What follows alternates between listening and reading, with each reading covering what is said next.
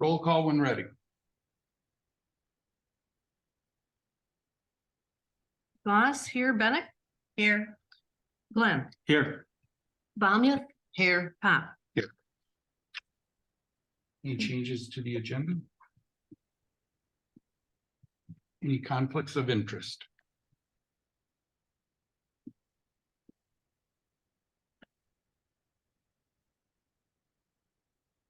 All right, good morning. Public comment. Anyone in the township hall wishing to make public comment, please step to the podium. Oh, I'm sorry. I completely forgot. Word. Andrew has an appointment at 10 o'clock and has to leave at 9:30. Could we just receive his report before public comment? I'm okay with that. That's fine. I'm okay with Is that all right? Sure. Yeah. Thanks for reminding me, Andrew.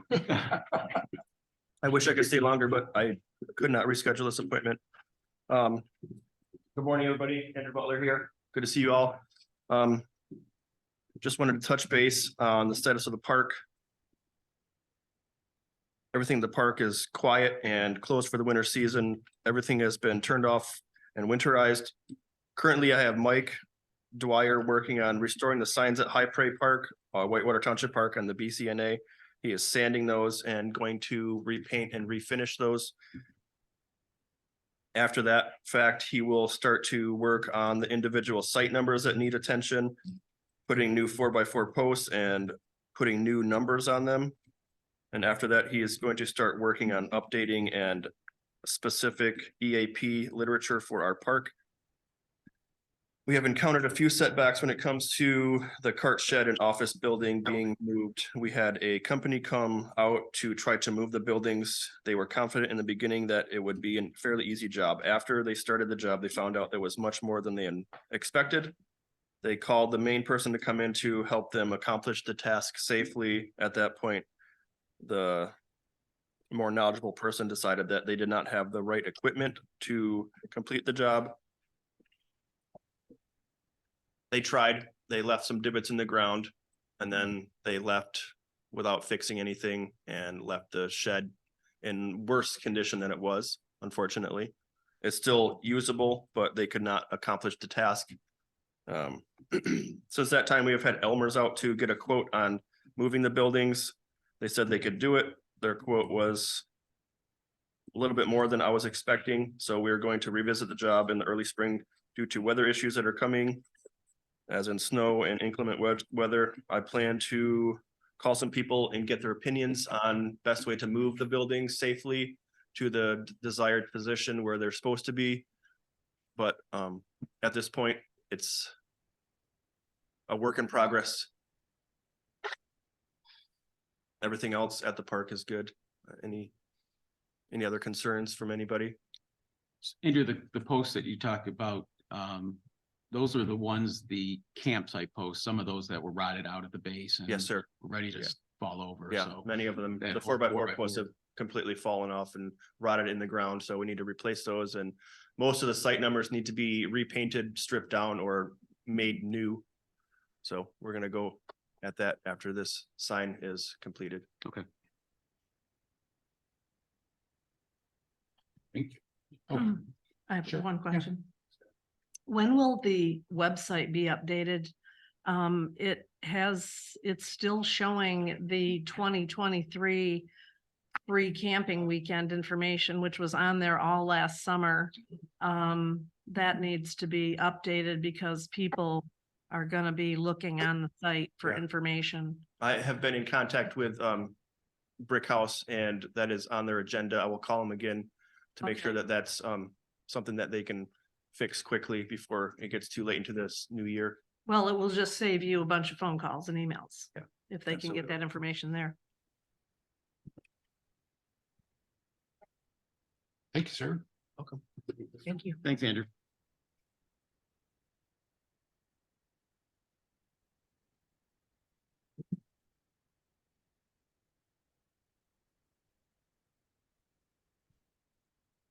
All right, now we can move to public comment. Anyone here in the township hall? Good morning. Good morning. I'm Roland Osterhaus First thing I want to say, Mr. Pop, I'm very disappointed in you as a township supervisor. You have not told me the truth on many occasions, and you have also been very evasive. And I feel as a township supervisor, you owe it to the people in this township to try to work with them, and you have not been trying to work with me. So that being said, I have 30 acres adjacent to the Skigmog Point Road. Lossy Road runs diagonally through my property. I purchased that land in the 70s. In the 80s, I started growing walnut trees, over 200 walnut trees. And I've been tending to those walnut trees ever since, spring, summer, and fall. And so the concern is Lossy Road, and that has been talked about many times. I have some literature here. Maybe you want to pass it out, pass it on. I have to go through it briefly. I wanted to be on the docket, but Mr. Pop has kept me from being on the docket last month and this month as well. The first thing, I'm going to have to go through this quickly, is the Michigan State Supreme Court said that if you have an easement to property and it's been used as an easement for the last 15 years, it is still an easement. And I've been using it every year, working on those trees, working on my farm. The next is from your attorney firm out of Onekamus, which is a letter to me. There's a little asterisk there saying that even though you have a permit to build on the property, you cannot access the property using Lossy Road. And it's interesting how this letter came to me a couple of weeks after I got the permit. Somebody had to contact them and say, please send Osterhaus a letter saying he cannot use that Lossy Trail. Next is Whitewater Township from Mr. Hall, who walked the property and said that my property, which is adjacent to the Skigmog Point Road, it's all wetland area. It's spring fed. It's wet the year around. And as everybody knows, you do not tamper with wetland areas in the state of Michigan. So that leaves the only access is through Lossy Trail. The next is a letter from Mr. Pop to Mr. Patterson, the attorney firm in the 2020, stating, and you looked at the little asterisks, which are about 3/4 of the way down on the page, stating that the board felt that every property owner adjacent to Lossy Road, Lossy Trail, should have unrestricted access. I repeat, unrestricted access.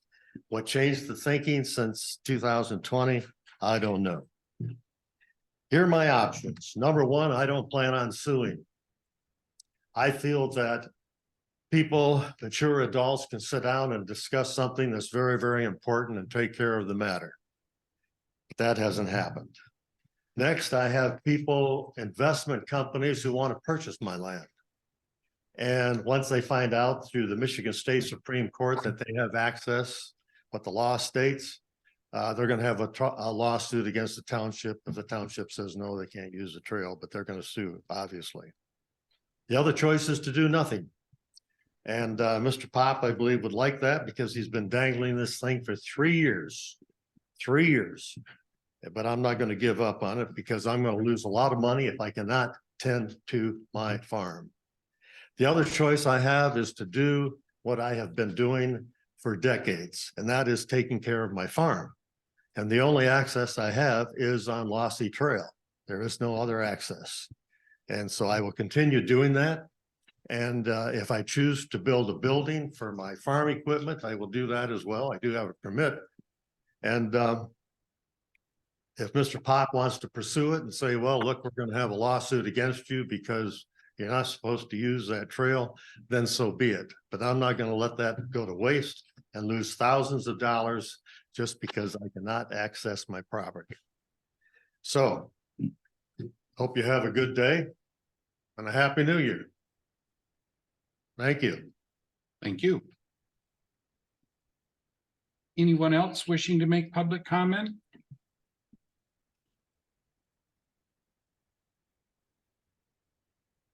Morning.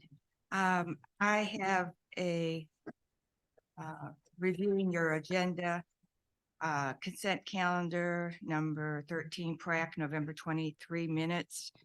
There were some words used that probably weren't the correct words to use. What the Pratt Committee was thinking about, what they wanted to basically know the issue is what is the requirements of the township board on another committee or commission? Are they required to vote for them and at all township board meetings? Are they a conduit, a pass-through, a liaison of information back and forth only?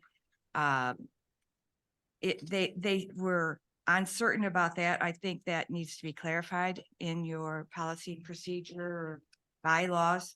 If that could happen to anybody, they could misalign, it could malign anybody's character. And I think that needs to be clarified for any future board liaison to any committee or commission. In addition to that, on page 163 of your 2020 edition of the Red Book, it says what goes in the minutes. Minutes are a record of actions taken by a public body. They are not meant to be a word for word recital of the meeting or a medium for expressing individual positions. They should contain mainly a record of what was done at the meeting, not what was said by the members. If that thought had been followed in this recording of the minutes, this would not represent and reflect as poorly as it does on the Pratt Committee. They were not given that discretion to express their disappointment over an issue without being all the worst things they said recorded. Thank you. Anyone else here in Township Hall wishing to make public comment?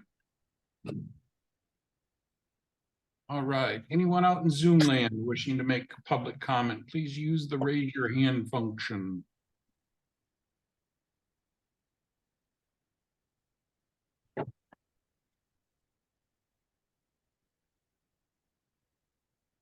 No comments.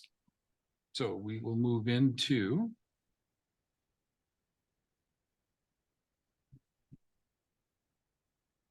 reports and presentations. No one from the county board. So Chief, I guess that makes you next.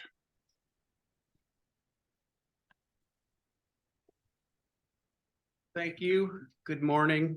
Brandon Flynn, Whitewater Township Fire Chief. Long time no see. So December was kind of a slow month for calls. We had 5 emergency calls and 1 lockdown drill, as you can see.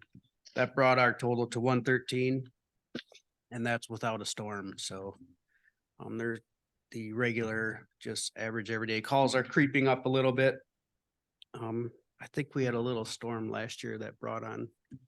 Usually we get a high wind storm or shear winds or something like that. We get just a whole bunch of calls at once, which drives our number, and it kind of throws off my statistics. But next month I'll have a full end of year report for everybody, which includes all of our calls and training reports and all that good stuff you guys can ponder over in your spare time, I'm sure. So I am processing a new firefighter, which is kind of good because I think we're going to lose Cole Kushner. I'm pretty sure he got hired at the Traverse City, which is good for him because he wants this as a career. And of course, we're not a career department. So, but if we can exchange 1 for 1, I think that would be great. So I'll be working with Clerk Goss on processing this new employee.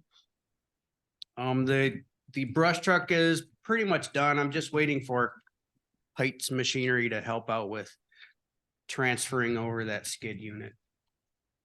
And of course, you know, this time of year is busy time of year for him because he works on snow plows. But I'm waiting for him to give me a call and we'll get that switched over. Then it needs to go to CSI for a little bit of plumbing work. But other than that, it's pretty much ready to go, put into service. And I'm I'm pretty sure Paul Olson would be excited to hear this. I brought everybody up to date on the state approved drivers training, which includes an 8-hour classroom that we did here on December 2nd. And then we all went to the casino parking lot and did they have a specific rodeo course that everybody has to drive in a specific amount of time, and you can't hit very many cones or it marks down against you. And, it was pretty exciting. In fact, it was a little bit of a snowstorm that day, so it added to the excitement and, all that good stuff. So we all finished that. Except for Zach, he couldn't make it, so I'll try to figure out how he can get that class, but pretty much most of us have had it in our careers. I've had it, well, probably 5 or 6 times. But it's not a bad thing, and it's approved across the country. It's the VFIS, Volunteer Fire Insurance Services Training Class. They developed it a long time ago, and most departments use it, except for Metro, I found out recently, but so no, it's all good. And I think that is about it. Nothing else to report. Chief, so I don't recall if we talked about this last month. If we did, I forgot. Going into 2024, how is your staffing level? Are you optimal at this point? Or are you still, do you consider yourself short? How would you characterize that? Well, I'm not sure. We're optimal right now. Okay. Because, we have 13 on the roster, including myself. And of course, only about 50% show up on any given call on a good day. So, but honestly, my budget really can't handle too many more. I wrote a 2% grant last month for 4 sets of turnout gear, and those are about $5,000 now with freight each. So, and I have several sets expiring this year. So to onboard a new person, it costs like 10 or 12 grand, including, all the physical exam, the pre-employment physical exam, and the gear, the uniform, the badge. For one person or for 4, What's that? 10 to 12. Oh, that's one person. That's what I figured. Well, I just want to recognize your efforts, because it wasn't that long ago, 18 months, maybe 2 years ago, that you were significantly short in the Yeah. number of people, and I Yep. applaud your recruiting efforts and your all the hard work you put into bringing the staff up, and thank you for that. Yeah, sometimes I feel like I just train firefighters for other full-time departments, but that's in your main dude. But your next gain has been there. that's kind of the nature of it. But a lot of them like to stick around. I don't think Cole will be able to, because this Traverse City Firefighters Union doesn't really, like they're full-time guys, working at other non-union departments. And I kind of, it'd be nice to have his help, but it wouldn't be very much help. Mhm. And, it's like, I don't want him spending his entire life, working. It's like, go out and have some fun on your days off too. So, I'm kind of torn between, needing the help and wanting these guys to live their life and don't do what I did for 20 years. Work my fingers to the bone. But it does push along the conversation that we should get you another time person to give you some respite along the way. And as you said, 10 to 12,000 to bring a single person on board. So how long has Cole been with us? 18 months? Yeah, somewhere around that. So Maybe 2 years. we spent 10 or 12 grand for 18 months. And so, if the cycle continues, and it will, right? I mean, we are going to train people for those full-time jobs. It's another element that I don't think we're looking at right now. Mhm. And along your lines, Don, I was at the fire station a couple of times. We had some equipment some building equipment that stopped functioning correctly. And both times I was there, you know, Chief was working on the trucks along with another firefighter, Dave. Yeah. Dave Tilley. And so folks are putting in a lot of time on our equipment just to be ready for us. So again, thank you for that. And there's no way to get around training these people for them to leave. Can we keep them? No, No way. not around if that, they huh? want to leave. I mean, and especially Cole's, but a unique case because I got him into the EMT class, which was paid for by the state. I got him into the firefighter 1 and 2, the academy that was paid for by the state, Michigan Works. And then I got him into the paramedic program right after the academy that was paid for by a state grant, not my works, but a state grant. So his entire pre-employment training was paid for basically by the state of Michigan. So he's a little bit of a unique case. So, you know, if we were to pay for it, I could say, well, you kind of should stick around for 3 years, you know, make some kind of terms like that, but that would never work. I hope he remembers your help. is Oh, the he bottom does. line. He doesn't want to really leave. Yeah. So we'll cross that bridge when we get to it. Right. But it sounds like he's starting February 5th, maybe at the city, Hmm. which is good for him. I'm real happy, ecstatic. And you know, when you have someone take someone under your wing like that and they excel and put 100% into it, that kind of makes me feel good. So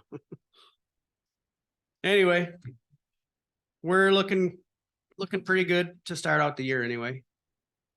Staffing wise, if that answers your question. Yeah. All right, perfect. Anything else, board? Thank you, Chief. Okay, thank you.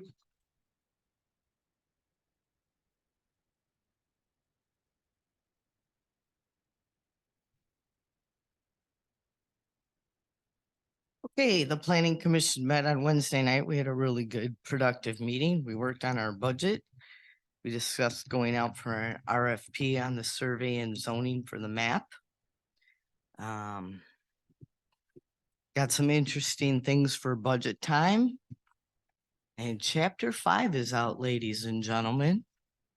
So you have some more reading to do.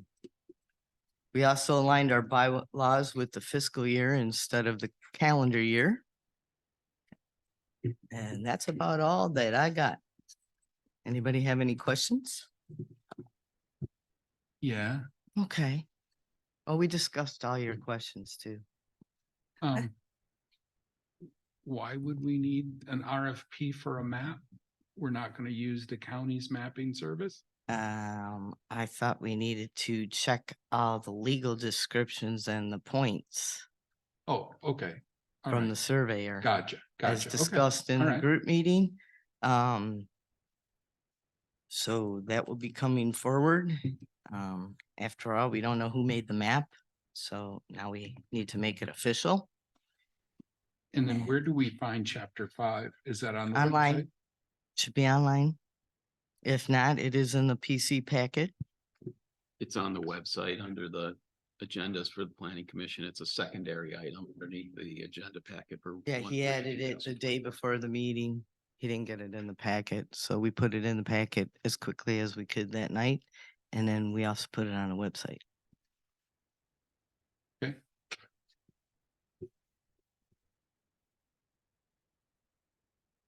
Wonderful. Thank you.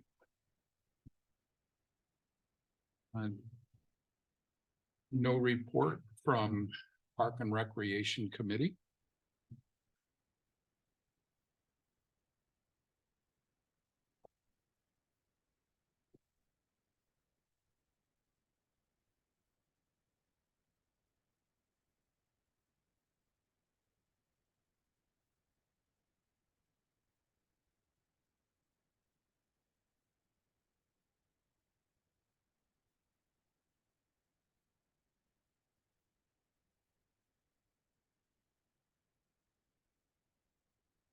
A motion to approve the consent calendar, please. Make motion to approve the consent calendar. Excuse me.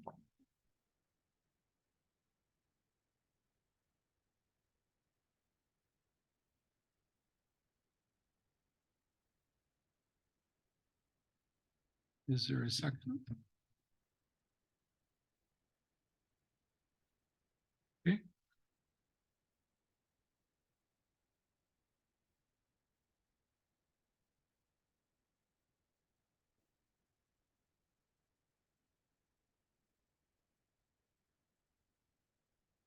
Guess that moves us into unfinished business.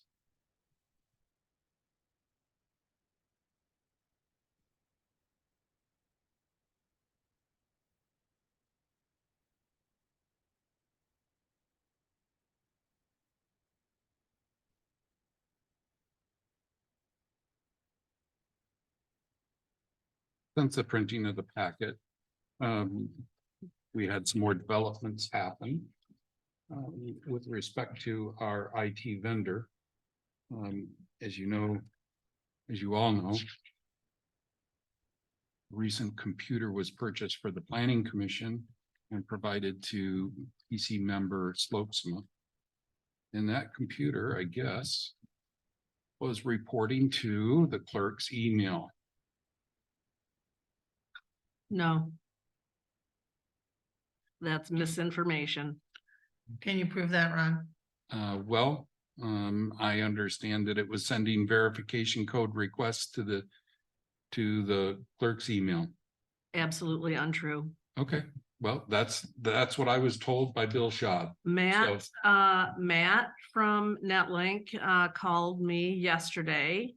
Said that, for some reason, when Linda Slopesma tried to log into her Microsoft account, it was showing the clerk's email address. So what Netlink did was when they set up the Microsoft account, they gave them my email address. But I already have a Microsoft account.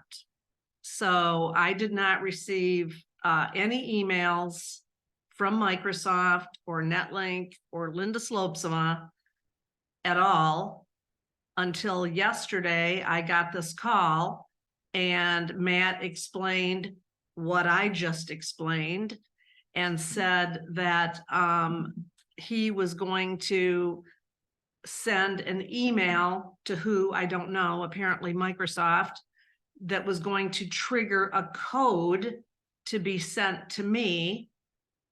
And when I get that code, I'm to forward that to him and he will fix the problem. He'll change the email address. Yes, and So it was a so mistake a on few their part. minutes, it was a mistake on their part. In fact, back when apparently they were trying to set up Linda Slopesma's computer, Bill Schaub kept emailing me saying, did you get some programming from Microsoft? And I said, no, like 3 times. And I looked in spam, deleted, infected, junk. I looked in every folder. I don't know. I didn't get it. I didn't get any of that stuff. And it shouldn't be coming to me for somebody else's computer. So that's proof right there that they gave my email address for somebody else's computer. So, but the fix to the problem was that Matt sent something to Microsoft, which generated a code to come to into my email yesterday. And I saw it about 4 minutes after it came in, and I forwarded the entire email to Matt, and I haven't heard anything since. So basically, when they registered it with the wrong email address. And They this should whole be sending a code thing is when you change something in an account. Yeah, they You should have be to using verify. my email address for anything. So I don't know why they were using my email address. But I didn't get anything from Microsoft until yesterday when this code was sent.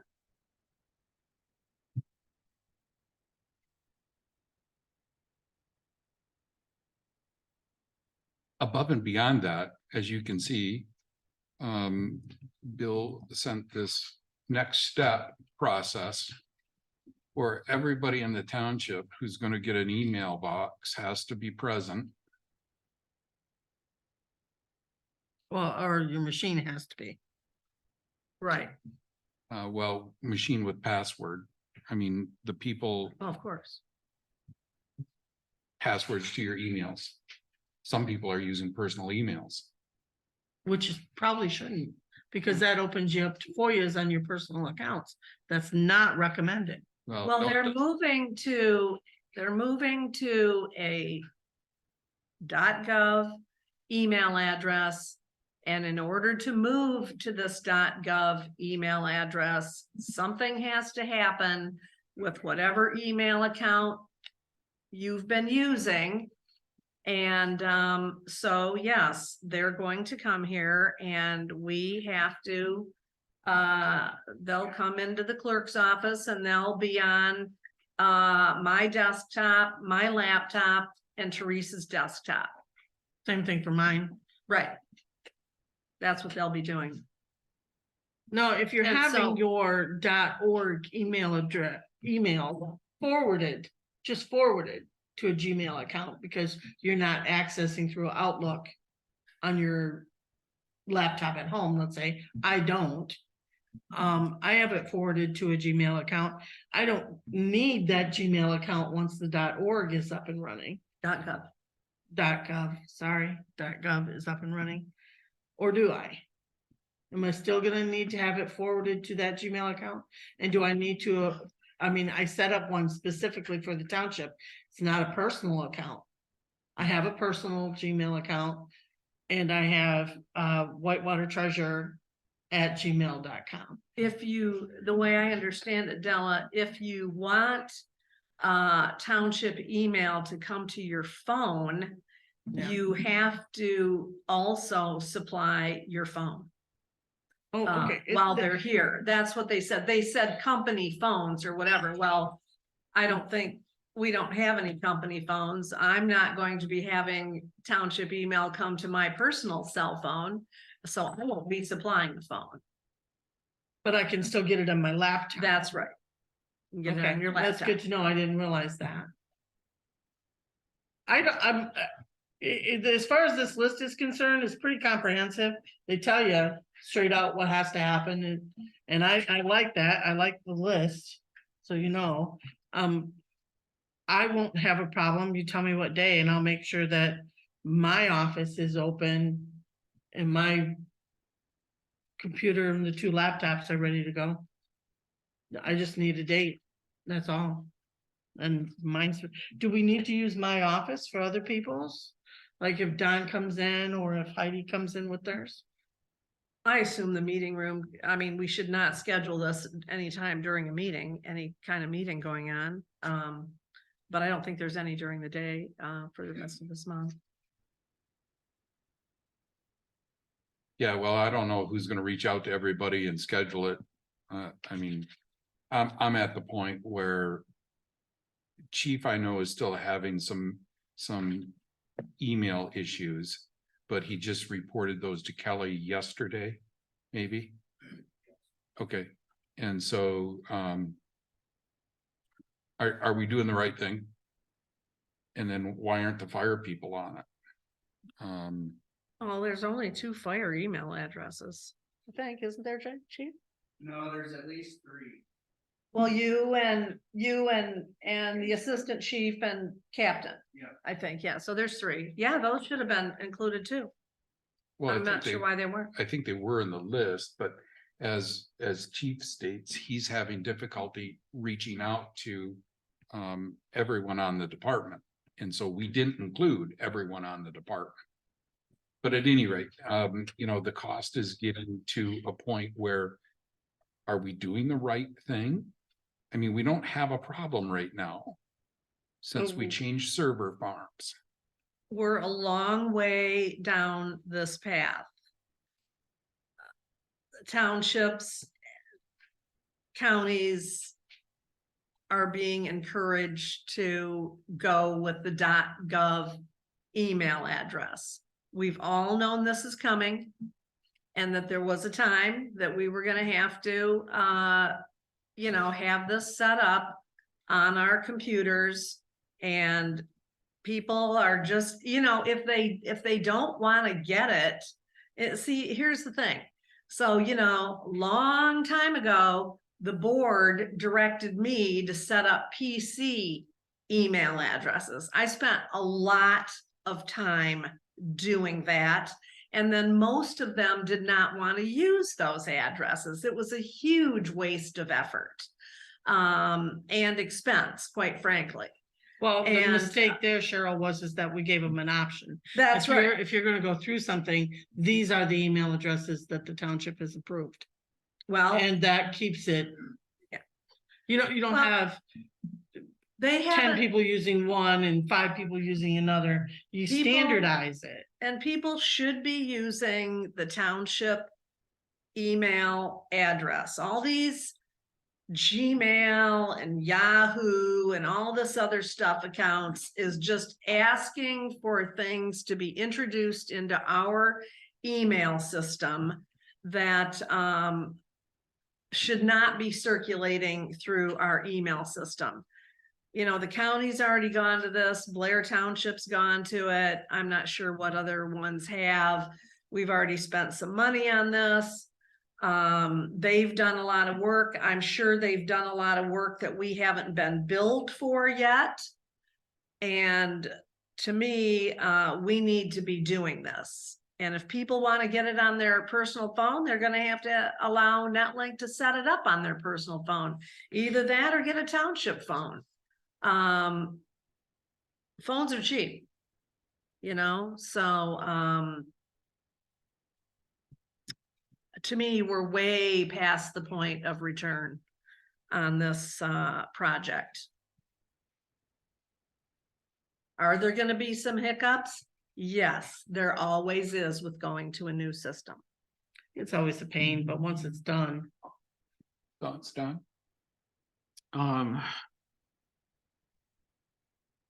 Spent more time thinking about the application of the transfer. I had considered this pretty much the question of not if we were going to do it, it was the question of when. Given the number of devices that need to be changed over, is that something that NetLinks could do in the course of a day, starting at 8 a.m. and finishing up at 6 p.m. And the reason I say that is that I think it is quite a logistical effort to get everything scheduled.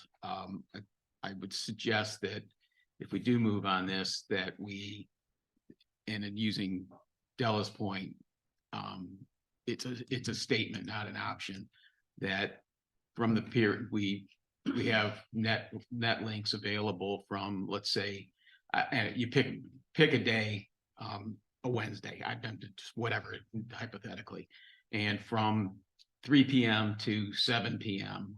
NetLinks will be in this building, and you are to bring your laptop to NetLinks, provide the information that they need, and then NetLinks would collect that through the day or afternoon, whatever the set delivery hours are. And realizing some people have other 9 to 5 jobs, and so giving them to get it here, and then NetLinks has that available. And if it takes one day, they start right in the morning. They have the information they need. They have the equipment. They process, and we just reverse engineer it. And you pick your device back up between 4 o'clock and 6 o'clock on that second day. I don't know if that's practical or not, but that's kind of the approach that if I were quarterbacking this, that's what I would think might be a way to do it. But NetLinks is going to, I don't know what they're going to charge to have a staffing person, or if they even have the ability to have a person here to do that. So. And remember that not everybody has a township issued device. So, Some people don't even want email. some people, yeah, I mean, I'm thinking the ZBA, maybe one person on the ZBA is going to use that maybe there's so little activity on the ZBA. PrAC, I don't think any of those people have a township issued device. So, you know, there's townships that every board, commission and committee member has a township issued laptop. Or iPad. Yep. Well, that's an interesting twist on it. I hadn't thought about it in that light. You're absolutely correct. So that then the question is how, to your point, how do you standardize this then? If you don't have a universal electronics policy of relating just to hardware, then how do you put a .gov on a ZBA's personal laptop, assuming they even have a laptop? They all do but one.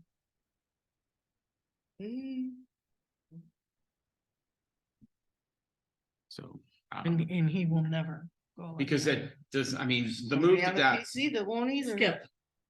Hmm. Skip will never go electronic. Neither will Mike. yeah, I mean, so the move to .gov, does it do any, because of the way we're administering IT today, does this just 6 of one, half dozen other, does it just shift the same issues that we're having today from Well, .org to .gov? And it doesn't improve it at all? okay, but I think, and I don't know about anybody else, but that was many, many moons ago where we made this decision to move to .gov. There was reasons other than it's more secure. Ron, do you recall what those reasons were? I mean, we had more than one reason other than the security portion of it. Do you recall, Cheryl, what it was? I mean, I can go back in the Not board package, specifically. but I mean, there was a series of reasons. Security was the Number number one reason. And the whole discussion got started because we were at Spectrum. They were our server farm. Spectrum in 21, maybe late 20, I don't know, got out of the server farm business. So then we went to a third party server system. We don't know where the farm was located. As I recall a conversation with, I believe, Kelly from NetLink Services, much like our Beds 24, communication with the farmer was all but impossible. You needed to send them an email and they would get back to you within, a couple of days. So there wasn't a direct link. And so NetLink Services said, you ought to change farms, somebody that we know we can talk to, somebody more local. I don't know if local's a thing, but somebody we can freely communicate with and that we can have access. So if we want to go out and look at the farm, i.e. the emails, in case we're having kickback problems or something, then Which we were. Then Kelly or their technician can see the error that's being generated and somehow correct it. And it all has to do with what I understand is an algorithm. And so if a mail gets sent out to somebody and that outgoing email is a friendly email, gets labeled somehow as friendly or acceptable. And so then the recipient then also gets labeled friendly or acceptable. Again, I'm really dumbing this down because I don't fully understand it, but that's what I remember. And so now we're at this farm that NetLink has complete access to and can track down. To my knowledge, I didn't know Chief was having trouble, but he still is. I don't even know that Chief is on our farm. I don't know that he is. And so that's an interesting thought.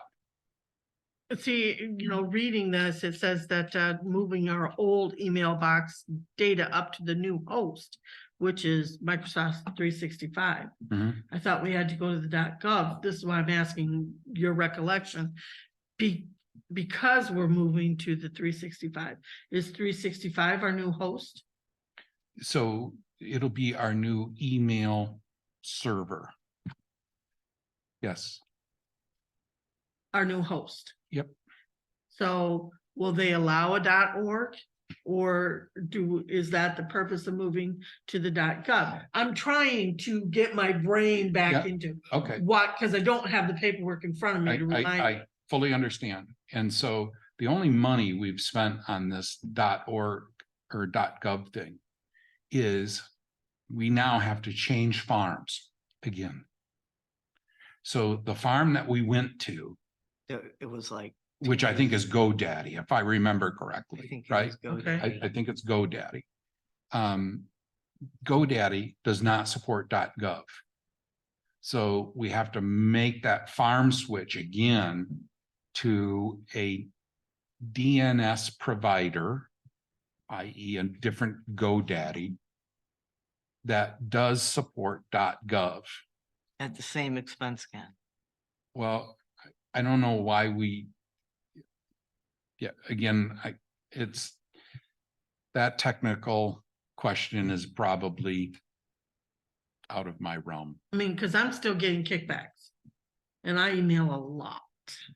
Because I email out receipts all the time. And tax bills all the time. It's not just when I do the news blast through the email addresses. I do it all the time. And I will get a kickback, so I will do it again and accepts it. And then I have the people I'm emailing to, the taxpayers I'm emailing to, say, I already got this. So it kicking back, telling me that it didn't go through, but it really did. But I don't have any way of knowing that it really did. So I have to do it again. And that's a major pain. So whatever's happening with GoDaddy, it's not working for me. I didn't know that. Well, I'm one of those people that just keep working with it no matter what. Well, I mean, like Chief, Just plug away. the only reason I found out about it is because Chief started throwing fire axes at me. And it's like, okay, what's going Is that on, what you Chief? gotta do? What's It's going just on? one. Yeah, it was just one, and it was a small one, but,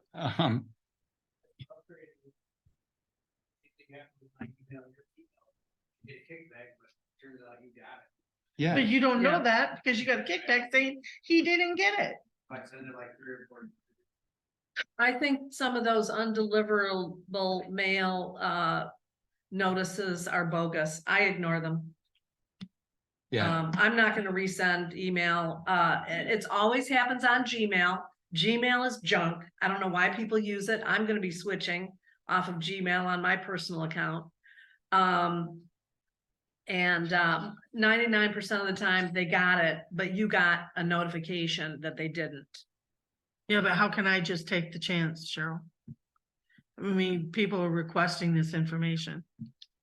Yeah, It's a well, seed. you send out a lot more Gmail maybe than I do, but that's why people should be using their .org email addresses because I am generally, using that.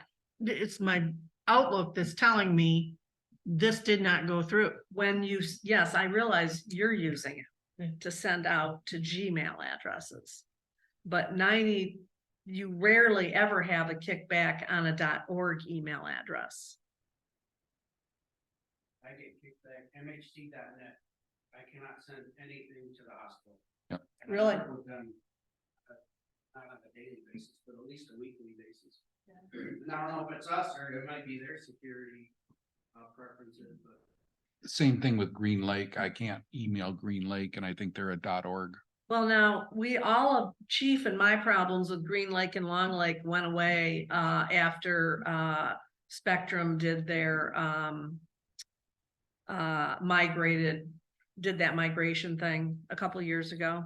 I have no problem communicating with Green Lake or Long Lake, and I used to get all that email used to get undelivered. But that got solved immediately with the migration. It was always Charter's problem.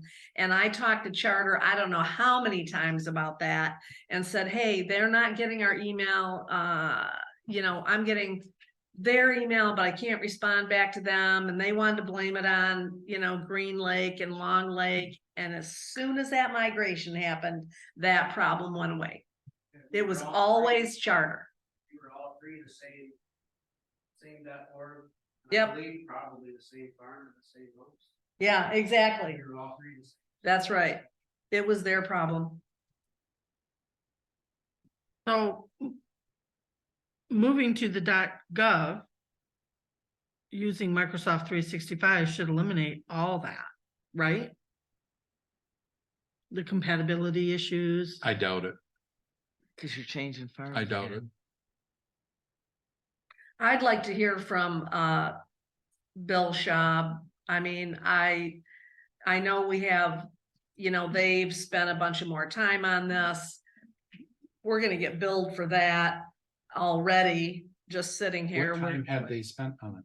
Well, they've done all kinds of behind the scenes stuff according to Bill to get ready for this. And now they're at the point where News to me. well, Well, I called if Bill you- and talked to him because I wanted to know where this was at. They had, no. I called him on the phone and talked to him about it because I wanted to know when this was gonna happen. And this was over the holidays. And he said that they are ready. They've done all the behind the scenes work. They're ready to come out and do the final steps, which are on site, and get this handled. I think we need to hear from him. I think maybe we're making this a bigger issue than what it's going to be. I don't think they're gonna be on anybody's device that long. Whatever they have to do, I have no idea. I don't think they're gonna be on anybody's device that long, and maybe they can come one day and do the board and the planning commission or something like that, and maybe we can find out how many other people. Here again, you can't make people put it on their personal device. So how many devices do we have that it's going on? So I think we need some more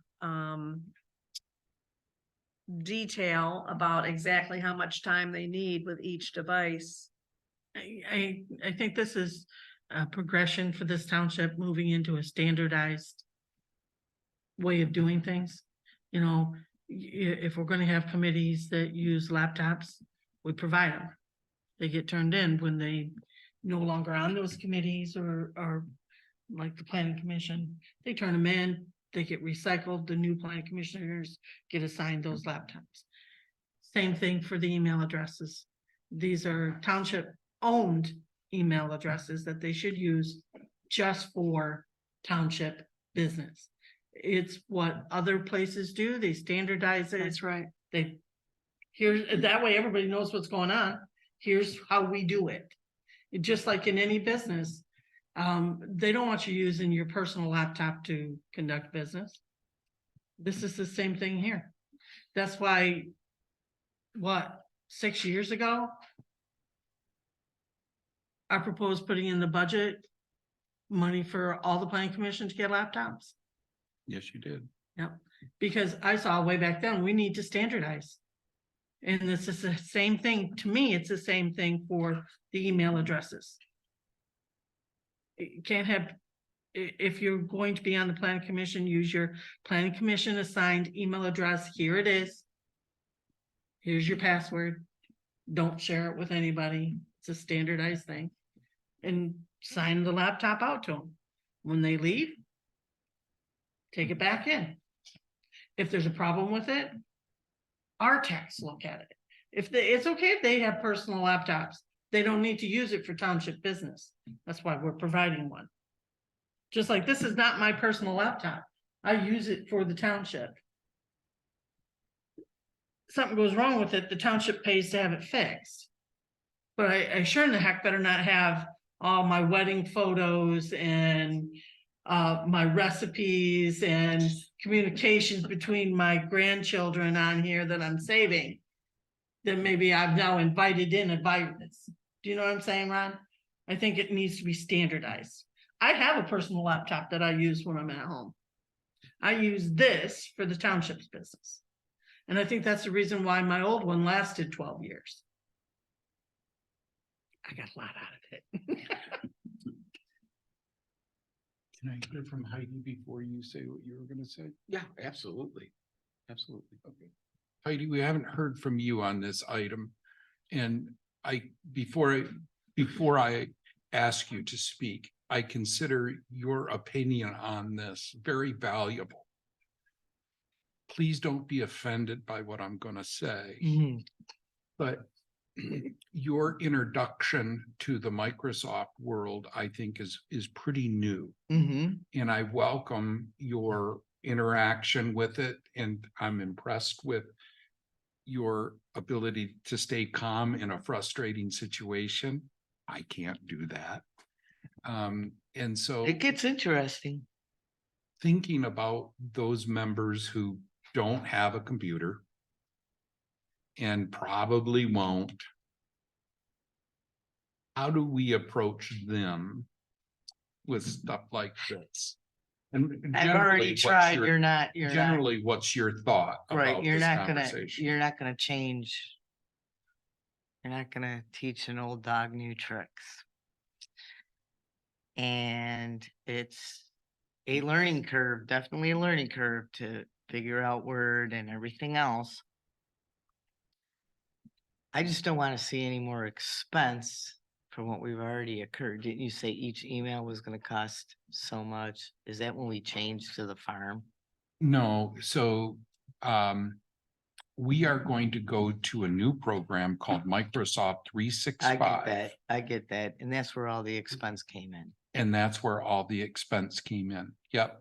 Our DNS server that we paid for that does support a .gov was, I think, $250 or $255 for the year. And so that grants us a plot of land at the farm they call the server. And so that's the money that we've outlaid on this so far. A lot of effort has been put forward. And that's the background information or the background work that, to my knowledge, that has been done. So it's not a huge investment. This isn't my wheelhouse, so I'm gonna have to rely on you guys, but making it stupid simple is what you gotta do for people that aren't tech savvy. Okay. But do you feel like standardizing things would make it simpler for everybody? I'm all for standardizing, modernizing. I mean, I've had to do it. People are either gonna not do it or they're gonna do it. And I can tell you that you're probably not changing Mike's mind. Because Right, so him he's, reading a computer hurts his eyes. I mean, a lot of people that don't use computers, there's reasons. And usually they're pretty valid. I prefer to read paper than on the computer screen because I always touch something and lose what I'm reading. So I don't, if you think you should standardize it, and it's not gonna be that bad of an expense, throw it in the budget if there's an expense. But I don't know how you're gonna get all those people together to do it. The people don't have to get all together. do They it. still have to bring you their, I mean, you can't even get people sometimes to return their equipment. So it ought to be really interesting how you're gonna get them to come bring you their equipment. But okay, Well, people who have township issued equipment should be moving to .gov, and their township issued piece of equipment, which they do not own, will have to be set up. So it will have to be, whatever it is, it will have to be brought down here, given to the Netlink people. And that's why it would be interesting to know how much time, I mean, does it take 15 minutes? Somebody could come down here on the day they're here between 9 and 3 and Leave it and come back and get it. and stay for 15 minutes and walk back out. It's not gonna be 15 minutes, Cheryl. If we were to tell the people that have township owned laptops that we have a technician coming in on this day, we need your laptop dropped off before this time and you'll be able to pick it up at this time. That's not unreasonable, and I don't think they're really gonna have a problem with it. As long as you're not asking them to do it on a day or the day before they have a meeting Now, where just they may need to be able to read their material. Might be out of town too. Well, understand, it's not just their device. They have to have login credentials. It's not login credentials for the device. You have to have login credentials for the email you've been using. And in some cases, They might not know what it is. Cause they might be on sign in all the time. it's already been set up for them. Yeah. So all they do is they put in their password. They may not even know what their ID is, even though it's Let listed alone their there. password, they might just hit the button. I'm following what you're saying, but if it is a township purchased laptop that's been set up for a PC member, just an example, then NetLinks is the one that's done it, more than likely, and they should have that on file. see, I'm not communicating the point. Okay. Okay? That's the device. I concur with what you said. Okay? The information that is being migrated, where does it come from?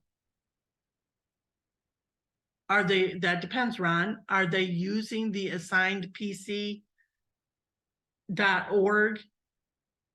email addresses, or did Let's say go they out are. and make the Let's say they are. that's what they're using? Let's say they are. Who has the login credentials? Well, that person does, obviously. And so, and anybody that's been issued a township laptop that already had a login is free to change the password. They can change the password anytime they want. They can change the email password anytime they want. That is what they do when they log in. That is something they are capable of doing. So, but what NetLink needs is they need the devices, the login and the password to get into the device, and the login and the password to get into that person's email. Yes. That's what they need. Yes.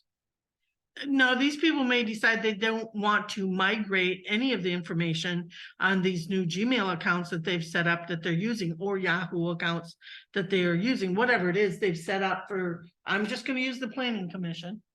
Whatever they've set up to use. Maybe they don't want to migrate any of the information, just set up my new .gov and I'll start using that. But the problem is that because I've had this happen with other clerks that they've moved to .gov for a while, you have to go in, you have to send out emails from your .org, or in the case of people using these off things, you have to send out emails to people telling them that your address is going to be clerk@Whitewater Township mi.gov, or whatever the address is, the new address is. So you have to notify those people in your address book, that you want to have that new address. You have to have a way of notifying them of that. But that is not a difficult thing. See, No, that, no, it makes I it sound agree. difficult the I way you agree. stated it, but No, that's not a no, difficult you thing. send one email and everybody that you want to have it is blind carbon copied, and you also, the two clerks that I've seen do it, they put right above their signature line something that stays in there for a few weeks, that my email address has changed to, please send all future email to that email address. And then it's up to the recipient to make the change of that person's email address in their system. Personally, I would be having them migrate my .org because I have so much. And I will be going in and doing a cleanup. So that it'll take less time. However, I could see where maybe the planning commission people are not going to. They're just gonna say, set me up with a new .gov. I'll notify the people that I need to stop using this Gmail or Yahoo account and start using this .gov.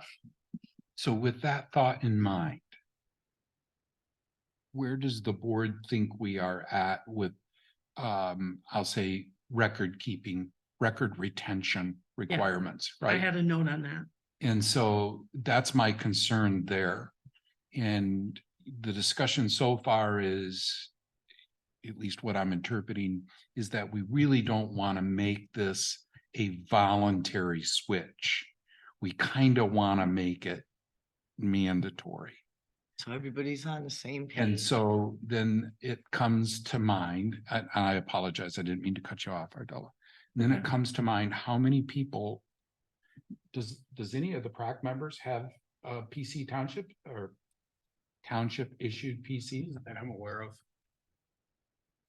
There's an entire board that we've not standardized. And I like that idea, Ardella. I do, I'm a supporter of it. It's kind of like the Wild West out there for us right now. All these different people are doing whatever because we, as the leaders of this group, have not standardized. If we do that, they will follow what we have set up as a guideline. If we make it mandatory. Well, yeah, that's standardizing to me. Well, you Okay. can't make something mandatory until you get them a township issued device. Correct. So that's what I'm saying is how many devices need to have this done? How long, how many devices can they do in a day or from 9 to 3 or something like that? And they find out if they can get all of the township issued devices done on one day to minimize their cost. And then we can't make anybody use a township issued email address unless we have given them a township issued device. So I think all of And those do are we have a just, list of you're that still somewhere? going to be, they're still You going sure? to be using their whatever account they have. They're still gonna be using that, so. Hey, Heidi just So asked, it's convenient. So- So is that your thought, Cheryl? And I'm, again, Yeah. sorry to interrupt, but Well, we just can't force them to use an email a township issued email address. Unless they have on a a- on township their issued personal computer. device. We can't do that. I mean, I wouldn't, I don't think we should do that. If they, we've got people that don't have township issued devices. I don't even Here- know if it here- would really be kosher to be installing a .gov email address on a personal computer. That's no, a wait, fine line. no, wait a minute. Okay. she's What, right. what .gov would we be installing on any of the computers?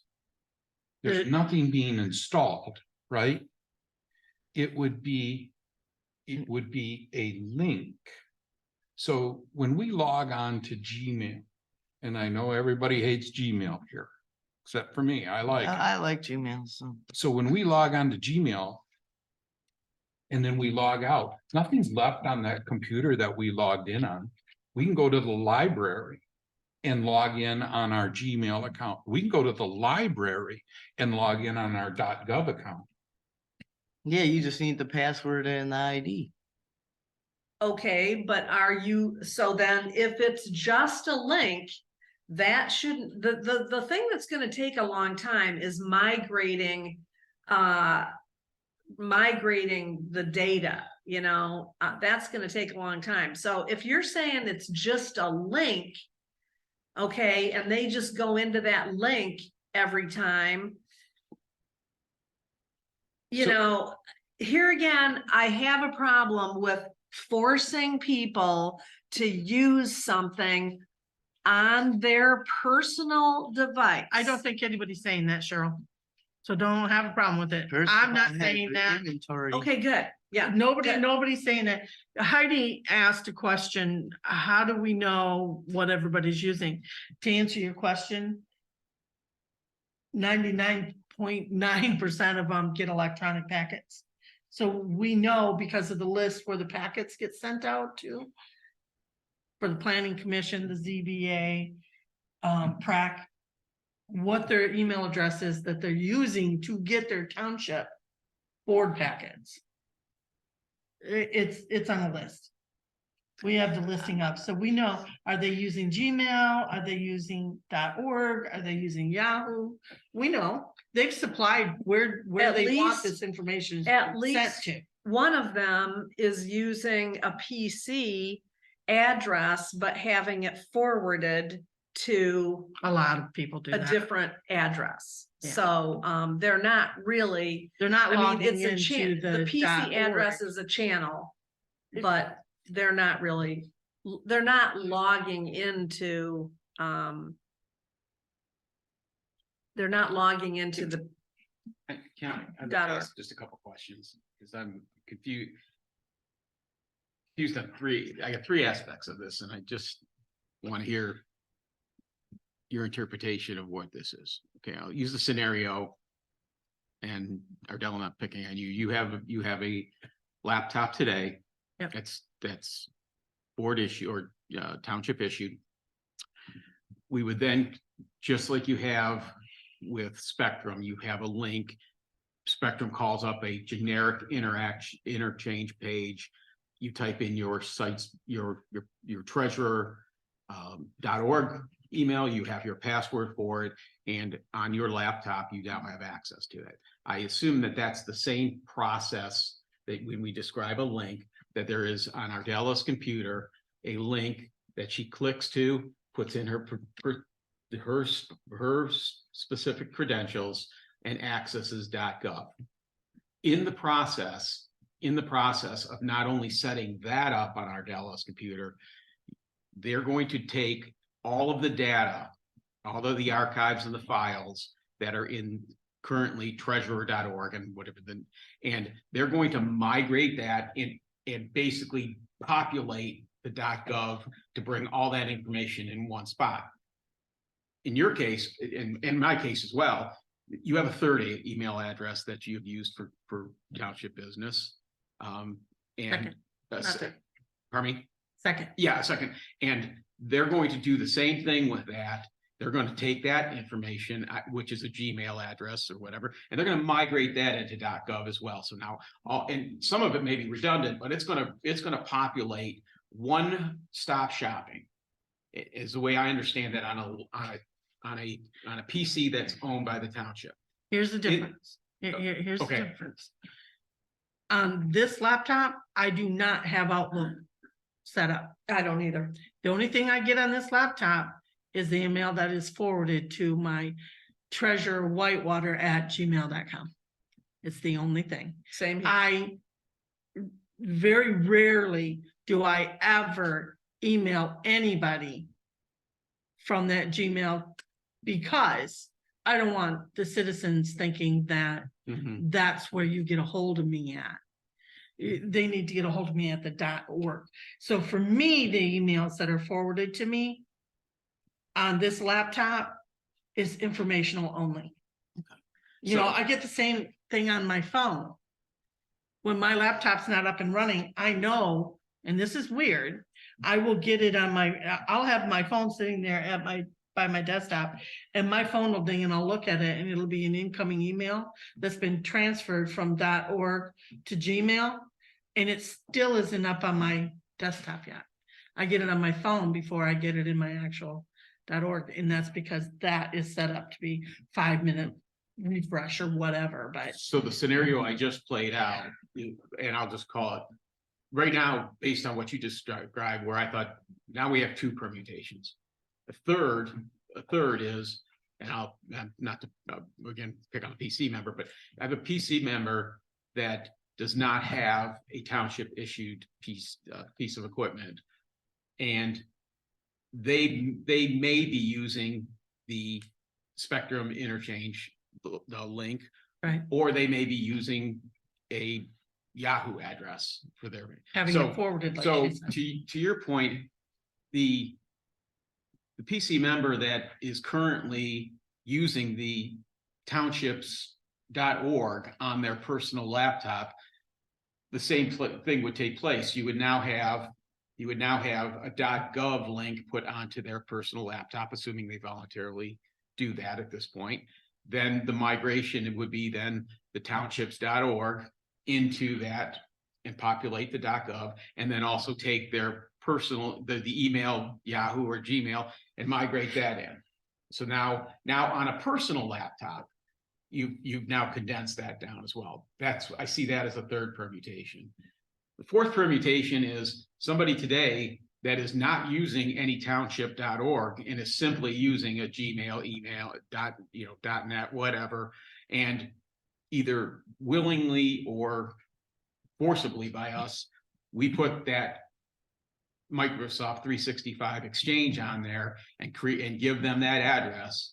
And that address now, that then all that personal email, I keep saying personal, but the Township. non.org email that they're using for township has to then be migrated and pushed into there. And going forward, they would then entirely just use the .gov. This is the way I see it, Don. What's happening now can happen with the .gov. It can push into whatever they're using now. Maybe what we have to do is we have to take this in stages. I don't know We- about that. We have to work with.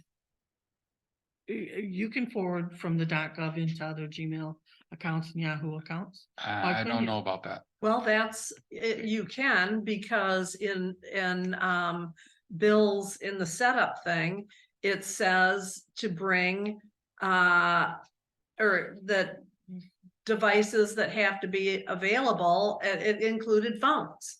So, somehow, I don't know how they're putting an app on your phone or something. I don't know. Are they, And or are they just going in? They're not putting anything on your phone physically. What they're doing is like what Ron said, how you're doing is you're logging into the .gov farm or whatever it's called. And I don't think so. So everything that Don said and you agreed with, I concur with. There's one additional step, and the reason I believe all of the devices are needed is because we will use a different email editor. You said you don't use Outlook. You said you don't use Outlook. I We will don't be use, using- I use Outlook in there, on the but desktop. I don't log into the Outlook on here because I have the Gmail. And to Don's point about they're gonna migrate data from the .org and the Gmail, no, they're not, because the Gmail is a copy of what's at the .org. So they don't need to, for people who are only using Gmail, yes, but all of my mail comes through. I also do not use my clerkgoss@gmail.com to email anybody. Because I don't want them, just like you, I don't want people thinking that's an address that they can use for me. I only use clerk@whitewatertownship.org. I will make a concession there. I do email other township officials from the Gmail. I'll respond like. if Ron Sometimes we says have to. something. That's how come we set it up But back it in. will show up in my Outlook as. Yeah. A sent, Yeah, so. But that I also don't- doesn't show up in your .org. Right.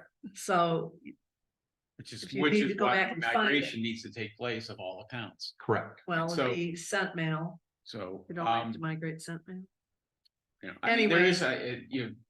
to get away from this, the download, but there is a case to be made.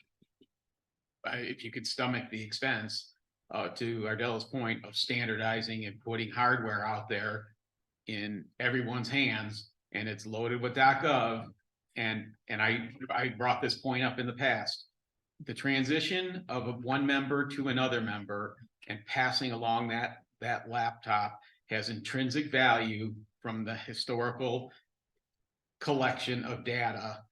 If somebody so chooses to mine that, if you're a new member and you want to go back and look at something, chances are it's gonna be right there at your fingertips on that laptop.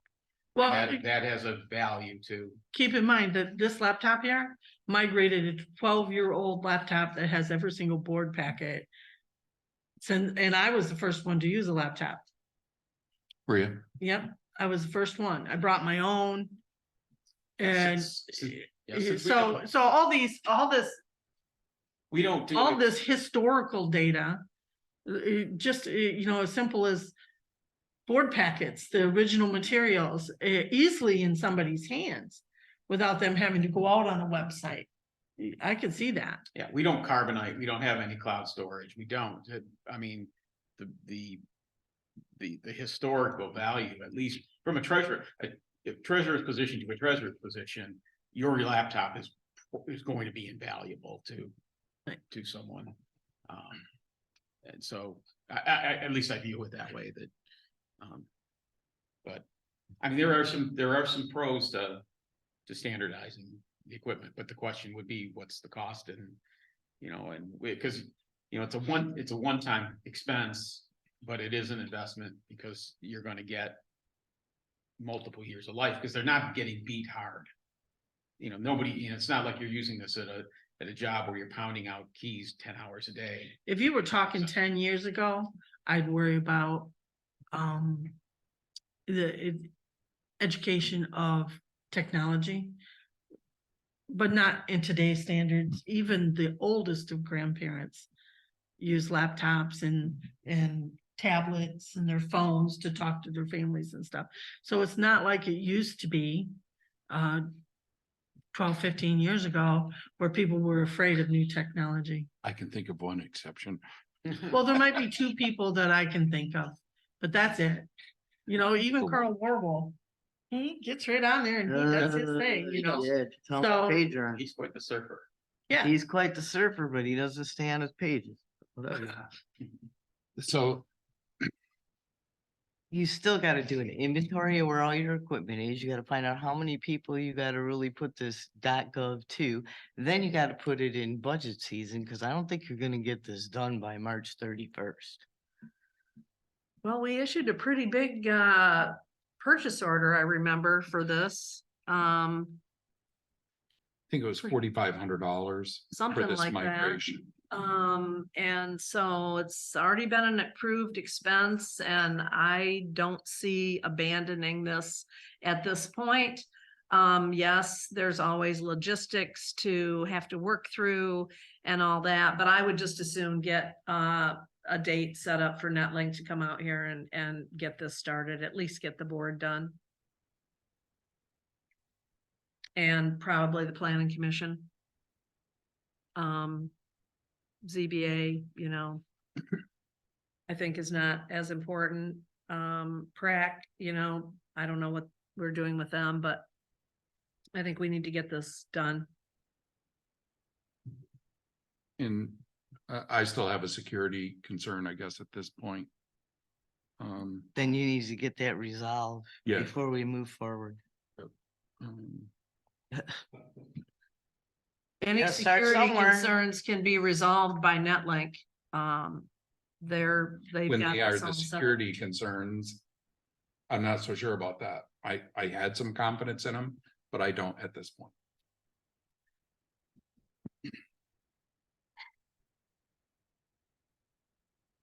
Well, And just to be clear on this latest issue, the person that dropped the computer off said that would happen. And so I called Bill and said, that shouldn't happen. And promised me that it was incorrect. What computer are we talking about being dropped off, and Slopesman's PC. So what security concerns are there? There's no I- concern, there security is, concern. because What? I don't think any board member should have access or control over another's computer.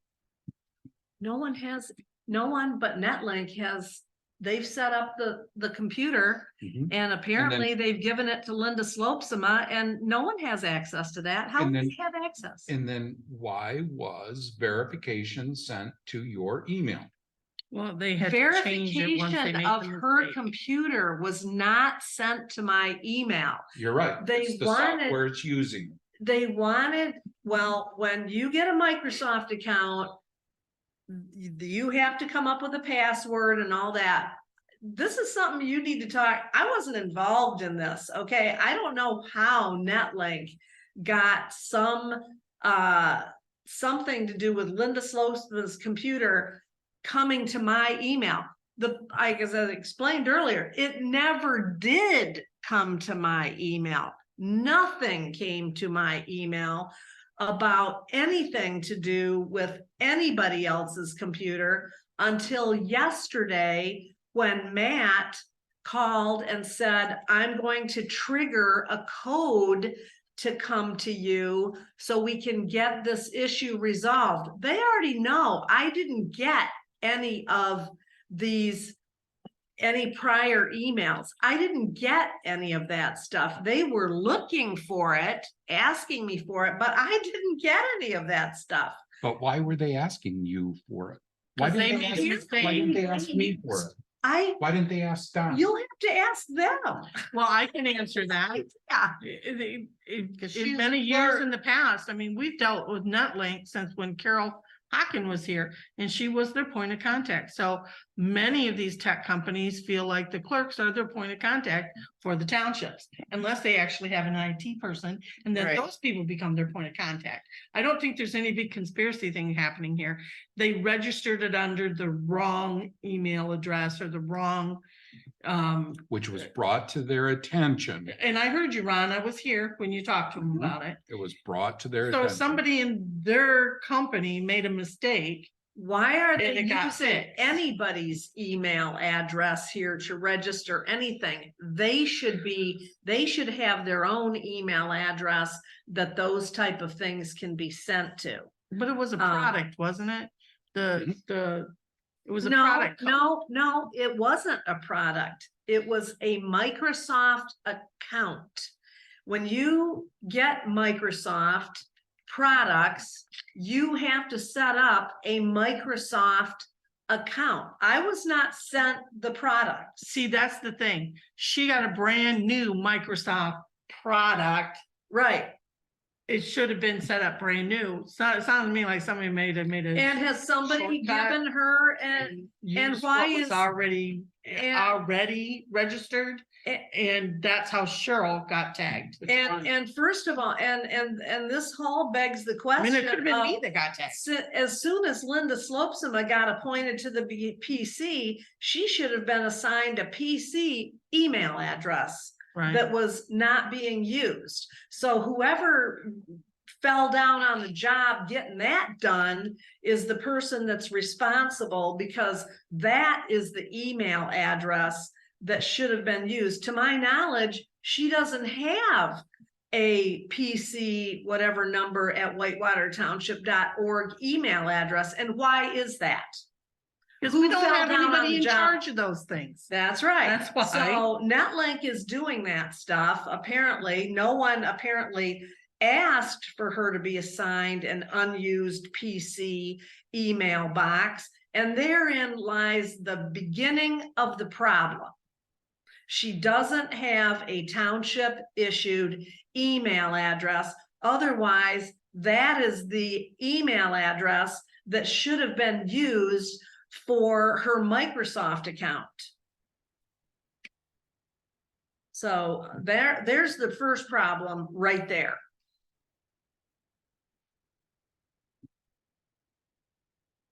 Who set up the PC? 1, 2, 3, 4, 5, 6, 7 at whitewatertownship.org? Well, the board Directed. directed the clerk to do it many years ago. Okay, That's right, but I don't have anything to do with Spectrum or Charter. You all know that. I sent you that email. I don't even have my login information anymore. I can't get into the Spectrum account. I won't get into the Spectrum account. I'm done with that crap. I have no responsibility whatsoever when it comes to the Spectrum account, assigning email addresses, any of that crap. I don't do any of that stuff. And it's been what, more than a year? Year and a half? maybe it's even been 2 years, I don't know. You all got the email the day I quit doing that. Because I was accused of things. I was accused of going in by Ron. I was accused that I was going in and reading people's email and all that kind of happy bullshit. And I'm not Oh, putting up with let's those not use lies. language. Thank you. So Netlink was told not to not use. To use different address, and they still went ahead and processed. The conversation that I had with the technician, who was not Matt, dropped your new computer off. Yep. Same guy. You were right there. Was picking one up and dropping one. Matter of fact, I had the conversation in front of you, Ardella. Yep, right in my office. I believe that I said no other township emails should be assigned to this computer or get information on this computer. Should be shared with. I think that's what I said. But I don't honestly recall my precise words, but it was in that general direction. Would you agree? And what we should have done though is given, right with the laptop, here's the email address that should be associated with this Exactly. laptop.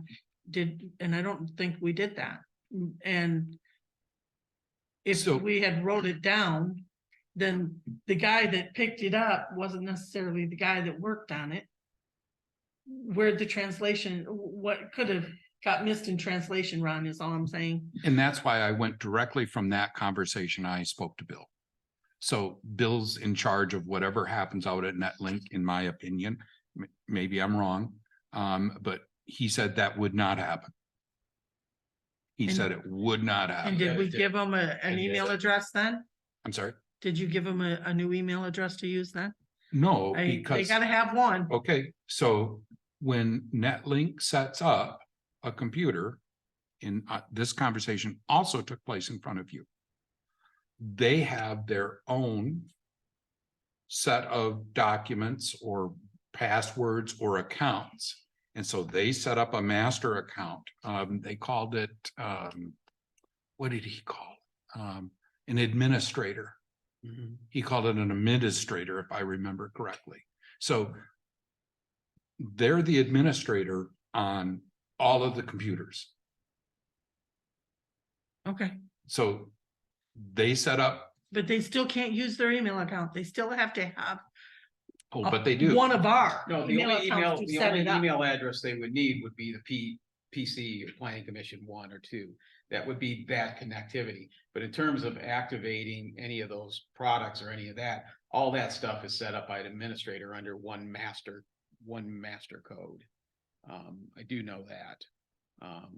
So, But be giving them a specific email address that PC Planning Commission 01 at, whitewatertownship.org would have been a necessary give.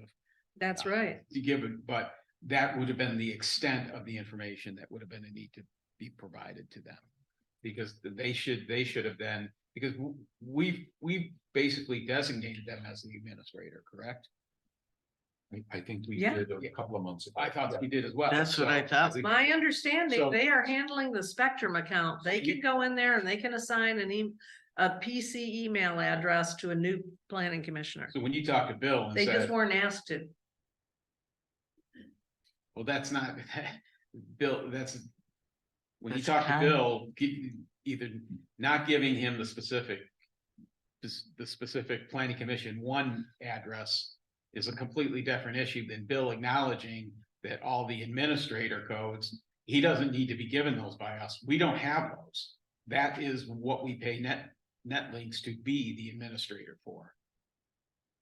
So there is no sending out situations where you had to supply them back a code. Somebody at Netlinks, I would assess screwed that up. And then talking to Bill, it didn't get either done or communicated to whoever was setting that laptop up, which that's a confidence factor. Yeah. And And the purchase order that was issued has Slopesman's name on it, but not an email address. And so I don't know. I'm willing to say we made mistakes on our end and they made a mistake on their end. It's not the end of the world. And if we bring it to their attention, guarantee it won't happen again. You mean again? Again, yeah. I'm just, no, do you have another network company you want to investigate? no. Because that's an issue. Well, I mean, I set, Yeah, That's a go find bigger one. cost. to I- move I that said- right But over. go find one. I Right. set 4 of these things up in the past 3-4 months, right? I didn't charge the $400 or $500 a piece. And to my knowledge, clerk at whitewatertownship.org never got asked to send a verification code. So on- all on those, Any of them. all Nope. those 4 laptops that you set up, who, like Netlink is the administrator, they keep track of the password, they are the administrator for 'em. Who's the administrator for the 4 you set up? I set them up as administrators. We no longer track the asset, apparently. If you're Well- giving out an asset, you should be filling out an asset, township asset record sheet and But- having them That's sign it. another thing. It's not. A $600 laptop is not an asset anymore. When they used to be, 2,500, 3,000. and we were So you don't care depreciating if you them. get it back or not? That's not it. These are supplies. In the grand scheme of things, these are supplies. Oh, okay, but you This is still a want, supply. right, but you still want an inventory when somebody I'm quits, you want the saying stuff that, I'm back. just saying that. But we're not doing Whoever that then. gave somebody a laptop and a cord and a mouse or whatever they gave them should have written that down, should have got out a brand new township asset record sheet, written all that down and had the employee put their initials next to it. So See, that and we I know look who at got it- what. I look at this completely differently. I look at it as, yes, you track them. This was signed out to this person. That's On what this we're talking date, about. this time they initial it, but as far as, and they bring it back in, it was brought back in. Reassigned to this person, I can see that, but let's say that this thing breaks. Like my 12-year-old freaking laptop. We're gonna have to go through a board meeting and decide what to do with that, I can't just throw it away. Does that make sense in any way, shape or form, time-wise to this group? The taxpayers paid for it, Della. Yeah. That's the sure, they problem. paid You for still that, have they to paid get for in, you this. still If have this to has audit. breaks, are we gonna have a township board meeting to throw this in the dumpster? Yeah, we do for the chair that's in the corner over there, so help me understand, usually. Well, there inventory is- in, inventory out. Times change. There is a policy for disposal of township assets. So no one's supposed to be disposing of township assets. Still gotta without follow the following policy that or you gotta policy. get rid of it. So Every following the township, law. every unit of government has. I think that we type went of down the policy. rabbit hole now.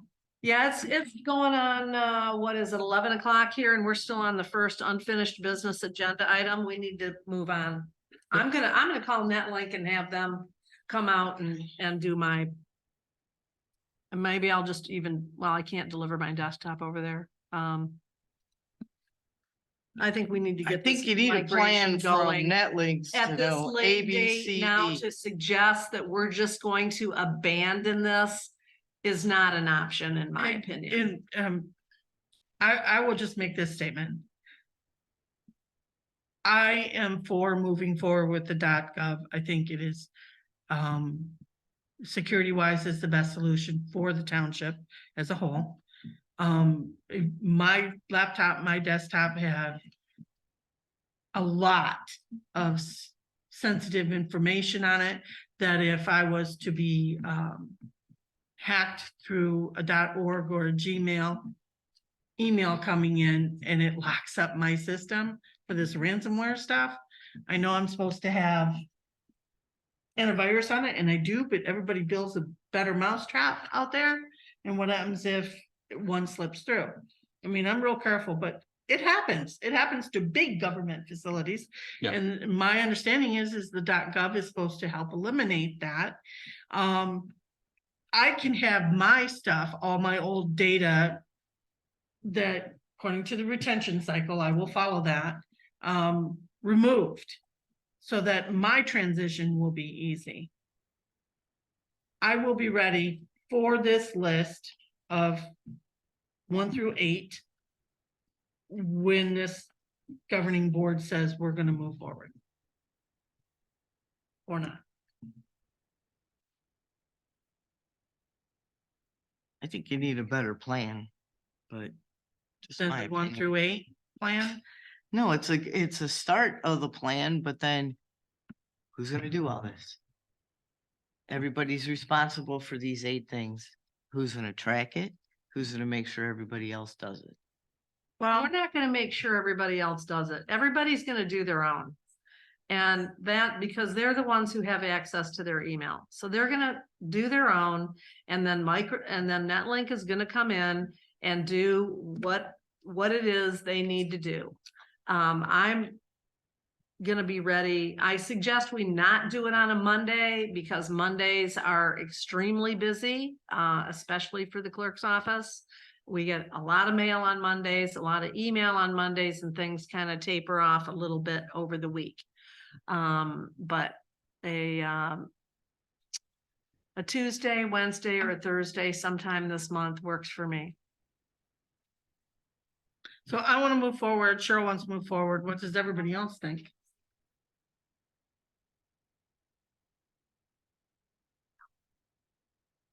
I think making move to .gov makes sense. I just don't know what the plan is. I mean, I see steps 1 through 8, but that's prep work. The question is logistically how's it gonna happen? And That's what I'm and I talking haven't heard- about, logistically, how you gonna do it. I think tried hopefully- hypothetical, but that didn't resonate with anyone from what I could tell. So I don't know what the plan is to do this.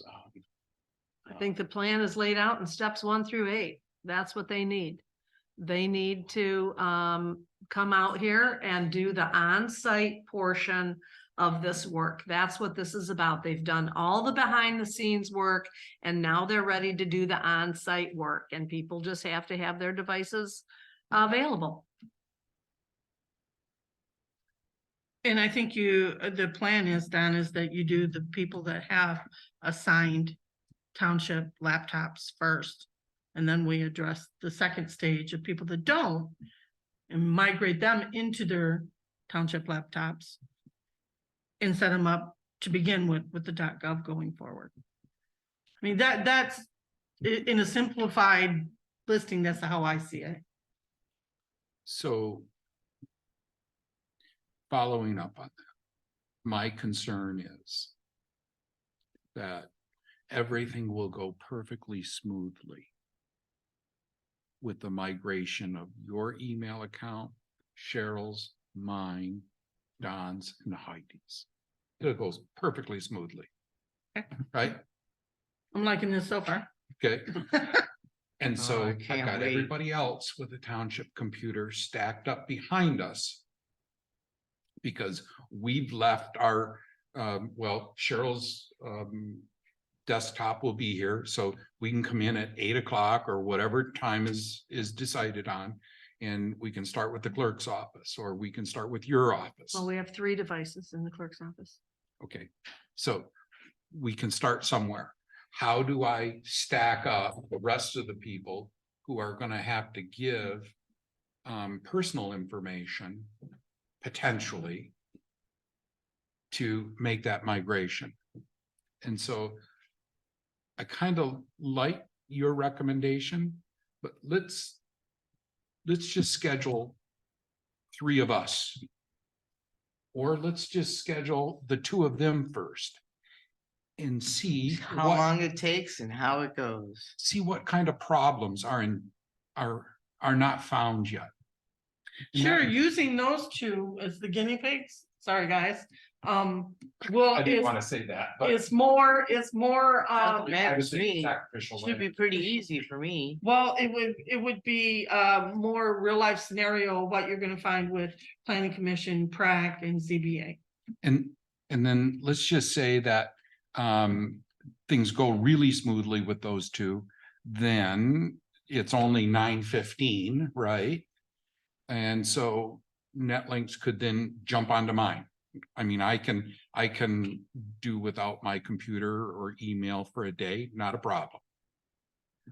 Or they could select you, or they could select Cheryl. Cheryl has 3 computers, so that might. Do they have to do all 3 computers at the same time? I don't want the scheduling of the clerk's office to be, oh, well, it's gonna be after this is done. I wanna know what day they're coming and they are doing the clerk's 3 devices that day. Okay, so, Um, so you'll be in the I mean, second. I'll go first. If this is a big deal, I'll go first. Let's get the 3 clerks' devices moved over to dot gov. Okay, just change the plan again. Well, but know. here's the thing, Cheryl's and mine are more involved. We each had 3. I get that. So, and this is how I see it. They're gonna start this one, they're gonna move to this one, they're gonna start this one, they're gonna move to this one. And so they will be running simultaneously. They're not gonna sit here, do this one, wait till it's done, and then bring another one in. No. Quite honestly, if you They're had, doing them if you simultaneously. had 6 or 7 laptops, they're gonna set them all up out here and they're gonna go from one to the other. I've seen them do it. Most likely. You would hope so. Well, and I think for the clerks, I mean, obviously 2 of our devices are desktops. Those are not gonna be moved. Right. And we'll set the laptop up in there and they can do everything that needs to be done in the clerk's office will be done in the clerk's office. Same thing for mine. That's right. Same thing for probably Ron. He'll probably just come in your office and start it. That's right. But like when the planning commission people and prac people, whoever's got assigned laptops, drops theirs off, they're just gonna set them up. Probably out here and start the process. And so, They're not leaving, they'll be. Why here. don't we just get the board, have them come out and get all the board devices done? And then just tell them it's too much for us to try to do it all in one day and coordinate all these people and their devices. Let's just pick a day that they're going to do the board's devices and then Because they the- just get them done. I like your scenario, Ardella, okay? I didn't think of it in that way. I first thought, let's tread lightly here because, quite honestly, You could But wipe we- out everything. well, No. we had quite a search to find a DNS provider that was approved by .gov. And so I know for a fact, Netlink has never used this farm, never. Ever, ever, ever. And so I'm concerned that we move all of your sensitive information And then to a it's wrong. farm that we are not really familiar with. Yeah, Who is the other .gov people using?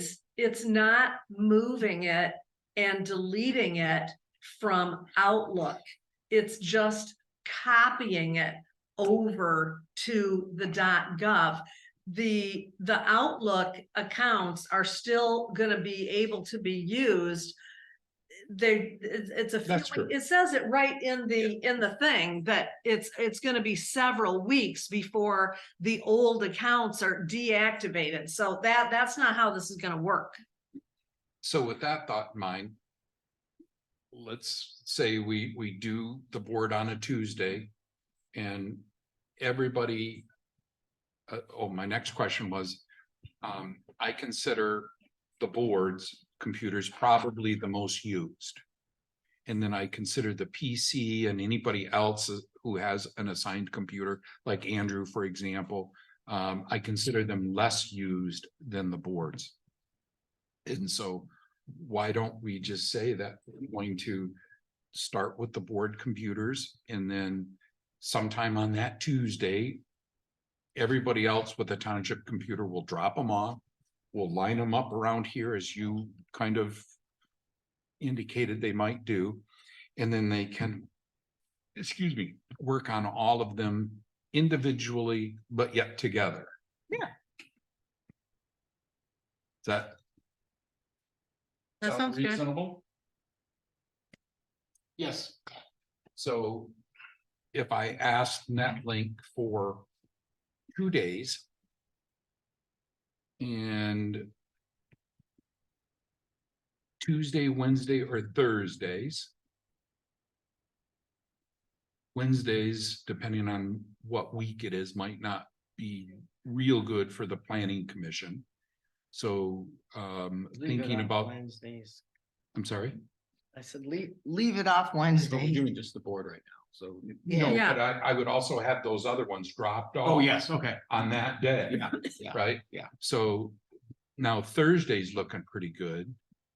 The only group that meets on a Thursday is going to be ZBA, is that right? And Well, They only meet have on a the February last. packet, but I don't think there's any devices at the ZBA. Yeah, I think No, they all that's use their own. I don't think they use any, Ken does. does he? well, but it's not township issued. Right, that's They what I'm don't saying. They're actually- using their own. Yeah, they're using. Carl Warble, though, he's the PC rep on Oh, that board. Is that a Yeah. township owned? But his will be Yep. done through the PC, yeah. I guess I'm not following this. I suggested that we just schedule all of the board devices for one day. We get through that, we see how that goes, we tell NetLink on that day, here's how many other devices there are. And have them tell us how much time they need to come back and do those devices. They won't be able to because it's all going to be data dependent. You yourself said what they're changing or migrating is the data. So I opted to support Ardella's thought that, while your 3 are migrating and your 2 are migrating and my 1 is migrating, they can begin the planning commission and everybody else's computer to migrate. I understood that's what Yeah, your point was, and I concur. So maybe NetLink has to be here at 8 o'clock. I can show up real early and we can get one started. And then the planning commission can drop off something the night before or something the morning of, Mhm. right? I'm trying to be sensitive for those people who work, Mhm. right?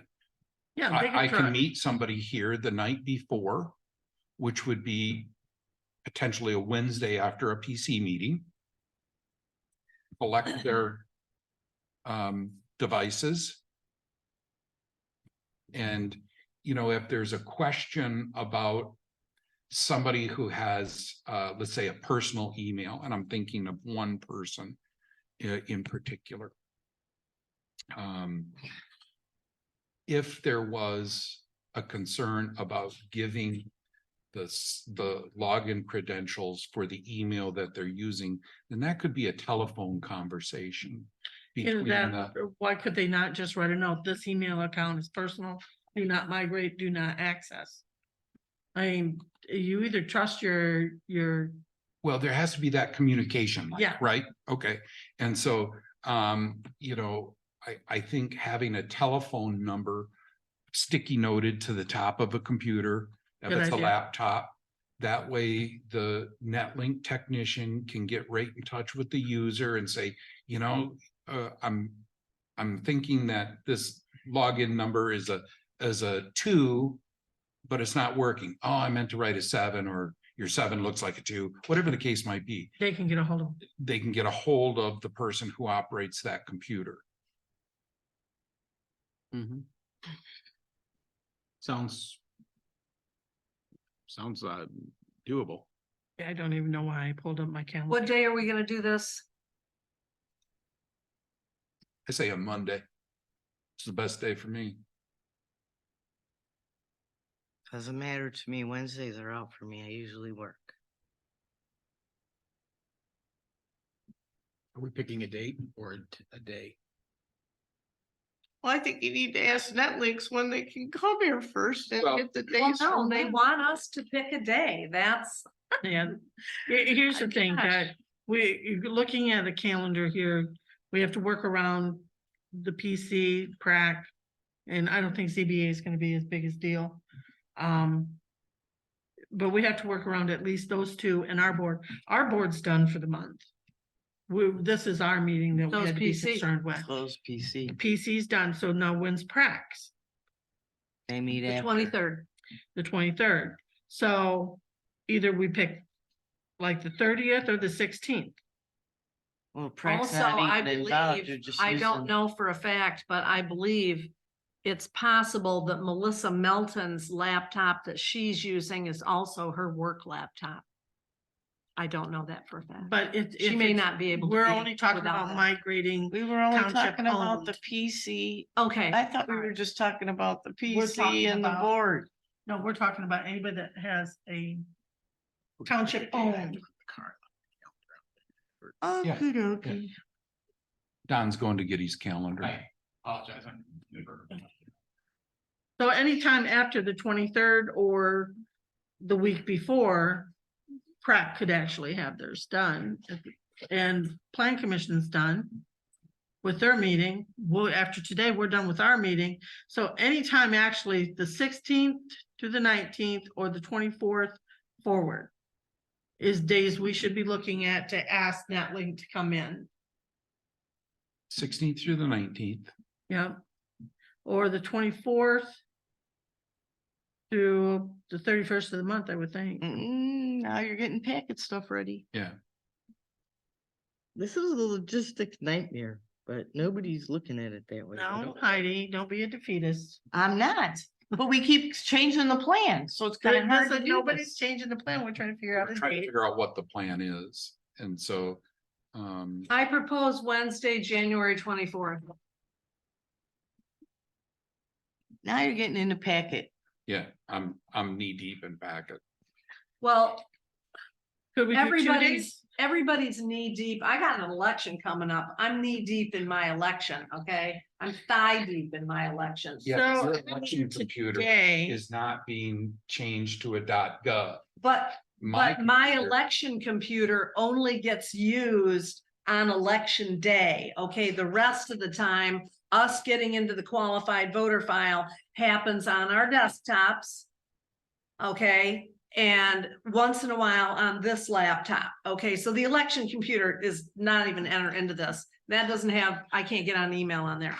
So let's pick a day midweek and get this done. What day is it gonna be? The 17th, the 24th, and as far as packet, the meeting isn't until the 13th, so that means the packet, well, and you haven't been getting the packets out on time in months, what, You're right. close to a year? Yeah. Okay, so January 30th is the day you're supposed to have the packet out. I'm pretty sure it won't go out that day.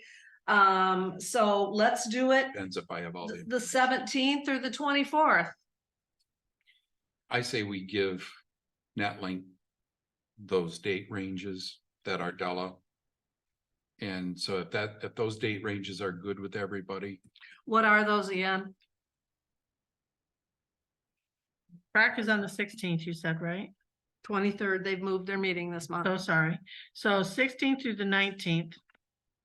That's 4 days that week. And then the 24th through the 31st. If we pick, I mean, after today, the township board could, if people are ready, could do the 10th through the 12th and the 15th. Actually, Martin Luther King Day is a federal holiday. Is anybody working on that day? Like, I would think Netlinks is still working.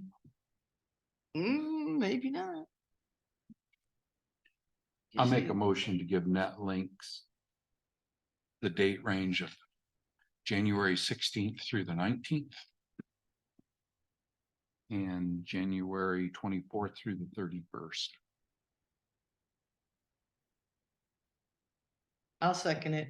I'm sorry, what was the second date range? Yeah. Second date range was, 24th through the 31st. thank you. Eddie, you seconded it? Yep.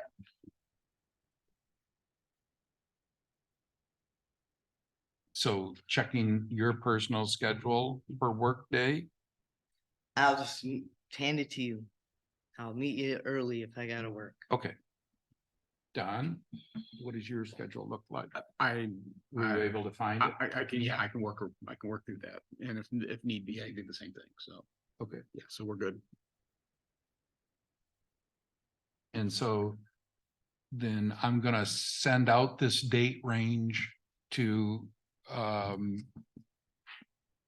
guess all of our chairs and let them determine whether or not it needs to be sent to their membership.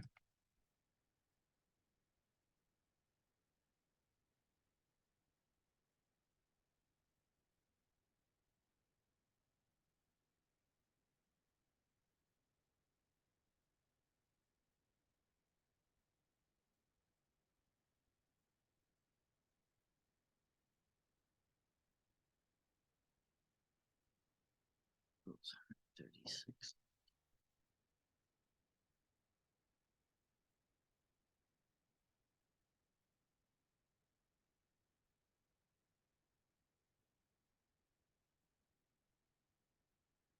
Roll call when ready.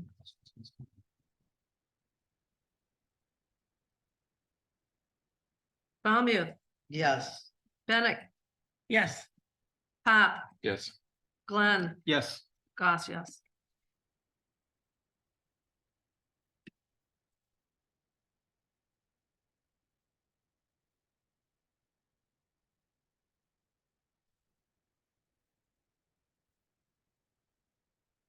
Anybody have questions on the park business? I have one additional item. I've made contact with our government account for cell phones, like the one that Chief Flynn uses. that's And- Verizon. Yeah, so I would like to move away from Spectrum to the government Verizon account of Cube? Verizon. Yeah, Verizon Cube might give you more coverage out there. it might. Are they giving you a cost for that? Cause normally if you tell them it's such a bad area, they'll help kick some of it in. So the government account is government account. It's $40 a month, 39 something. But there's no taxes on it, you know, none of that stuff that we should be paying is being paid. A new phone comes with it, a Samsung 23, I think, or something like that. Highly data capable. It's also got a data link to it. And with this particular account, we can actually, and this might be something to think about for all departments, we can actually get a hotspot linked up. And so if internet went down here or at the fire department, for example, or any place, you could use that hotspot potentially. Usually it's a cube. When you're in a bad area like that, they have a little cube that they come out and put out. So I don't, So is this going to be in the form of a motion, Rob? well, I don't think we need, I can put it in Move motion, from sure. Spectrum. Motion to move from the park cell phone from Spectrum to Verizon at a cost of, let's do like $41 a month. A second. Motion made and seconded. Further discussion. What happens if it's 4102, Ardella? How about not more than $45 a month?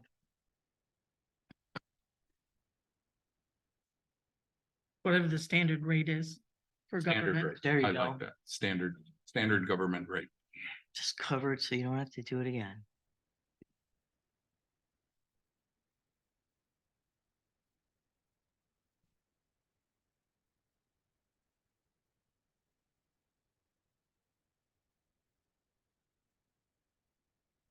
Motion made and seconded. Further discussion.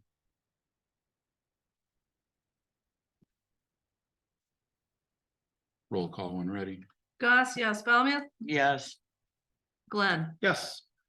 Pop, Yes. Bennett, Yes,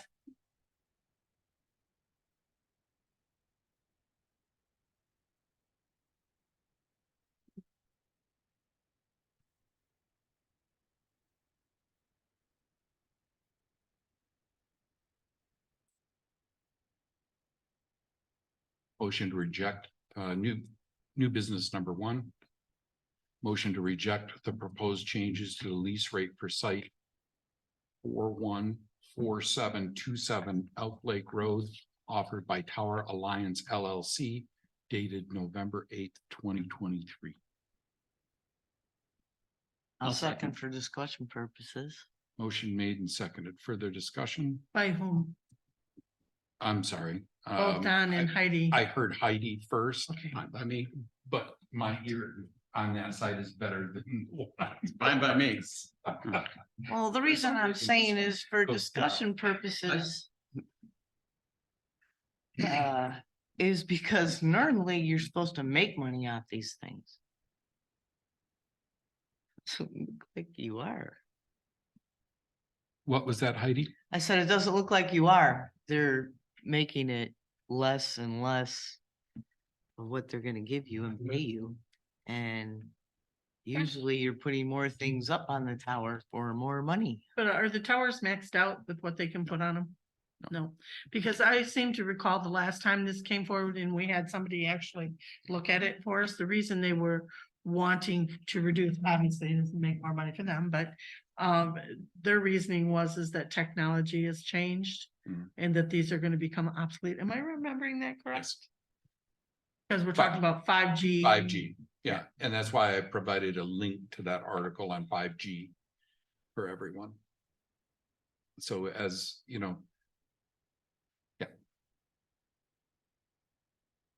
I was surprised that we make so little.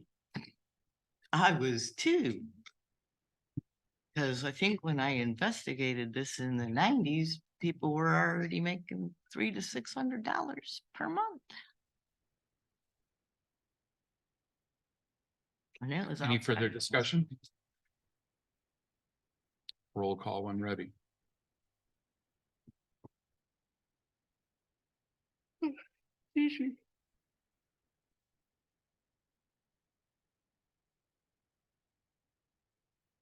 Bennett, Yes. Glenn, Yes. Goss, yes, Falmouth, Yes, Pop. Yes.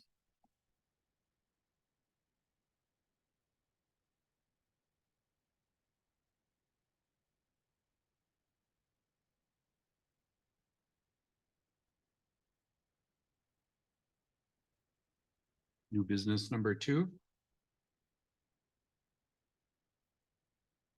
I'll make a motion to appoint Tom Cosgrove to the Parks and Rec Committee, term to end 12/31/26.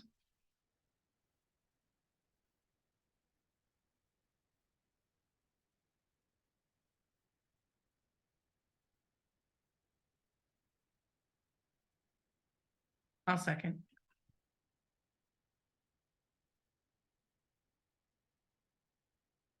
Motion made and seconded. Further discussion?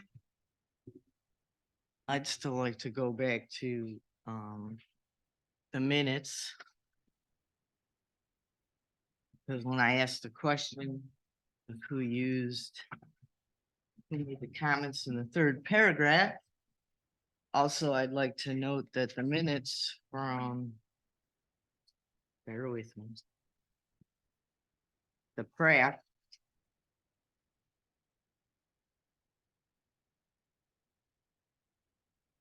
Or I think it's their the November meeting.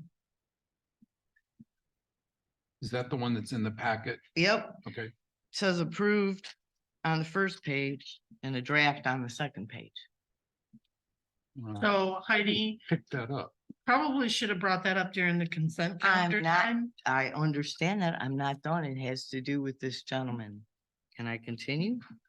That's why I didn't change it. Because when I requested for someone to tell me who made the comments about malfeasance to our team member, Mr. Glenn, I have no email back from the chair. And I was told by the recording secretary that Mr. Cosgrove made these comments. Was it on Zoom? No, they don't have a Zoom.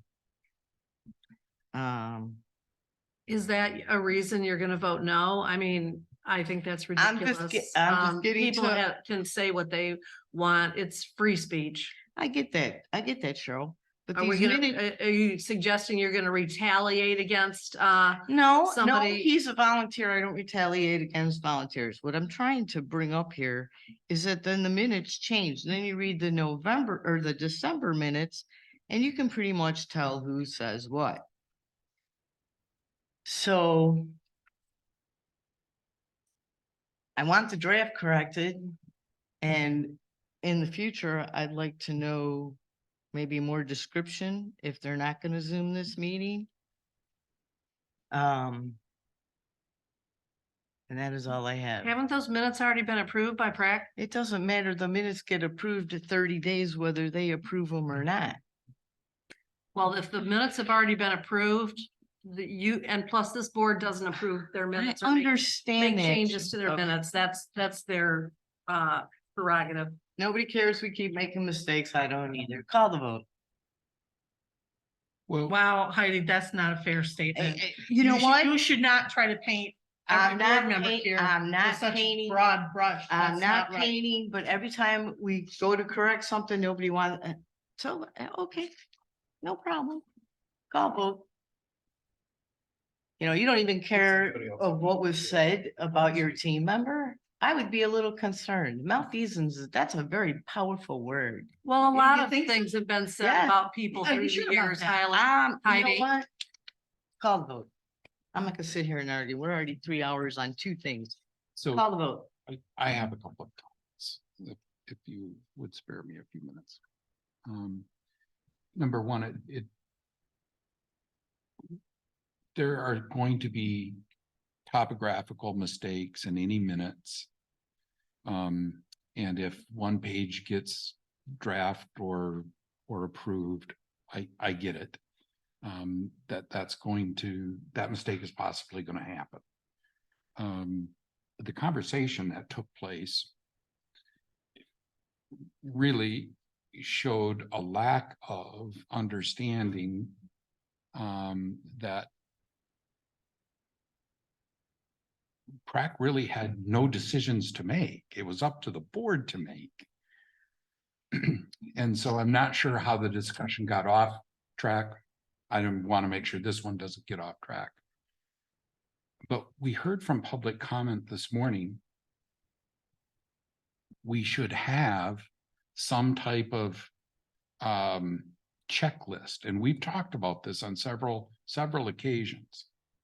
I don't know if it's a flow chart or what it is. So Planning Commission and PrAC and ZBA all know kind of what's expected of them from the board, who to report to, what the duties are, so on and so forth. It probably is not a bad thing.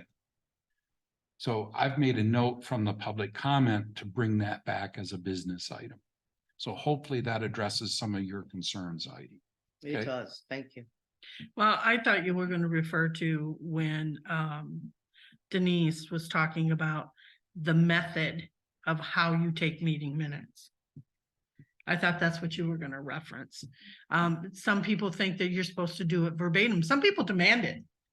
However, the way that it is actually set up is that you record the motions, the actual action items that are taking place, That's not the word for word. If you want that, let's zoom it and we'll archive those. People can look at them themselves. Where you get in trouble is when you do the word for word. It's not advised by legal counsel, not advised by the MTA. And I've seen where it is weaponized and it is used politically against board members, planning commission members, PrAC members. And I don't think that's what we're trying to achieve here. We should be goal oriented and not, oh, look what somebody said. And So, I was specifically staying away from that because. sorry. No, that's all right. You bring up a valid point. It depends. Because some people, as you say, will ask for word and you need more detail and so on and so forth. And we've all witnessed that request. And now we have a request to do the opposite. Okay. So somewhere in the middle is where our minutes get taken, and I've got no issue with that. Right. So we're all good with that. Who makes the motion, who seconds it? That's the important stuff. I'm ready. I'm ready. Sure. I'm ready. Roll call when ready. Pat, Yes. Goss, yes. Valmuth, yes. Bennett, Yes. Glenn. Yes.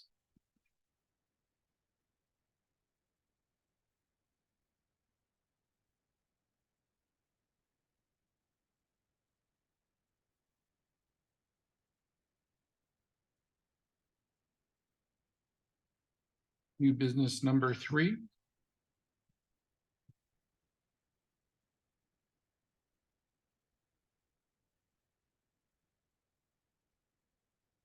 I'll make a motion to adopt the ordinance violation report as amended as an official part of the Whitewater Township Policy and Procedure Manual, Appendix I.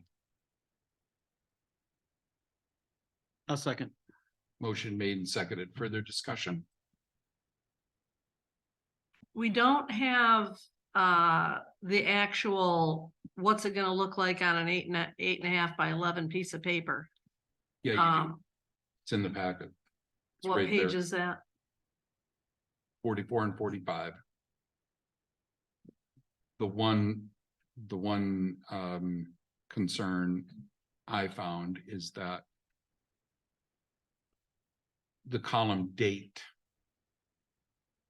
should be a little clearer. Is that a commencement date? Or the date that the complaint was received, for example? The date it might have been logged into the township, or maybe it's the date the zoning administrator got it. I'm kind of in favor of that one, right? Because, That starts the process. Yeah, date received makes sense. yeah. And again, it is not in here as it would appear. It's a little bit of wording on the bottom of page 44 and a very little bit on the bottom of page 44, and then a little bit on the top of page 45. This isn't exactly what the form is going to look like. I can't print this out and say, oh, this is what the form is. To me, I don't know why that wasn't produced in an actual 8.5 by 11 document that we could all, it'd be much easier to see spacing wise. Do we need more spacing here, less there? I don't know why it wasn't. If we're gonna adopt a form, we should see the actual form.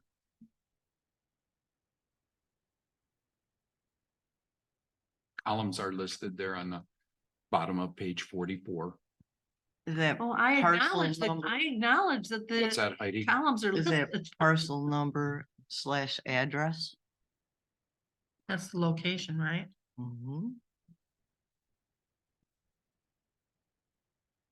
But are you gonna give the parcel number and eliminate the address, or are you gonna give both? To me, Doesn't a the current slide form- means both. Current form has both, right? Not all the Yes. time. Sometimes it. Well, it prints has the out. option of both. So the date column, you recommended what? I think, date received. Received the mail or received by the zoning Date by the zoning administrator? administrator. Okay.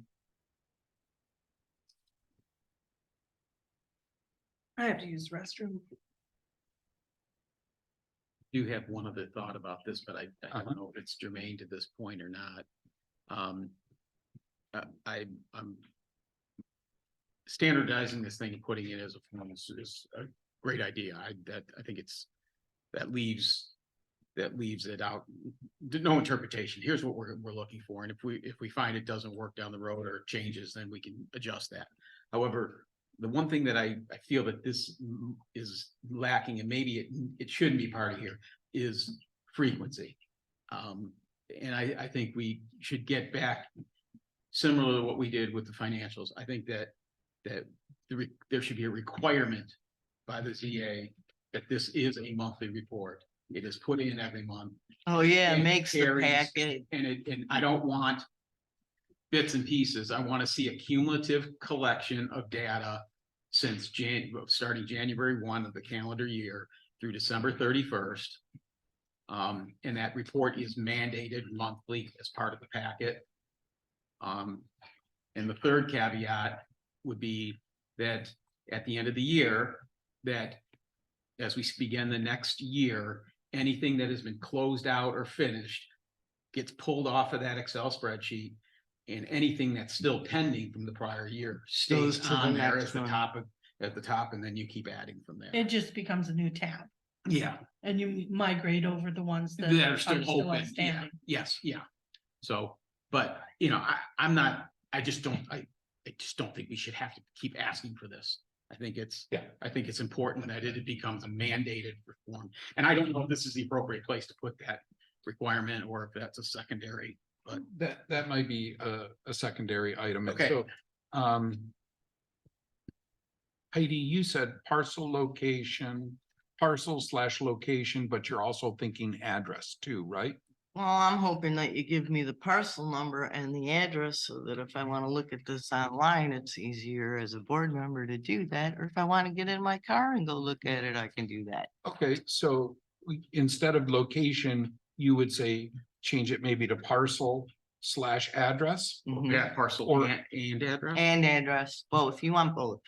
Because if he puts one or the other down, now that's another step. We have to go to a different website to figure out what parcel number it is, then what the address is.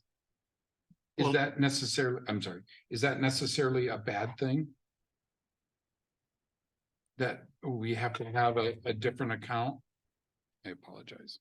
A different account. You're either gonna put the parcel number or the address. I I would think meant to you- say an additional step, Oh, because originally when this started, we wanted to see what Bob was gonna turn out for a report. We wanted to make sure there wasn't too much, information. sometimes it didn't go all the way across on the spreadsheet, so you lost either the parcel number or the address. But if we agree on parcel and address, that's good with me. Works for me. Yeah, same here.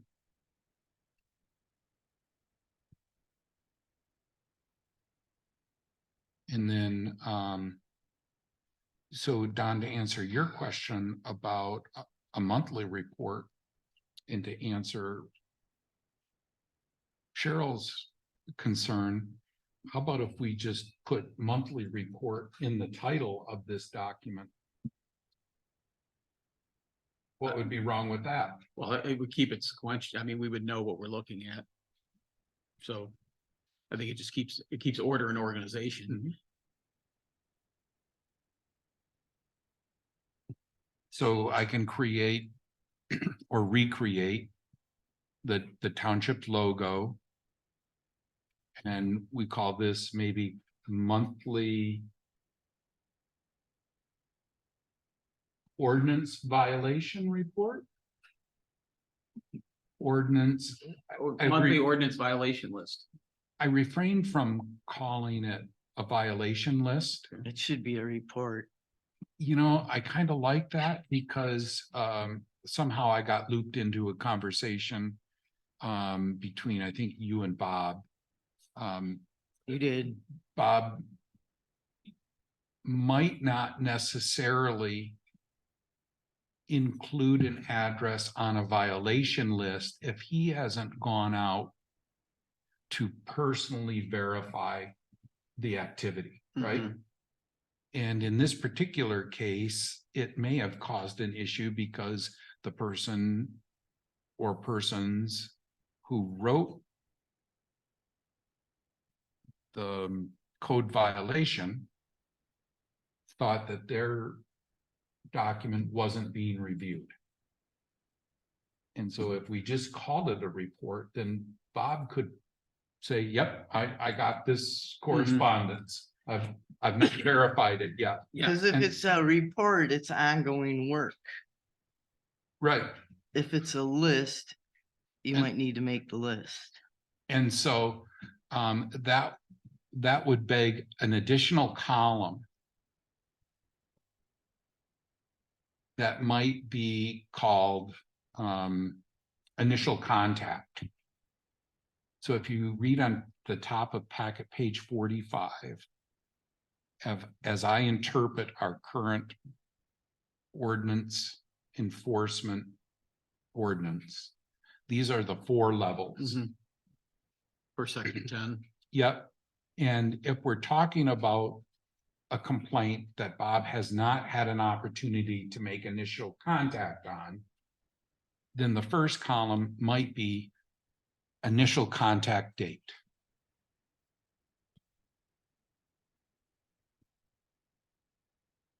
Yeah, I mean, it brings some clarity to it as to where this is actually, is it in its genesis or how far along is it? Right. And then that might allow Bob to add a request, we'll say, to this report on a monthly basis and let us know he's not made that initial contact yet. Yeah.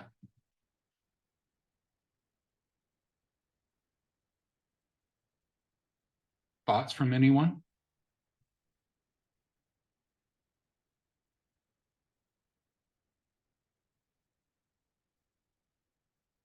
And I would recommend that go before level 1 column. Yes, because that would be the logical place to put it. Thoughts, anyone else?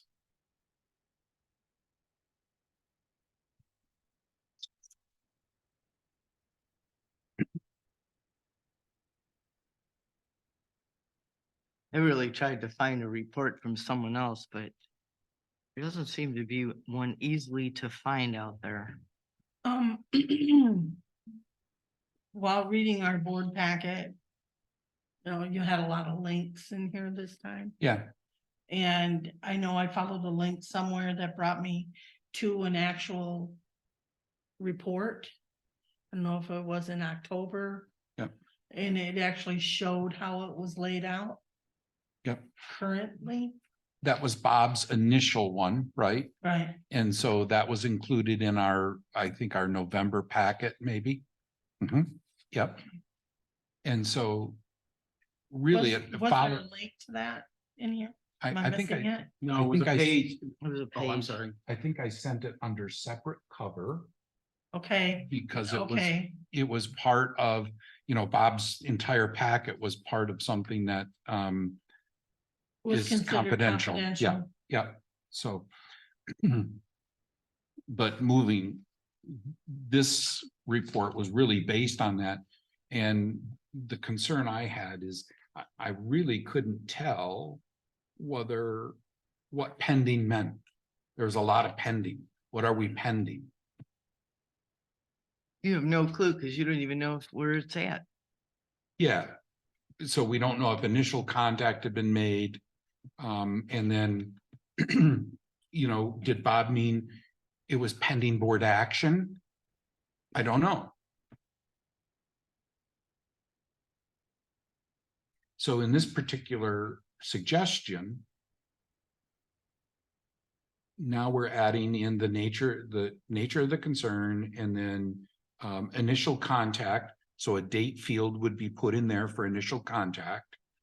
And then we could automatically, as a board, read that as then level 1 is pending, which is voluntary compliance.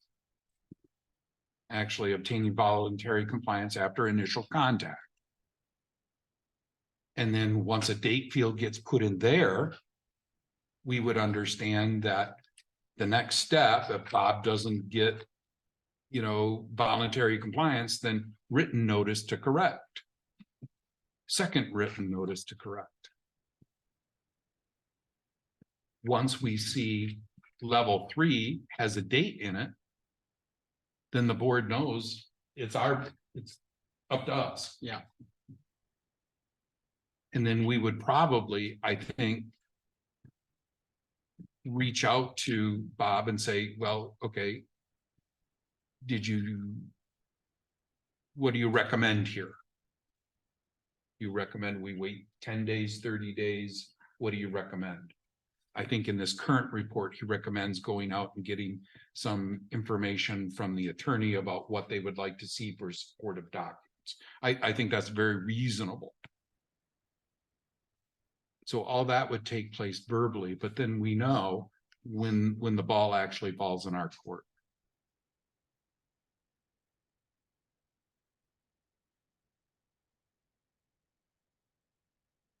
So I would like to make these changes we talked about today, and if there's more throughout the next couple of weeks, get them to me. And then I will bring back a more complete form with letterhead, form name, And at this point, do I have consensus to use report?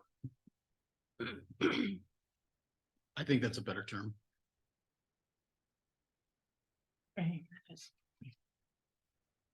Alright, I was looking for like a blank one from Michigan State University.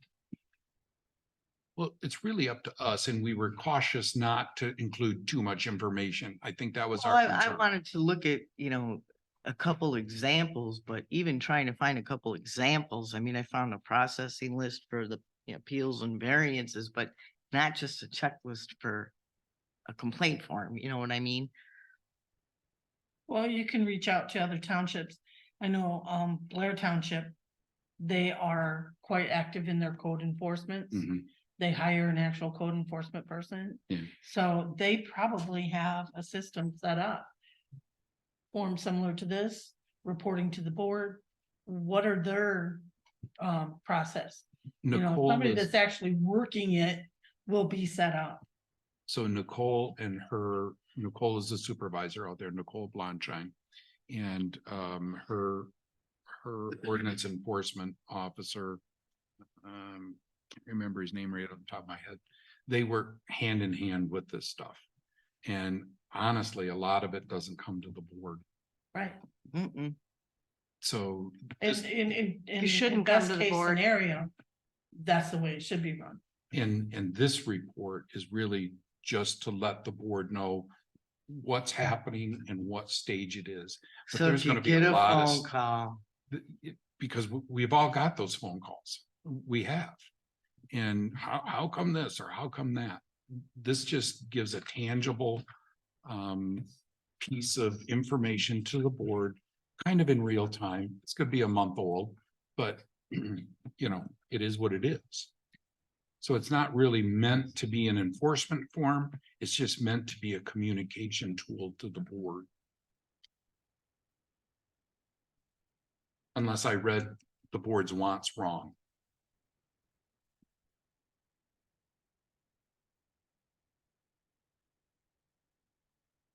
Problem with a form like this is that while Bob might, whatever he's using is working for him. So but he can say, all right, well, I'm gonna send that report to the board this day, and within 2 days, it's old information on a couple of them or whatever. So it's only would ever be a snapshot of the actual day he sent it. Why can't we use, and I forget the name of the program, but Don Kuntz does it all the time, our assessor, where you can share a document. When there's an update, the email gets sent out to whoever you put in your group for the document. The people in the group can't change the document, but they say the new updates, and it just gets emailed out. It's a 365 something. Something, right? That narrows it down. Share documents or share doc or something like that. Anyway, there's technology that can be used that would keep us up to date without it having to always be in our board packets too. And that way, if there was a change, we'd be notified simply by an email saying document's been updated and you can look at it. I mean, I'm also concerned about violation material being given to the public with parcel numbers and names and stuff like that. This should not be in the board packet. That somebody could be accused of something and they're not doing it. It's not true, but yet a complaint has been received, or there's not enough evidence, and these anonymous complaints especially are troublesome. You can have somebody that's trying to get their neighbor in trouble for something. It's a harassment tool.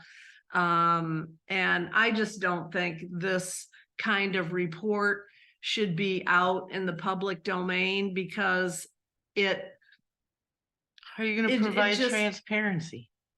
well, Well, the police when- don't report don't give information. they on tell you Well, ongoing okay, let me investigation. answer your question, Heidi.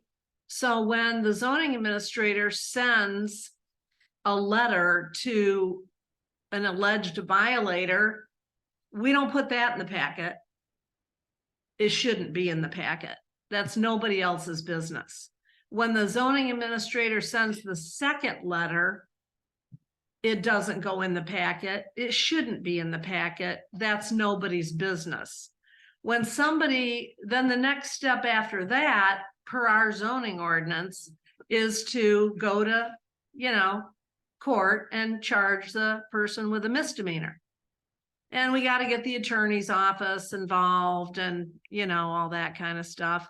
And then as soon as they're charged with a misdemeanor, as soon as that document is filed, that is public information at the court's office. So I have a problem with this report ever being in a board packet. Because what somebody else is going through with respect to an Life alleged violation circumstances. thing.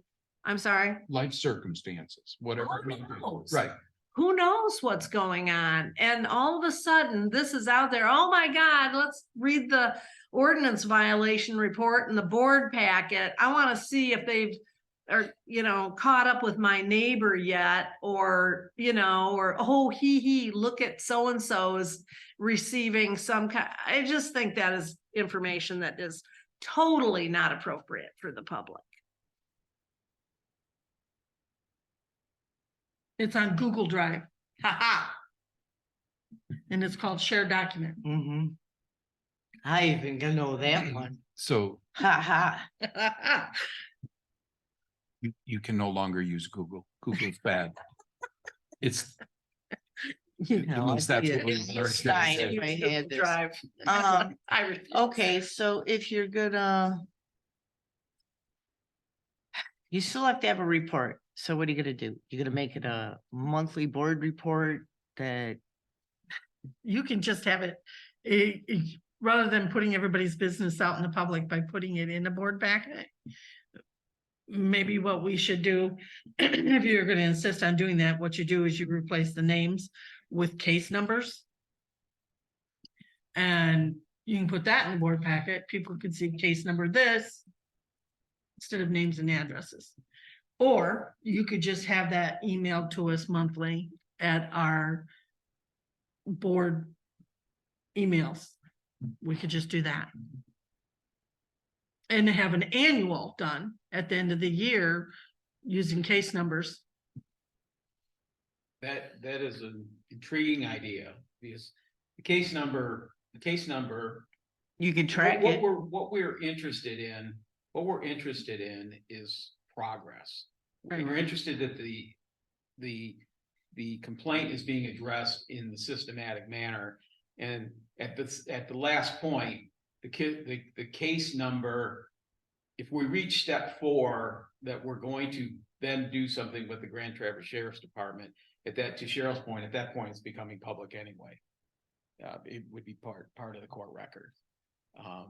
So at that point, if it's disclosed, it's disclosed by a different agency. But to carry a case number forward, I think can help us know. I think the confidence we want is that these are being systematically addressed. I think there is an argument to be made for repeat offenders. And I think that could be addressed with case number ABCD parentheses 1.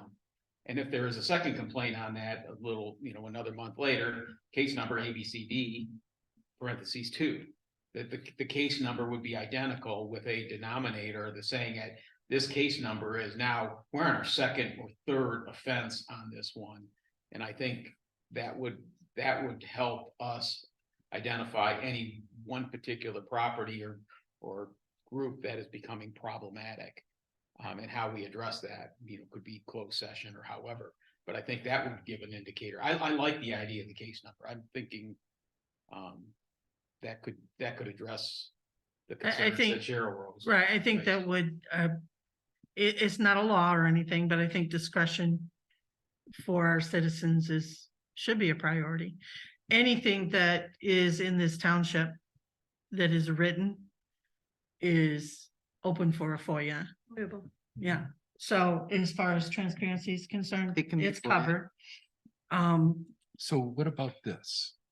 Is I concur with Cheryl's comments that we should be very protective of this information. So give me some leeway here.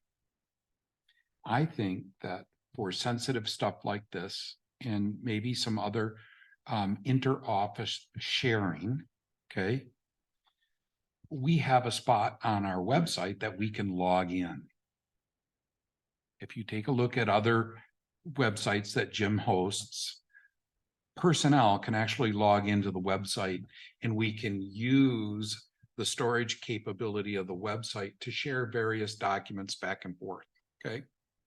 And so the zoning administrator would share this document with the attorney, likely as time goes on, because there are going to be those cases that are pending to level 4. Yep. Right?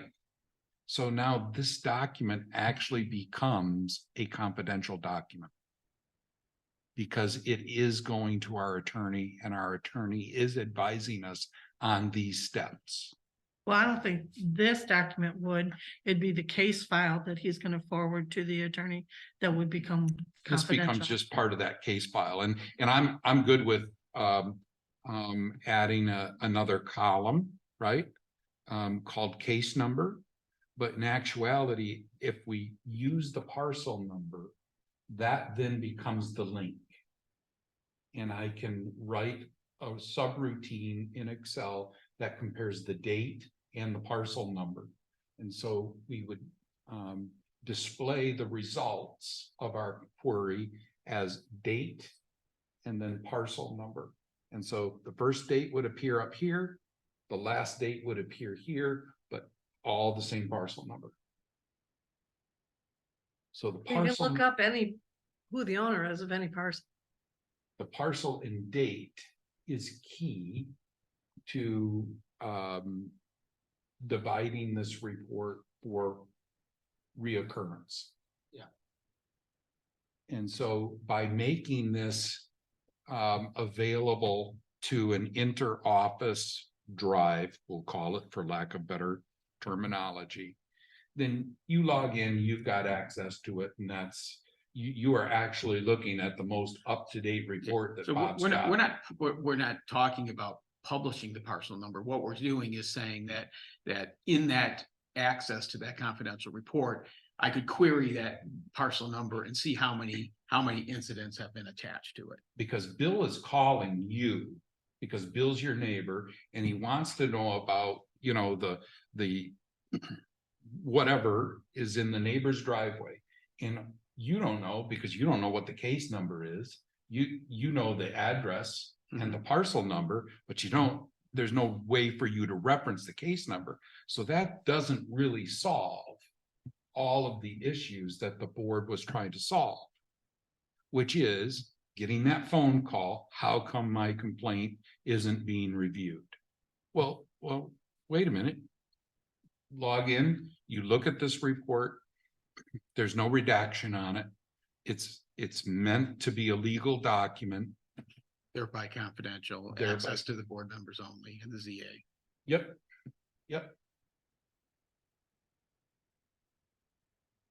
But this would not be something that when we access it through the website, is not a document that we can change. It's read only. Yep, that's Yep. correct. Right. Yep. The zoning administrator will Can have change the, it. you Top know, level access.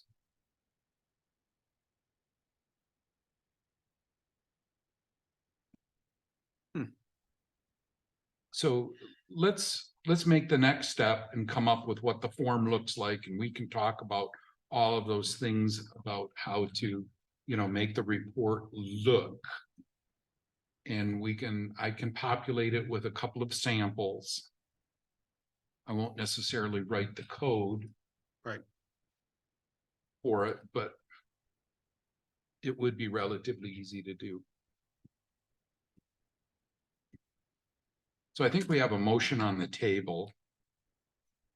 We do. That was one you made and I seconded. Yep, and I'm gonna vote no on this motion because I think I've learned a lot from the board in what they want to see. And I would like time to make those corrections and bring it back to you. That's fine. Why don't you just rescind the motion? I'd much rather just vote on it. Are we ready? I am. Glenn, No. Pop, No, Bennett, No, Goss, no, Bowman, No,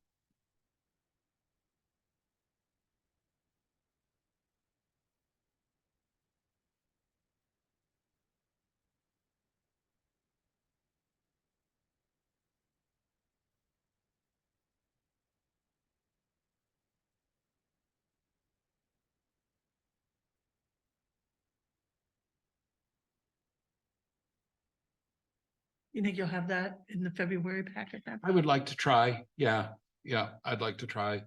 And I don't want to make it so complicated that it's difficult to use.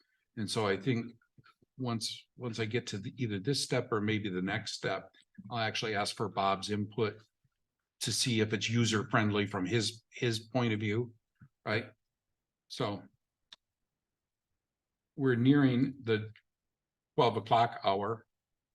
We've got a couple more, I think,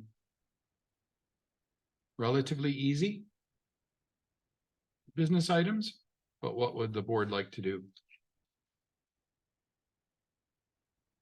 I'm good for pushing through, but I'm okay pushing through. well, you say a couple, it's 5, and I don't think they're going to all be easy. I think that's gonna be at least another hour and a half or 2 for this meeting, and I need to eat, so I'm gonna have to leave the meeting. You can continue if you want.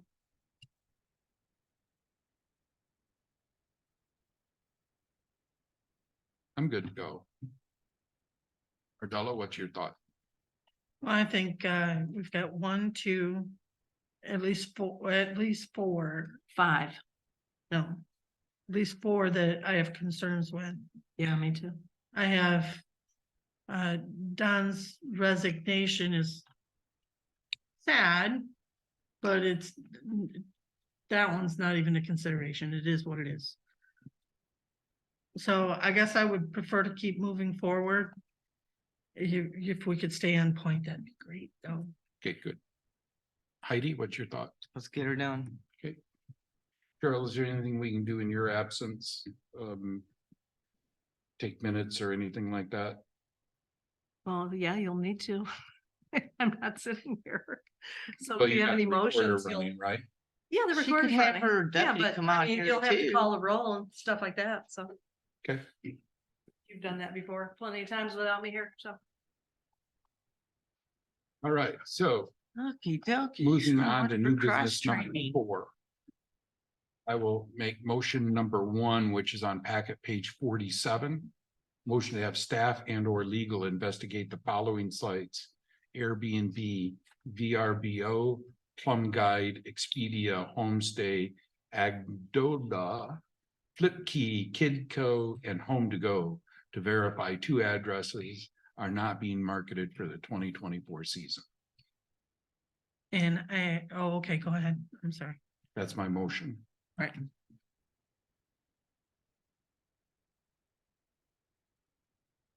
I'll second for discussion.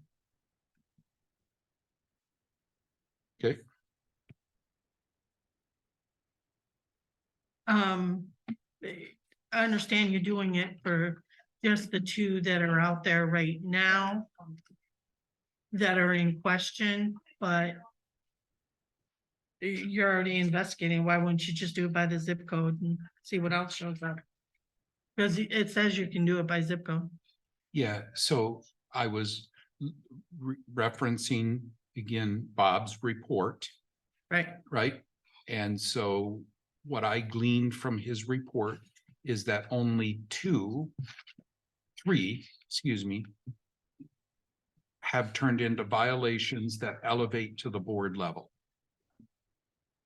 And 2 of them I have a question on because there's no response.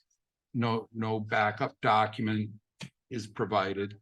So I'm thinking that we're just waiting to see if they rent them out in the 2024 season. And I think Mr. Steve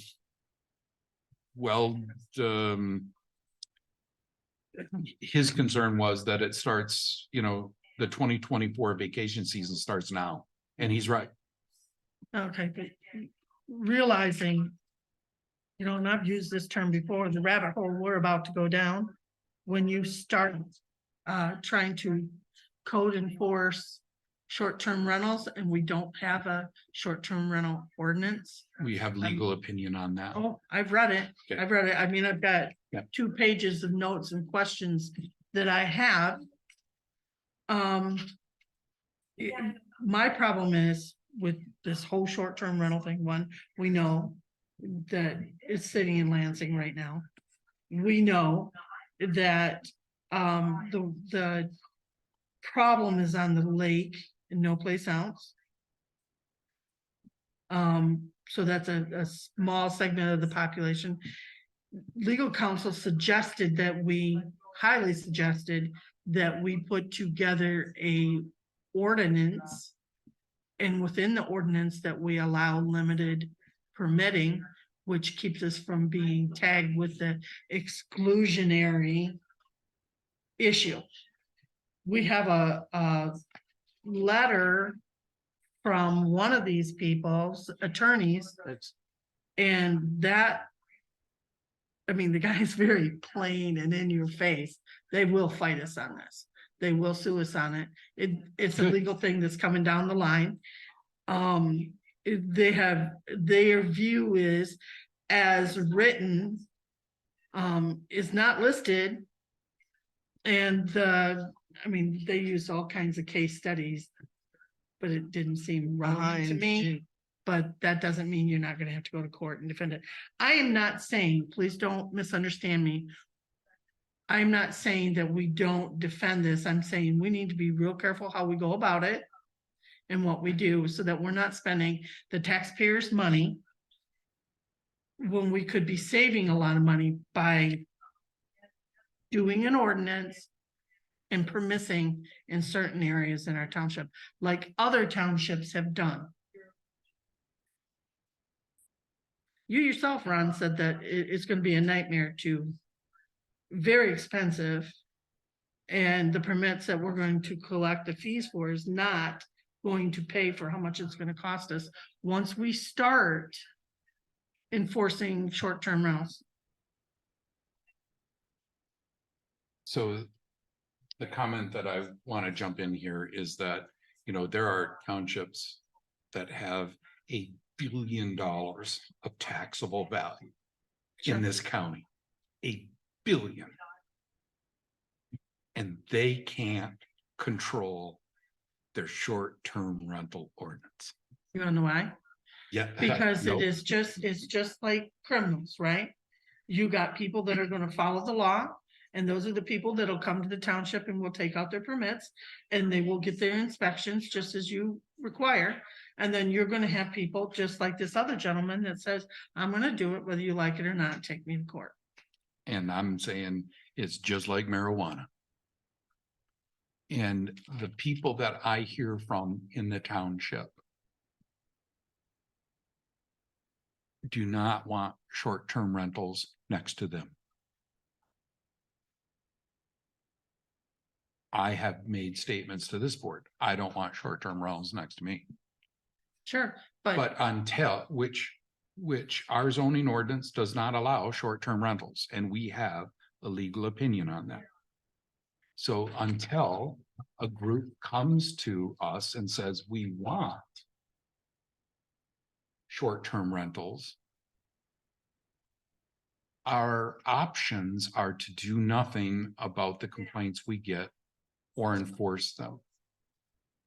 And again, I will state, I'm not saying don't enforce our ordinance, And- okay? and But I am pointing out that our legal opinion said we are at risk for exclusionary suits because we have not addressed this anywhere. But we have addressed it as a bed and breakfast. So Mm. short-term rentals. He also says that's a slippery slope, Okay, Did anybody happen using to- it. You keep going, and did you notice that the attorney? You're talking about this letter right here, right? Did you, okay. Did you notice that the report and this aren't corresponding, the address is wrong? So what I'm- does this report mean to me if it says legal communication via email? Is this the email he's talking about? I didn't pick up on that, Heidi. Cause the address is wrong. I don't know. I'm not paying attention to that. I'm paying attention to the question at But hand at this- the moment. Here, it starts. Sure. I don't remember. Oh, wait, can't leave. Go ahead. By addressing the B and B, what it was they are in violation of the B and B ordinance. They're not following the compliancy of the B and B ordinance. That can still be construed as exclusionary. That's what he said. And I would just, if we're gonna move forward on compliance, I would like to see this board move forward with doing what the attorney has recommended by putting in place a zoning ordinance. Whether you decide you want to do permissing licensing or not, as a group, we decided or not, is another thing, but at least having a zoning ordinance out there gives our attorneys, our legal counsel and our zoning administrator the platform to work from. That's all I'm saying. Even without certain police power ordinances? That's another question we need to actually address, don't we? Mm-hmm. So there are a few things that I think we're gonna have to address in order to approach this correctly. I'd love to see the people put it on a ballot. We can't put it on the ballot for them, but the people could put it on the ballot. And that's very good idea, Heidi. It's a good observation, because you pointed out the people you're hearing from, those are the same people that are on the report complaining. And I will say that people like me that lives in the middle of nowhere, that if I want to go to Florida for 3 months in the winter and rent my place out, I should be able to still consider short term. No, it isn't. If I rented it to 3 people, 1 month each, it sure is. Anything that's gotta be over 30, it's under, short-term rental is under 30 days. So one guy wants to be there for 25 days. Now I'm in violation, But it's rented for the full 30 days. not to the same guy. I'm Have saying, to be I'm resident. giving you the scenario here. There are a lot of, what's bringing this up, what's causing this problem is the horse shows by the bay people. But as we've seen, they are building their own homes now. They're Chuck also Walters, renting for more like in than the 30 neighborhood. days. He sold a huge portion of his land That's gonna be right there on gated. Bates. Gonna be gated, but nobody bought the 1 acre properties. They only bought the 5 acre. Yeah, but they're putting up their own communities in Mhm. there. Don, what's your thoughts here? So that should alleviate. some And are we on topic? No, well, Are we on because of topic? ADUs. Florida. My first observation is although I agree substantially with Ardella's assessment that a lot of this has to do with lakefront properties. I would say that is becoming less and less the case. It's still probably the overwhelming, but we're still hearing complaints of, parties within a neighborhood for, weekends and, all sorts of disruption way past the 10 PM curfew. So I think it's I think it's migrating. And I'm never gonna say it's gonna get 50-50, but I think it's not just a shoreline problem. You know, it's probably a year ago, you know, we talked about this and, you know, that, look at, you know, this was starting to, this problem was starting to grow legs. It was morphing into something bigger. And I think my recollection is that my takeaway from the conversation with the board members was that creating an ordinance was probably in our best interests, albeit we do have, I think we have some legal standing and pillars to try to, you know, to defend our positions on. I think the clarity would come with a short-term rental ordinance. And I think at that point we had talked about that was something that we were going to push to the PC and make a priority for them to toot sweet, get on that and start bringing that forward. Not a year from now, let's make it high level and get something cobbled together and get it worked on. So we could get legal review and get this in motion. My recollection is, given some of the turmoil and some of the changeover that was happening within the PC, it kind of laid there dormant and really not got the traction or any traction. While I read through these, you know, this particular business item, you know, I find myself in a lot of agreement with it, but I also find myself questioning, are we putting a temporary censor Band-Aid here on on it something. versus do we just say, okay, look, we do have a situation here and it's not going to go away regardless of what the state does. Who knows, you know, who knows what they're going to do, you know, I mean, but I think for our own interests, maybe it is time to push the PC to put an ordinance together and set some milestones, some dates, and not just leave this thing open-ended so that we're having this conversation a year from now. And you have to do all kinds I of can see both things. sides of this coin, and that's, you know, I could say, you know, there's a certainly a big part of me that says, let's take some action. Okay.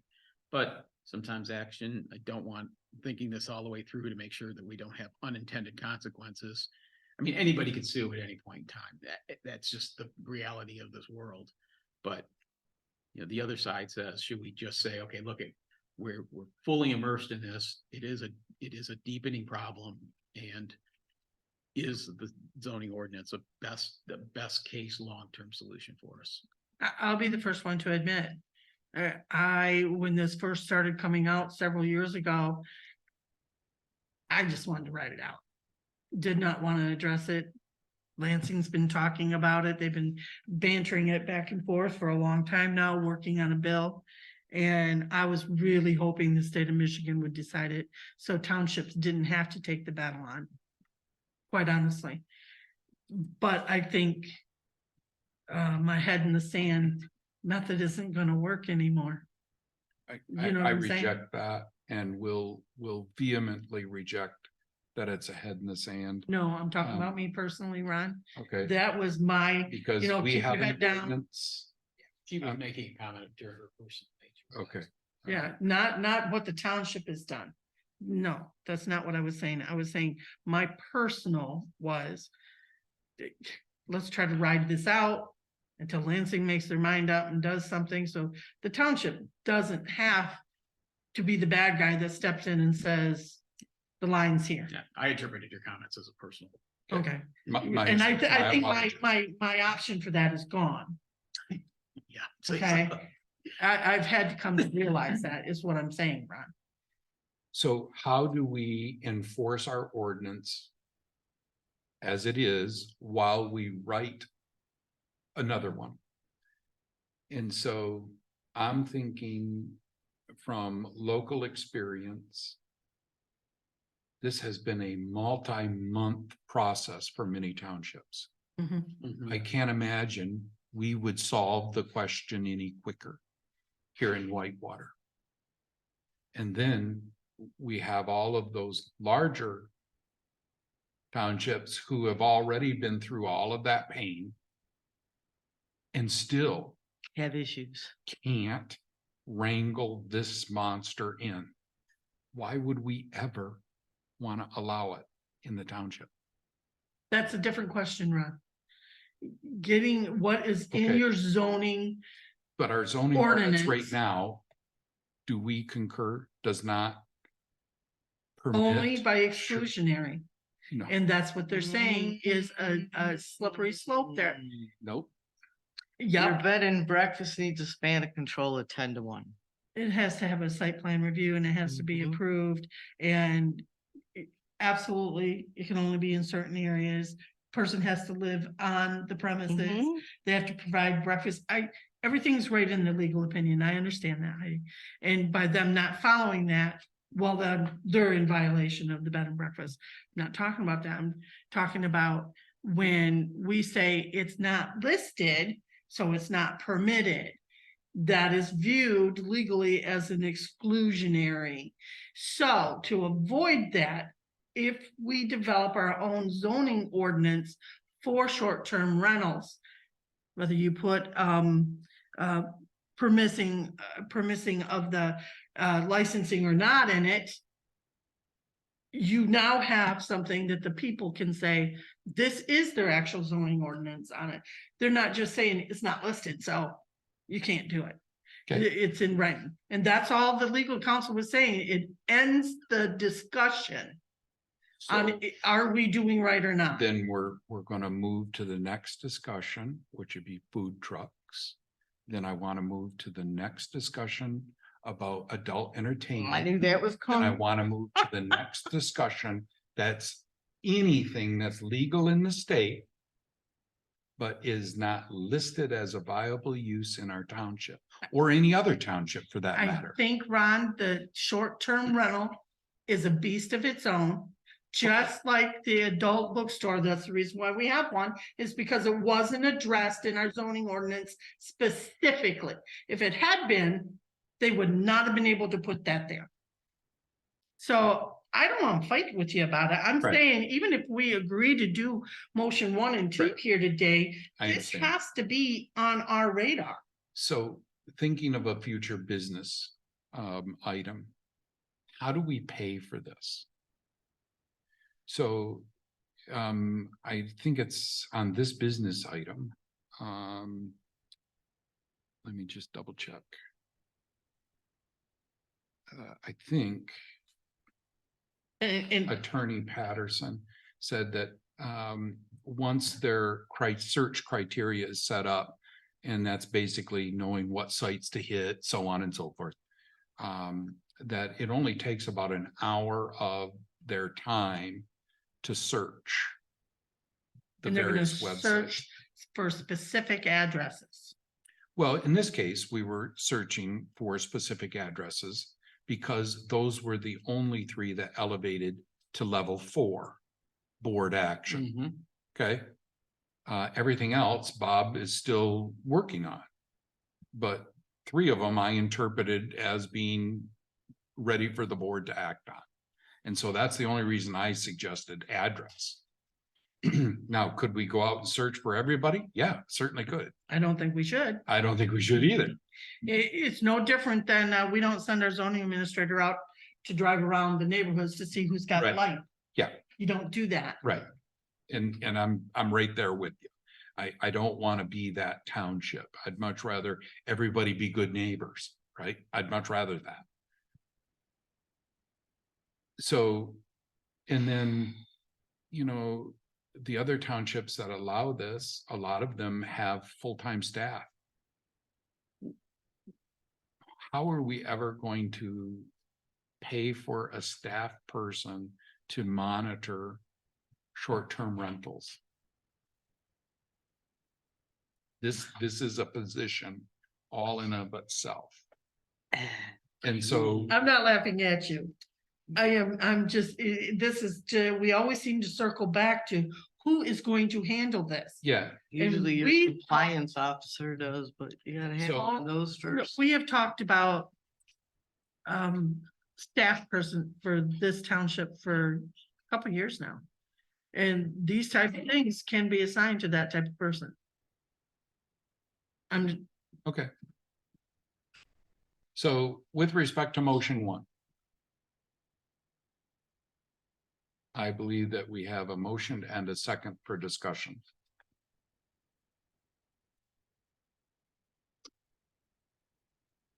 Are we ready to vote? I am. Okay. Heidi? Can you reread the motion for me, please? Yeah.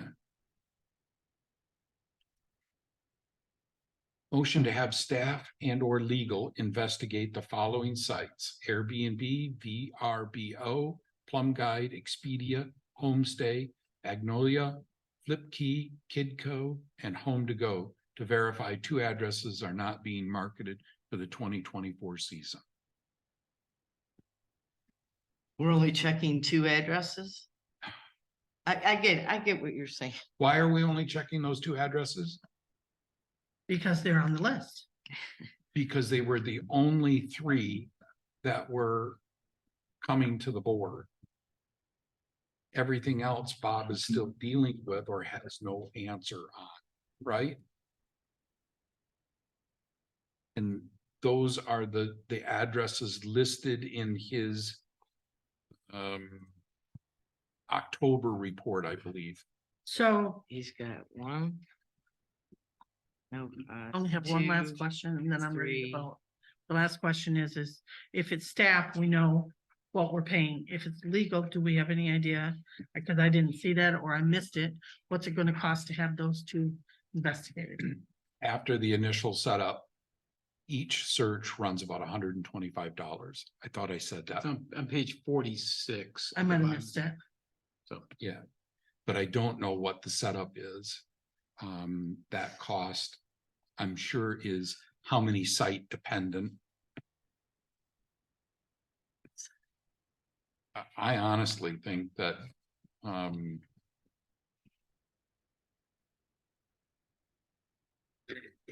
it could be done in-house pretty easily.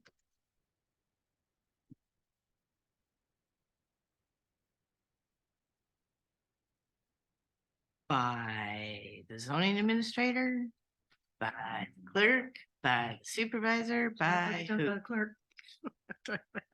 So then let's just send it out to legal. Well, you said 2. So if it's pending, are you not counting it? Because there's 7 different addresses on this report that say short-term rental.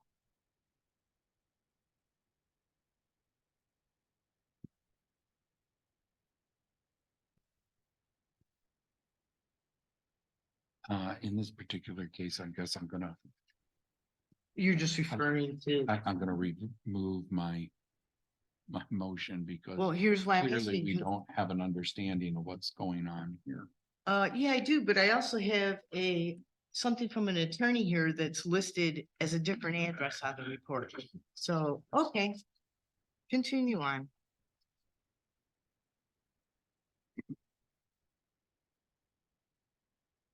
Is that address that's in error, Heidi? It's listed as one of those streets,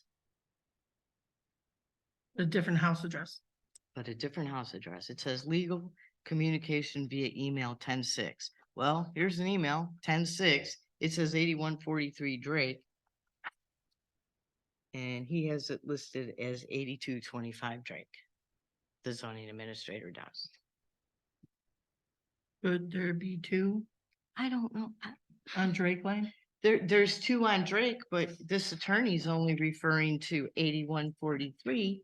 And Hmm. 8143 says pending, but 8225 says legal communication via email 10-6-2023. So is this the email he's talking about, or is it something else? Maybe he just on the line that says legal.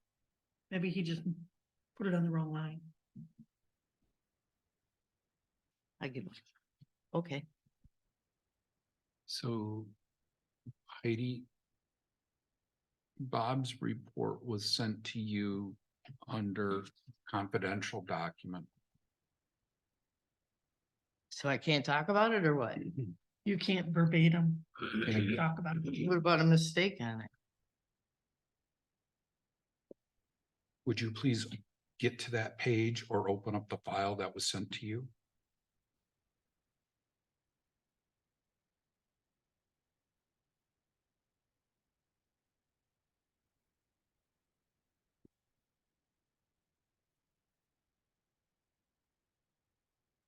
Ron, do you know if the name of that file is 10/20/23 master board packet? Correct. Do you know what page of that you're referring to? By any chance? Sure. And so of that particular file, referencing, Well, page 12, yes. okay, and can you indicate for me which date? First of all, dates you're- let's let Heidi get to that spot, Oh, okay. because that seems, and I did I not don't list understand either, the but- specific line items, because I wasn't sure what the board's thought was about protecting people's identity. Okay, so this is created by my lack of specificity to this particular report, but I want you to know that was an intentional thing. Now it's bitten me in the butt. I apologize. And I thought I could figure it out from the dates. Yeah, okay. I'm good. Yeah, you got that file open? Mhm. Okay. So I am going to go back to the board packet then. And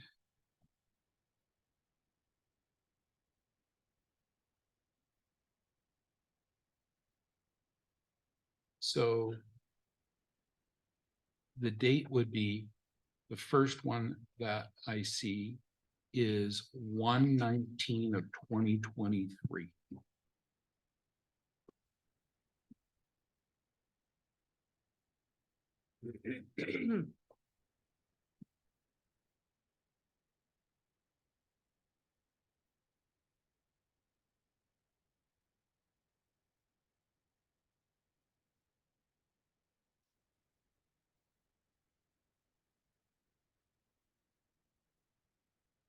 Do you see that one, Heidi? Mhm. Okay, It's elevated. Okay. Apparently to a second for you.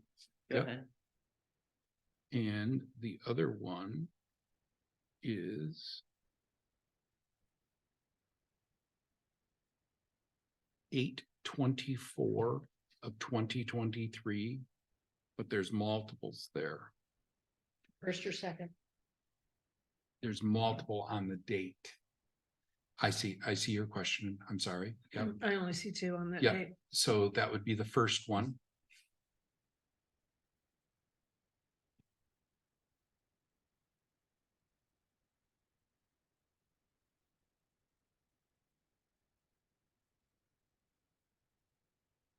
And I'm not seeing the other.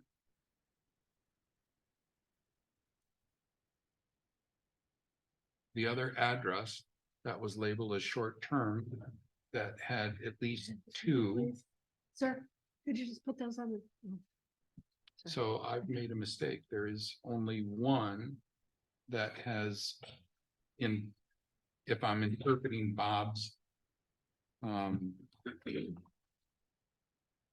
correctly, there's only one short-term rental listed on 1/19 of 2023 that has elevated to the board's position. I think Well- the other one was personally given to us by public comment. Specifically Stephen's concerns. So I have a question. Okay, On this 1/19 that you're referring to, that it indicates that the second letter, I take it this means the second letter's been sent. Then you said it's elevated to the board. How do we know that? Because it doesn't say in the final column that it's been sent, well, the D/final column hasn't been filled out, so we don't know exactly what the, what happened after the second letter. And it doesn't say that it's gone to the township board. No, here again, as of the date this was prepared. Right, which is back in That's- October, Right, but when okay, you look and at, it's January. and so when you, this is a very good point. When you look at our code compliance manual, after the second letter is sent, then it comes to the board. So, But the Yeah. person has to have time to respond. No, I get that. Yeah. But between there, the person, we don't know from this whether what they responded, there hasn't been any more. They've complied, they sent a letter back. We don't know what the response was of this alleged violator to the letter. So the second letter, so I don't want to assume that it's time for the board to do something. okay. So We don't you- know that. You would much rather have like the report form we just discussed to where it's in More confidential. more closely aligned with our existing manual. That 1, 2, and 3 are done. And so then would we be adding another column for Bob forwarded to the board for level number 4? Because that's really you want to make sure before the board acts that Bob is kind of finished with it. Well, yeah, Is that the it idea? has to be that way.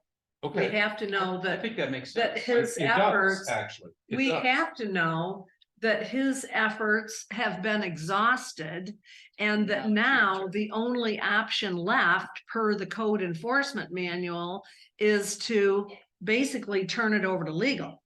The Okay. board to Okay. turn it over to legal, because that's what the board's gonna do. The board isn't gonna go file this thing themselves. Right, So, you know, we don't, this doesn't, and here again, this document is almost 3 months old. So, I don't know where that's at today. You know, did he get compliance? I well, don't know. we do know that it's been updated because in this board packet, Bob said that there were no changes to it. So however this is today. Well, Okay, but what so- did he mean by no changes to it? Physically no changes to it, or he hasn't gotten a response? He sent out these other notices. You know, no, is there no change to the circumstance or no change to the form? Good point. You don't know. Right, so To I think we guess. need to. Somewhere in there. In the process. Should be added, if we're gonna go through, if we're actually gonna do the code enforcement. Your motion number 1, to be able to allow to investigate. Should be inserted in the instructions of what to do. It should not have to come to the board every single time. It's something that we should set up as part of the process. So that the zoning administrator or whoever is doing the code enforcement. Has that part of their arsenal, they get a complaint, they look it up, sure enough, there it is listed. Right? And they're working with them, they're no longer gonna do it, they can go back out, they can look, oh. It's not up there anymore, they're complying. It's just it's a tool. And so you just described, I think, the actions of a zoning administrator. Pretty much. Because if you get a junk complaint, for example, you would go out, you would follow the enforcement manual. If you got compliancy, great. Then would you go back and check in 6 months? Would you go back and check in a year? No. Only upon another complaint. only upon another complaint. Yep. So, But junk, blight is a different animal than short-term rentals. Blight, you can see. Short-term rentals, it's inside a box. You don't always see that. So let's say the person that, on Drake Lane here, one of those on Drake Lane, let's say that they start getting a lot more discretionary on who they're gonna rent to. They only allow single couples and no longer families, right? So maybe it's a lot quieter there. It's still going on. But the neighbors no longer are bothered by it. Cause they're being But good then they, neighbors. yeah, but then You'd they have to- realize, hey, it is still going on. You'd They're have to still take advertising. license Plates down. What's that? You'd have to copy license plates down. Oh. Did you know how hard that would be to? Seriously. That would I'm be just saying, almost it's a different animal. It's just a tool. I don't think you have to, you set the tool up and you let them have the tool to use. If you're gonna do it, it just becomes a part of your budget. so in motion number one, I think valid concerns have been brought that interpretation of Bob's report on the two items is questionable. Right? Yep. So I Think we need clarification. say we vote on the motion then with that information in mind. And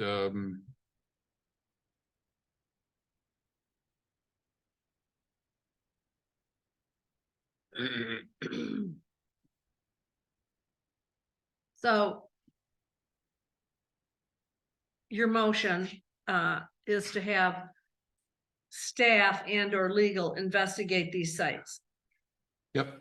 for that's- these two addresses. Yep. Okay, and it's January. And so maybe they're not advertising right now. Maybe they are. So what's that going to prove? I mean, if they're advertising, then what? For 2024? Then what? You know, If they're they not- find it, I wanna you know. they're not in compliance with Bob's report from the Bob's master report. And again, I interpreted this in a certain manner and clearly, I am missing the one address that was brought to us personally. It's here. I'm sure it is. But okay, so At any rate, the person goes out and they go to these sites and they type in these addresses to see if, although, can you search by address? Because I'm just gonna point this out. I don't know that much about it. I rented an Airbnb several years ago. And you didn't get you got a circle indicating that it's in this area. But you didn't get the address until you had actually paid. And then you got the address. So if that's still the case, and I don't know because I haven't tried to rent any Airbnb since then.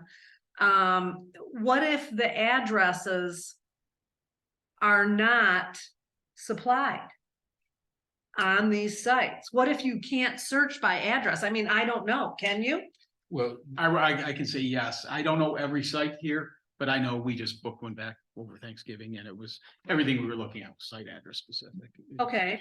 But I But can't. you but were there's- looking for a certain town and then it showed We you looked in, everything. we looked in an area, Right. and then just kept narrowing it down. Right, yeah. But I'll tell you, there are sites on there I've never even heard of in this list, in the Me list. too, in the yeah, motion. I've So heard of I most. can't speak to you may have had an Right. experience that is very accurate. That's the way they do it. But I right, know the sites that my wife has used, they're Right. all address specific. right, okay, So- okay. So I'm just wondering if, if that is, and that they check all these and they don't find anything, and then, and then it's rented in the summer. The But it information I wasn't got, searchable by address. the information I got from Chris is that, zip codes, street name, actual street number, so on and so forth, would be part of their search protocol. So it wouldn't be just on one item or one tidbit of data. It would be on multiple data points. you've referenced Steve several times, and I will say with almost absolute certainty that Steve's reference was the one that's listed as 119. I can say I believe that to be absolutely the site that he was referencing. I don't think so. No, I think it was the same street name, but trail.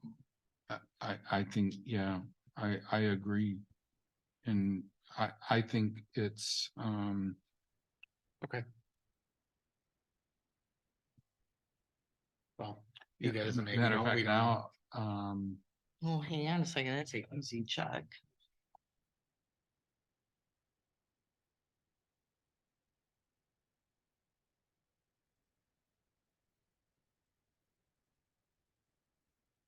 Okay. Well,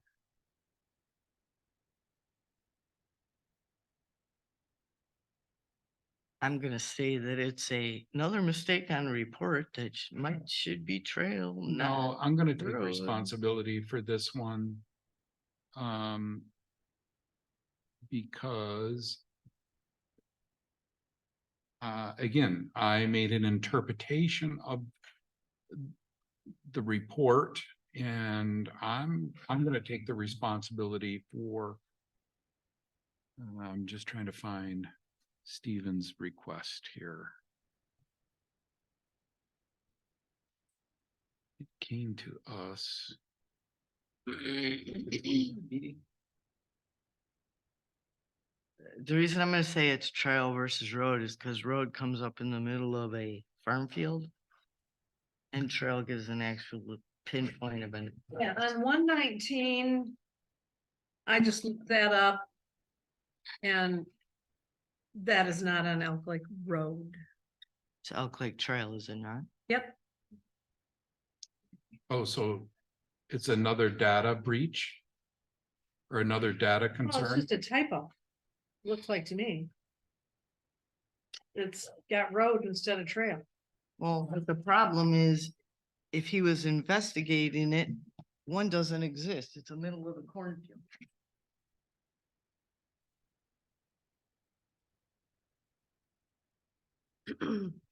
On the parcel viewer.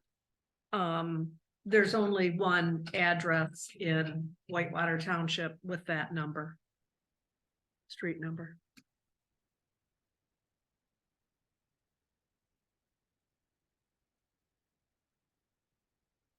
So Stephen's concern.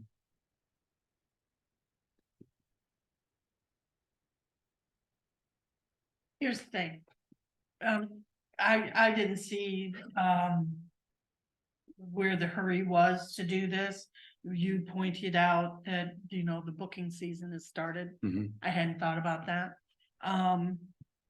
However, I do know that it says right in your contract with them that they can cancel on you. So if this person's going along and renting it coming up season, can't believe in January, we're talking about the vacation season already, here in our township, but he can cancel, give them their money back. Clearly, there are flaws in Bob's information and potentially how I interpreted it. And I'm certain that because the road name didn't match up, that's my second one for sure. And so I concur with what we've said here is that we need to get more clarification on the report. We need to verify addresses as well as road names.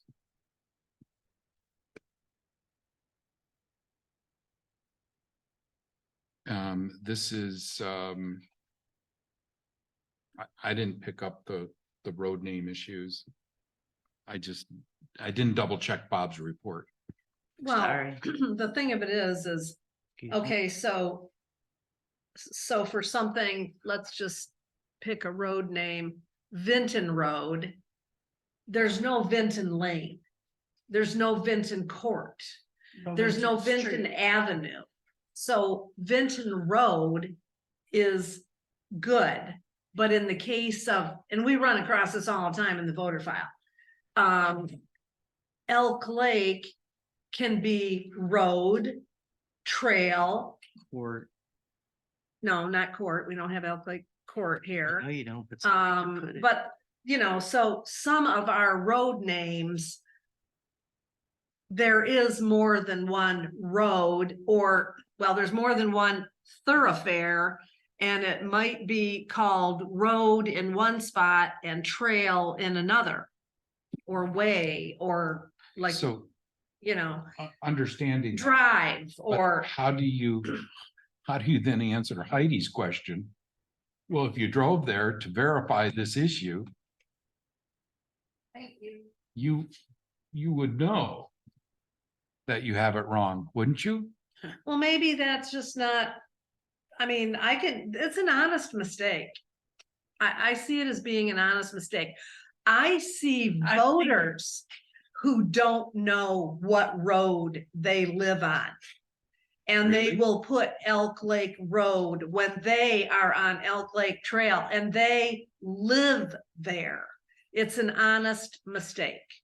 Thing is that I don't think he thought that that particular report, which is way outdated and could have corrections already made on it, was gonna be used in this motion. If he had known, maybe he would have made sure you had an updated and probably would have double checked his work just to make sure, you know.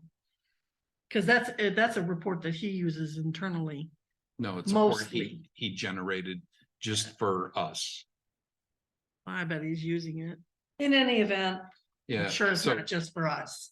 I really, the motion one is out there and clearly Clearly. the data is suspect. Is that what you said?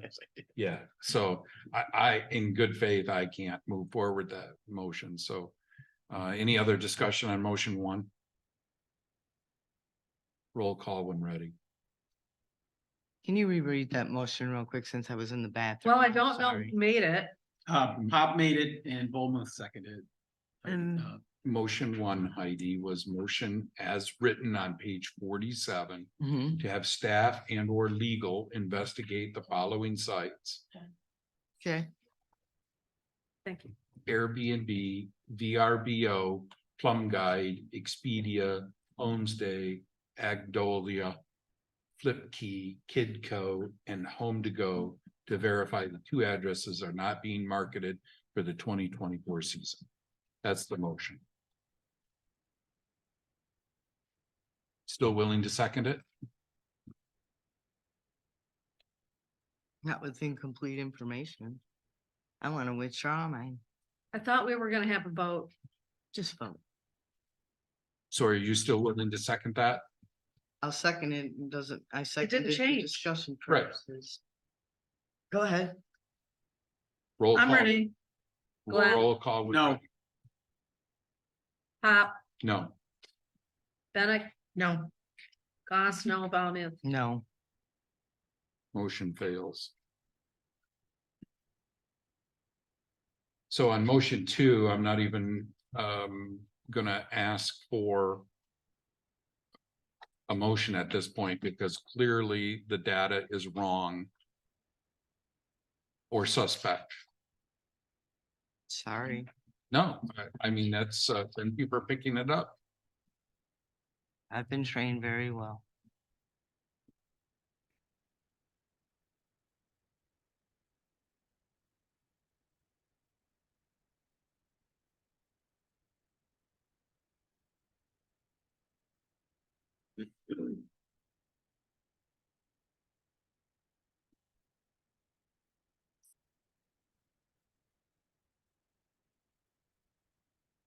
So I believe that brings us to new business number 5.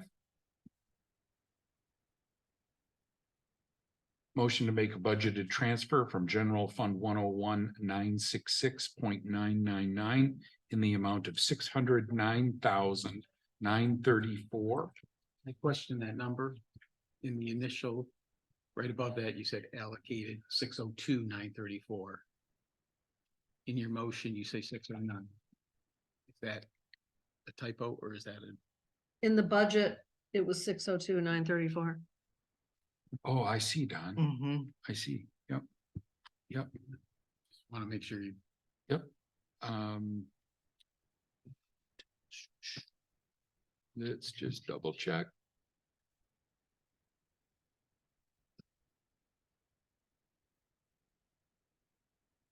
So that 60934 is repeated several times in this particular business item.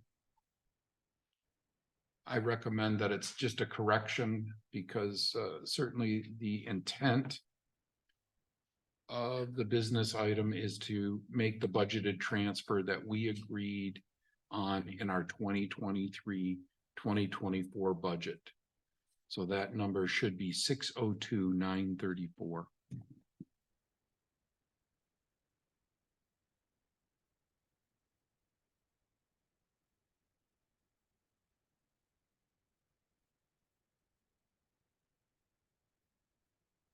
Did you make the motion?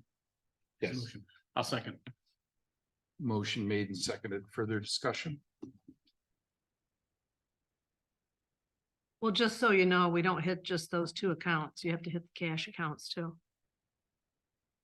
Those are transfers in and out, but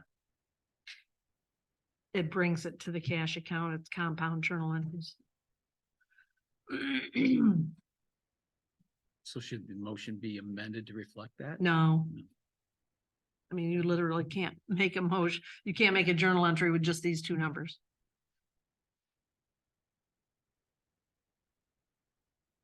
But you can take care of the task with these two numbers, correct, Cheryl?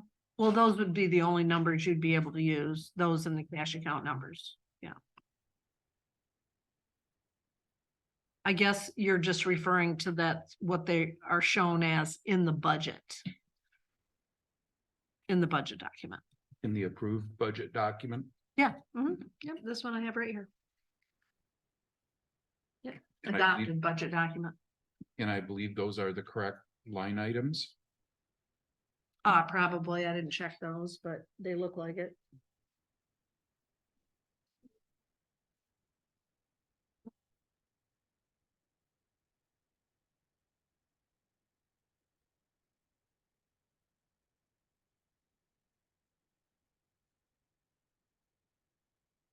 Yep. So does everybody agree that? Okay. Roll call when ready. Okay, I have another question. So I believe in the packet, you wanted it to be effective a certain date. Otherwise, it would be effective like after this, sometime after this meeting. When is it going to be effective? I would think directly after this meeting at With the your vote. earliest convenience. Right. Right, and Right. it'll show that it was approved this date and all that. Okay, No, all it right. was actually approved at the budget time. And I don't know why this is, this is a question. The budgeted transfers have to be approved by the board via motions. Even after So- we approve it in the. We've budget. always, yes, they've We've always, done that, but I wondered why. well, because this is an appropriation. It's not a mandate to spend. Okay, This is, you adopt this budget under the General Appropriations Act of the township, not as then you're gonna go out and spend it. In some cases, it doesn't get spent. So if it wasn't gonna get spent, then you don't want it automatically being spent. See what I'm saying? But a transfer was not a mandate to spend. That's right. It's a moot That point, amount could really. change. It's a That moot amount point. could, I just you know, felt the it bud- was an extra step The that we'd board- already approved. No, I believe it's in the law that the board has to approve budgeted transfer. The board has to approve budget amendments. Well, for They sure. have to approve budgeted transfers, because all that is you're saying on the day that we adopted this, this is what we think we're gonna do. And then when you get to the date that you're actually gonna do it, maybe that's not the number. Maybe you've got some other number for some other reason, or something, you know what I'm saying? So it's all subject to what's happening at the time it's brought. You know, maybe some major catastrophe happened and some of the money got spent out of the general fund allocated to this for some horrendous emergency or something like that. And then you weren't able to transfer all of it. So it's not approved with the adoption of a budget. Roll call when ready.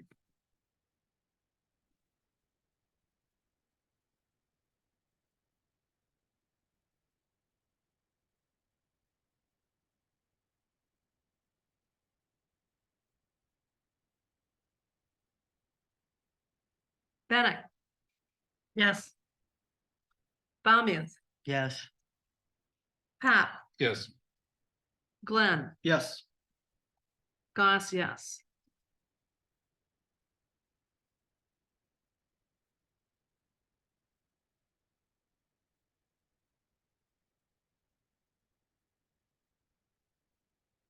Okay, so. I will make a motion to. Okay, are we on the next agenda item Yep. then? New business number 5.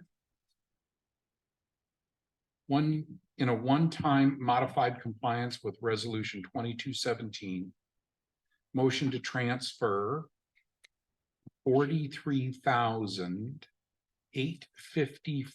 $43,854.65.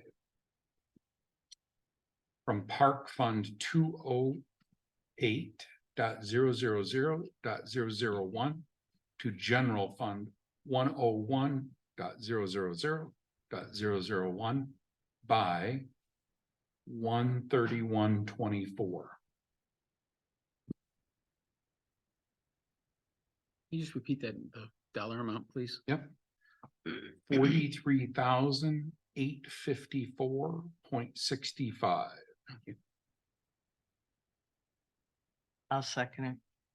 Motion made and seconded. Further discussion? Yeah. This transfer we just approved of the 602, Yep. Mhm. 934 brings our general fund down and increases our park fund. With the negative of $347,943.23, the park fund is currently sitting at. When you transfer in the 602,934, it will now be sitting at $254,990.77. Please keep in mind that 602,934 that was transferred in has nothing to do with the money that was transferred out from the park fund into the general fund. Incorrect. No, it's not incorrect. I just pulled it up and I looked at our budget sheet and it just shows the money that's supposed to come in and why. It doesn't say where it came from. I disagree. Well, that's perfectly fine. You can disagree. If I could just weigh in on that, Della, in your adopted budget document And I'm looking at it. on page 22. no, this one doesn't have the page numbers on it. I don't know. Anyways, it's the last page of the 208 fund. And Oh, okay, never mind. I see where it says 325. 894 transfer from park fund to general fund. So this is effectively paying back the park fund for the money that was taken. Yes. yeah, right. I have a question. I mean, I've got a whole page of Common Core math going on here to keep up with this. And I don't see the point. And I've never been given a good reason why we are transferring out 85% of park fund into general fund every year and then having to turn around and transfer it back in order to be able to operate the park. Give me one good reason why that is happening.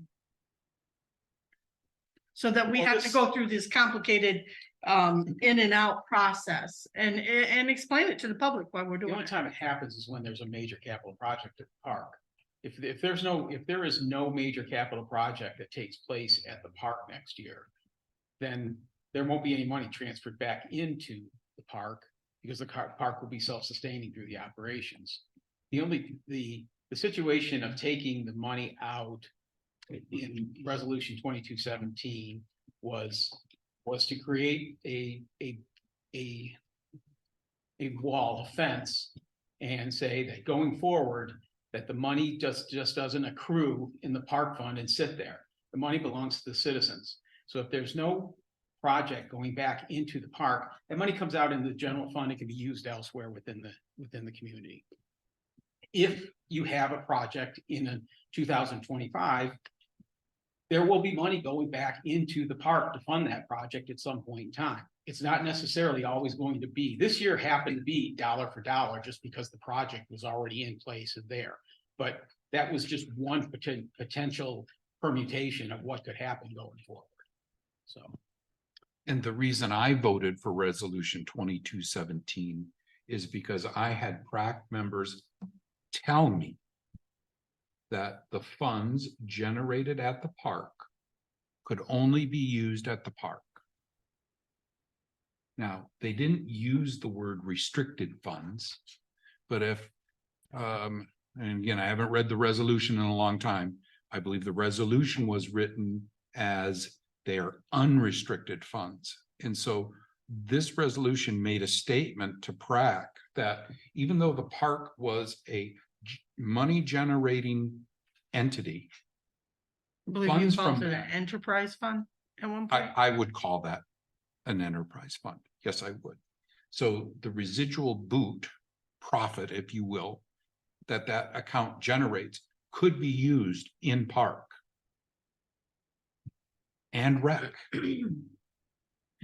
So the resolution was written so it comes back to the board, and we are ultimately responsible, all of us here, for the expenditure of money, whether it's taxation money or whether it's enterprise money. So what's the second set of books that keeps track of what the money is that goes for the park that will someday maybe come back for park projects? There is no second set. Why does a second set of books need to Because be made? in the past, you were able to see very clearly how much money was sitting in a park fund, what was generated, what was spent. Now you take the money out and you put it in general and it becomes a larger pot for general. And it shows that the park has no money. Very little operating money. Well, let's say that you do have a project come along. We want to expand the park. We want to put 25 more campsites, or we want to upgrade all the electrical to 50 amp, right? And put another bathroom in on the other side of the park. We've got some expansion ideas. Well, when you look at how much money does the park got set aside for these type of things, there's $0 there. Because all the money, when you look at it, has been moved someplace else. It's correct. So you do not have, that's why I said a second set of books, saying we moved 325,000 this year, we moved 400,000 this year, we moved 180,000 this year, and it's all just sitting in there That's waiting not- for a project. That's not allocated for the park. If It should be, Don, is what I'm saying. That's right. Park revenue. It should be used for our parks and recreation, and on a rare occasion, if you need to borrow from it, for other improvements for within your township. It is fee generated money being commingled with taxpayer money. it's enterprise profit to the township that for this. But the to go township into is the- not supposed to make a profit, Don. We're nonprofit. We're not supposed to go in the red, obviously, but the other thing, I'm Put it into sorry. the general fund, so then you can reallocate capital funds as needed throughout the. but we've never had a situation where that was necessary. The other thing it does is when the public looks at our bank statements or looks at our cash flowing reports and they go, why in general fund do we have, why are we paying an admin fee? They have so much cash sitting there. Why are we paying this? We're not their bank. So what it does is it distorts the image of how much money we actually have in our general fund and any of these other funds. I mean, we might as well eliminate all the other funds, Don, and move all the money into general. It doesn't, the scenario doesn't work for me with all the other funds, just like it doesn't work for me with the park fund. I objected to it when it happened, and I think it's ran its course, and I think it's time to reverse it. I don't think we need to be playing this in and out game. I don't. It's going to be my opinion all the way through. Obviously, I will do whatever the board, you know, votes to do, but it's not right. Sure. Okay, so what we have here is Don on October 11th of 2022 brought this resolution to take, well, he wanted to take 100% of the unexpended revenue. He wanted to gut the park fund on October 11th of 2022 and put that, forget about the fact that we've got this boat launch project that we know, we had almost $400,000 sitting in that was carefully managed, careful management of the park brought about that balance of money that was, when I started, there was $33,000 in the park fund. And when I quit, there was almost $400,000 in the park fund. And it was for mainly to make sure we had the money for the boat launch project so we could get that project done and recoup $200,000 of it, which no one else has brought a $200,000 grant into this township since I've been here, except for that one.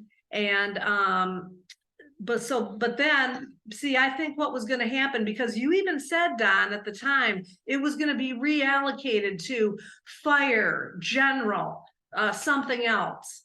And so you had no intention of spending that money on the boat launch project. But then 2 months later, all of a sudden there was an about face of 180 degrees and we're putting the boat launch project out for bid.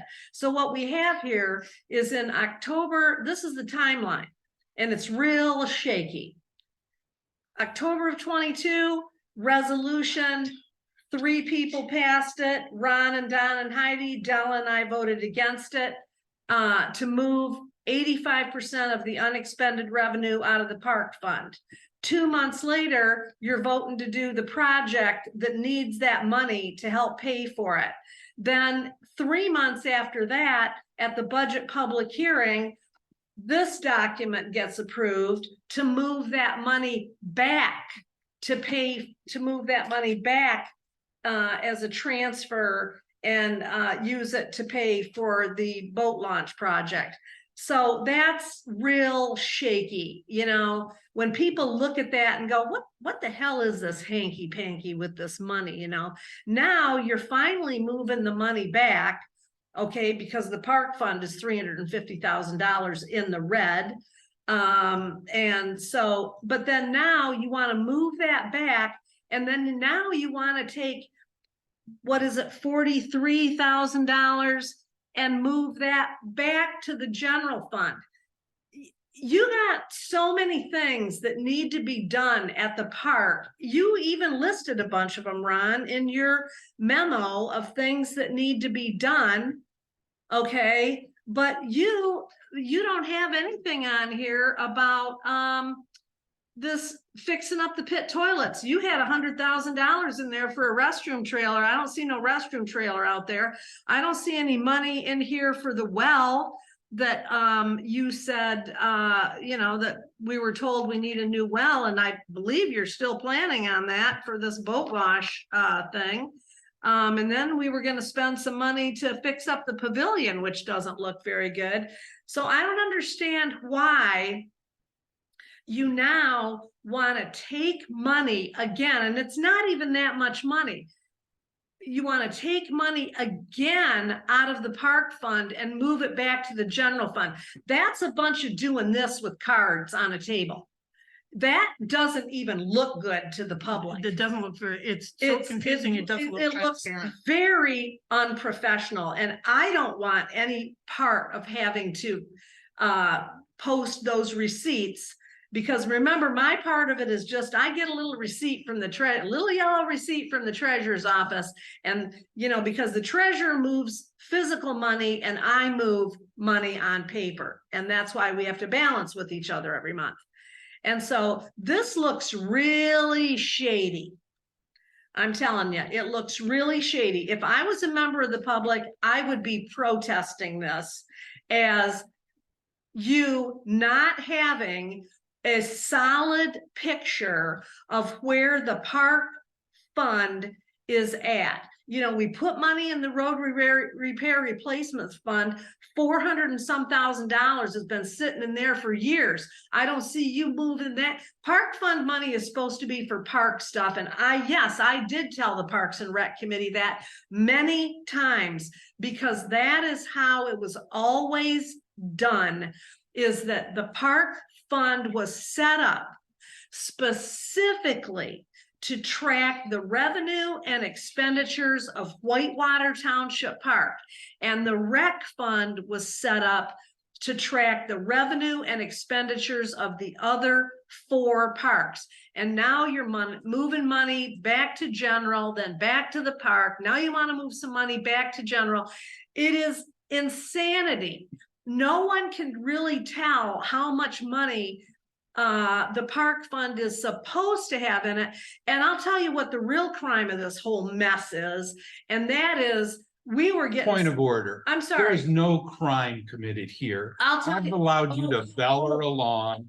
I'm gonna finish what I got to say. Yeah, It's- yeah, you will. it's Point of my- order. It's We'll my call them. opinion that it is a crime. You lost all of the interest on that 300 and some $1,000. You lost all of that interest.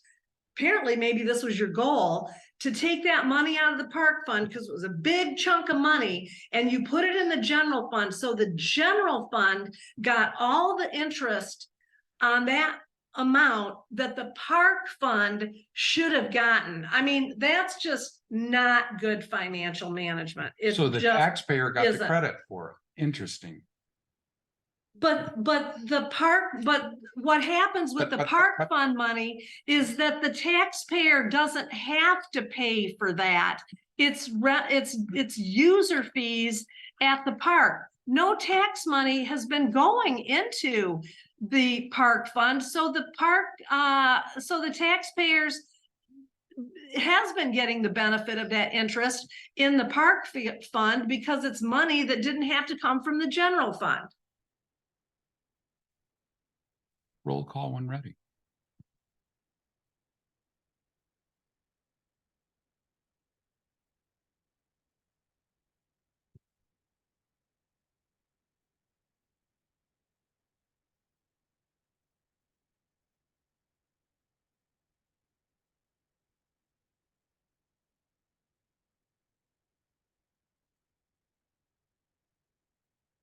Who seconded that? Baumut. Pop, Yes. Bennett, No. Baumut, Yes. Goss, no. Glenn, Yes.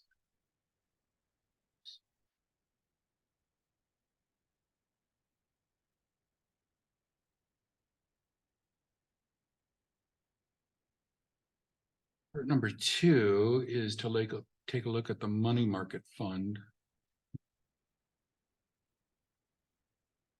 for similar compliance with resolution 2217.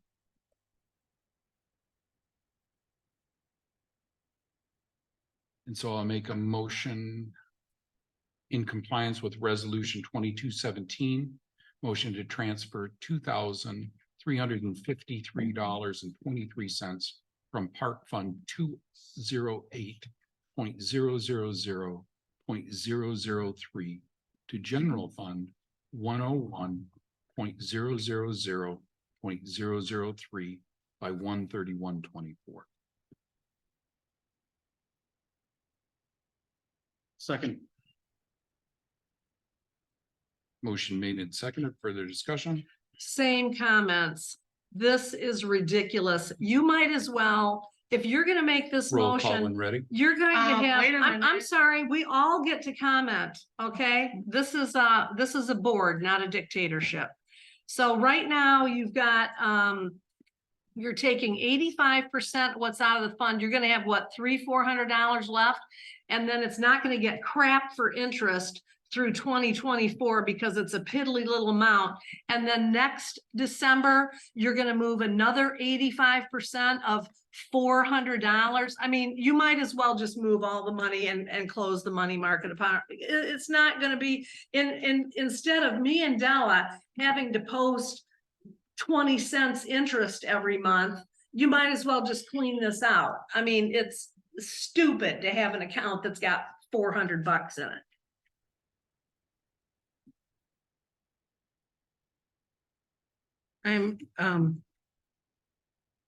Basically, I'm going to reiterate without using all kinds of words here.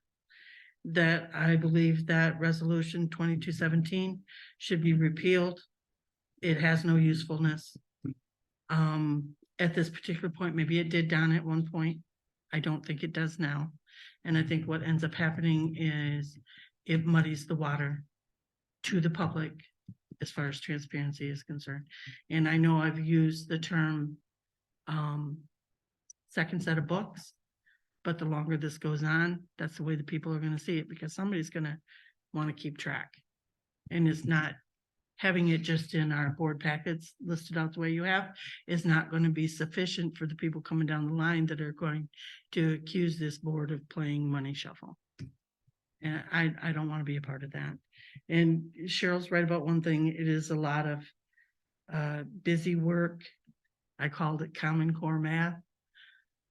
And it kind of is. So for those reasons, I'll be voting no on this.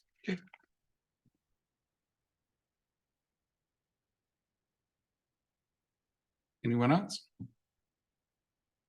Roll call when ready.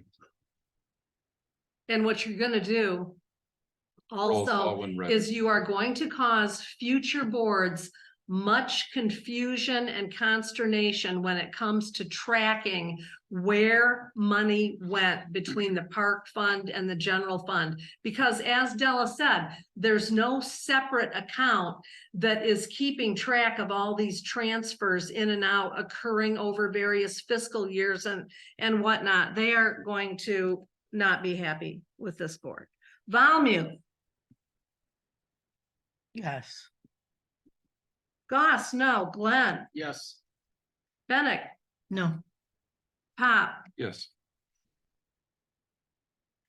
And future boards may not have to deal with somebody who Careful. We're moving on. Yep. has restricted funds in their veins.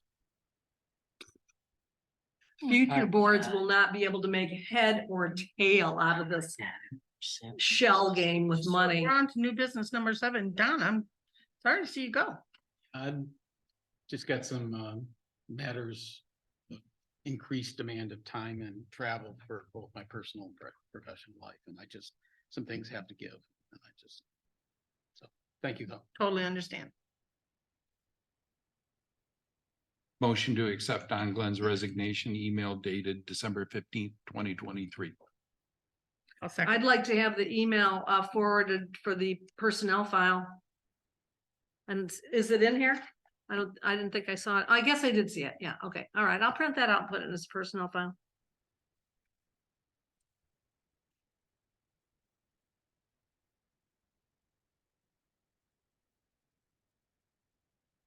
I would like to extend a sincere thank you. Thanks. Did we vote on that motion? No, I thought so. Any other questions or comments? Was my motion seconded? I Or did was not. it interrupted? Yes. Ardella. No. I got don't know. it. She's signing it. Roll call when ready. Goss, yes, Glenn, Yes. Bennett, Yes, Pop, Yes. Bamu. Yes.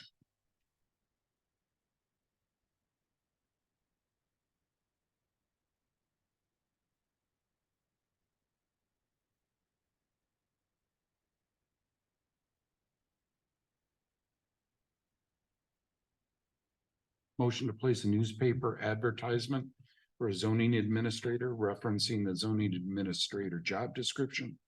Approved 12/12/23 in 2 local newspapers over 2 consecutive weekends, beginning January 12th and January 19th, 2024. I'll second the motion. Motion made and seconded. Further discussion? yes. I know you're looking at the back end of this agenda and thinking, ooh, we're almost ready to go, but I have some concerns over this memo and the 3 motions that are listed here. Our current zoning administrator gave you his new contract, which would include code enforcement, and it has not been brought to the board. This was done back in October. So it'd be November, December, and now January. Maybe not it was been on our in the agenda. November packet. Maybe, His new contract was not, maybe in the November packet. no, it was not. But, you know, Has and I been kind of very- like to know why. We have a sitting zoning administrator, and this just seems not right. It's wrong to not even look at the current zoning administrator and say, we're thinking about going someplace else. When he's not been formally told, we're unhappy with you. And we want to look someplace else. It just, that's like having an office manager and you put an ad in the paper for a new office manager while that office manager is still working for you. How rude is that? That's just wrong. Ethically, that feels wrong. And shouldn't that be a discussion with the entire board that we want to look elsewhere? Not just, hey, I want to put an ad in the newspaper and look for somebody new. We have not had this conversation at a board level. It doesn't feel right. It feels shady, and I'm not calling you shady, Ron. I'm saying the circumstances doesn't feel right. It's not something I would ever do to an employee. It's not transparent. And it feels like the system is being manipulated a little bit here in order to set up a scenario that would replace our current zoning administrator. And I don't like it. And I'm not for doing this until we actually have an honest conversation about it.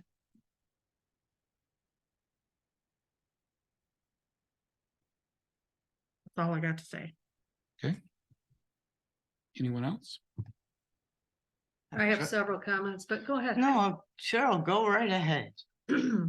Well, I guess, why are you requesting that this be posted?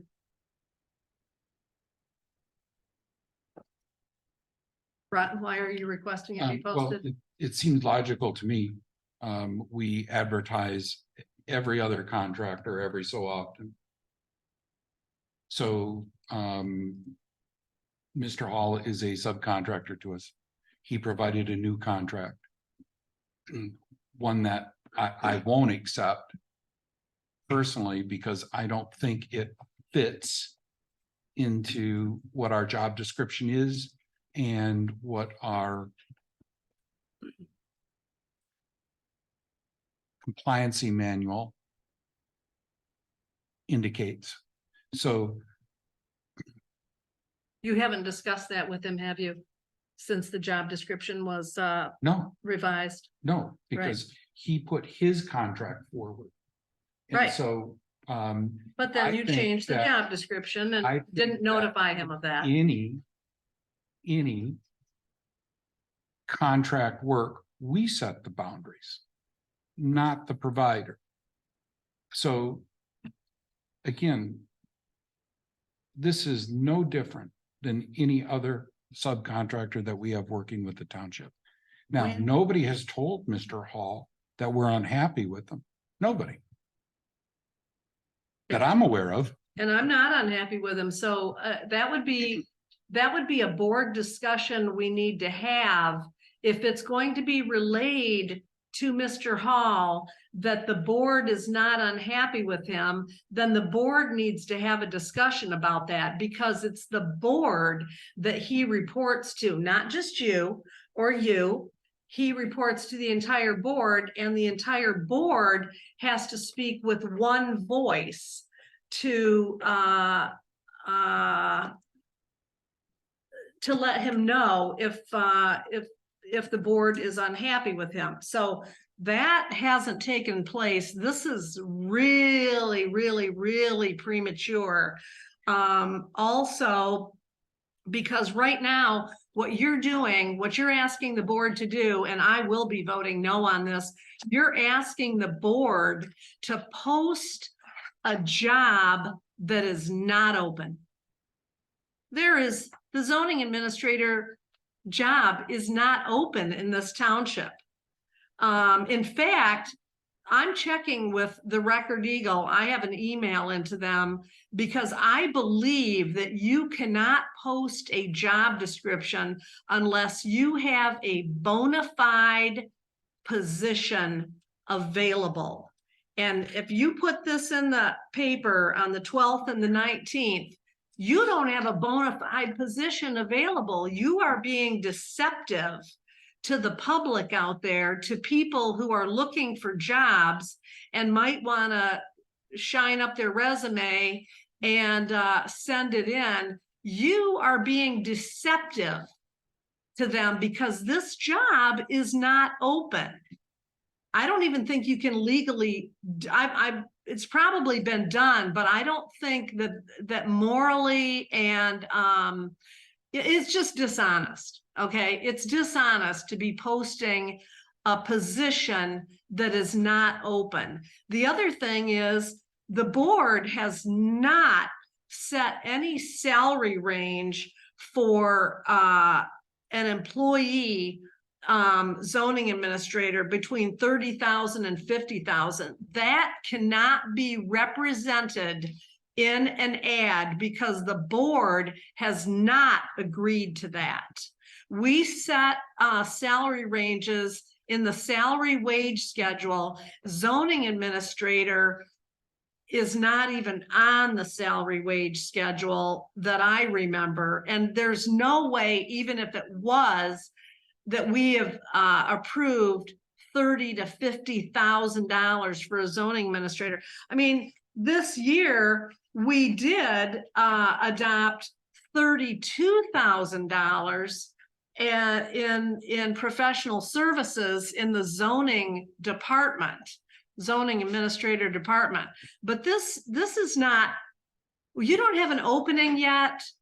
And you are being deceptive to the public if you put a job out there for a position that's not open.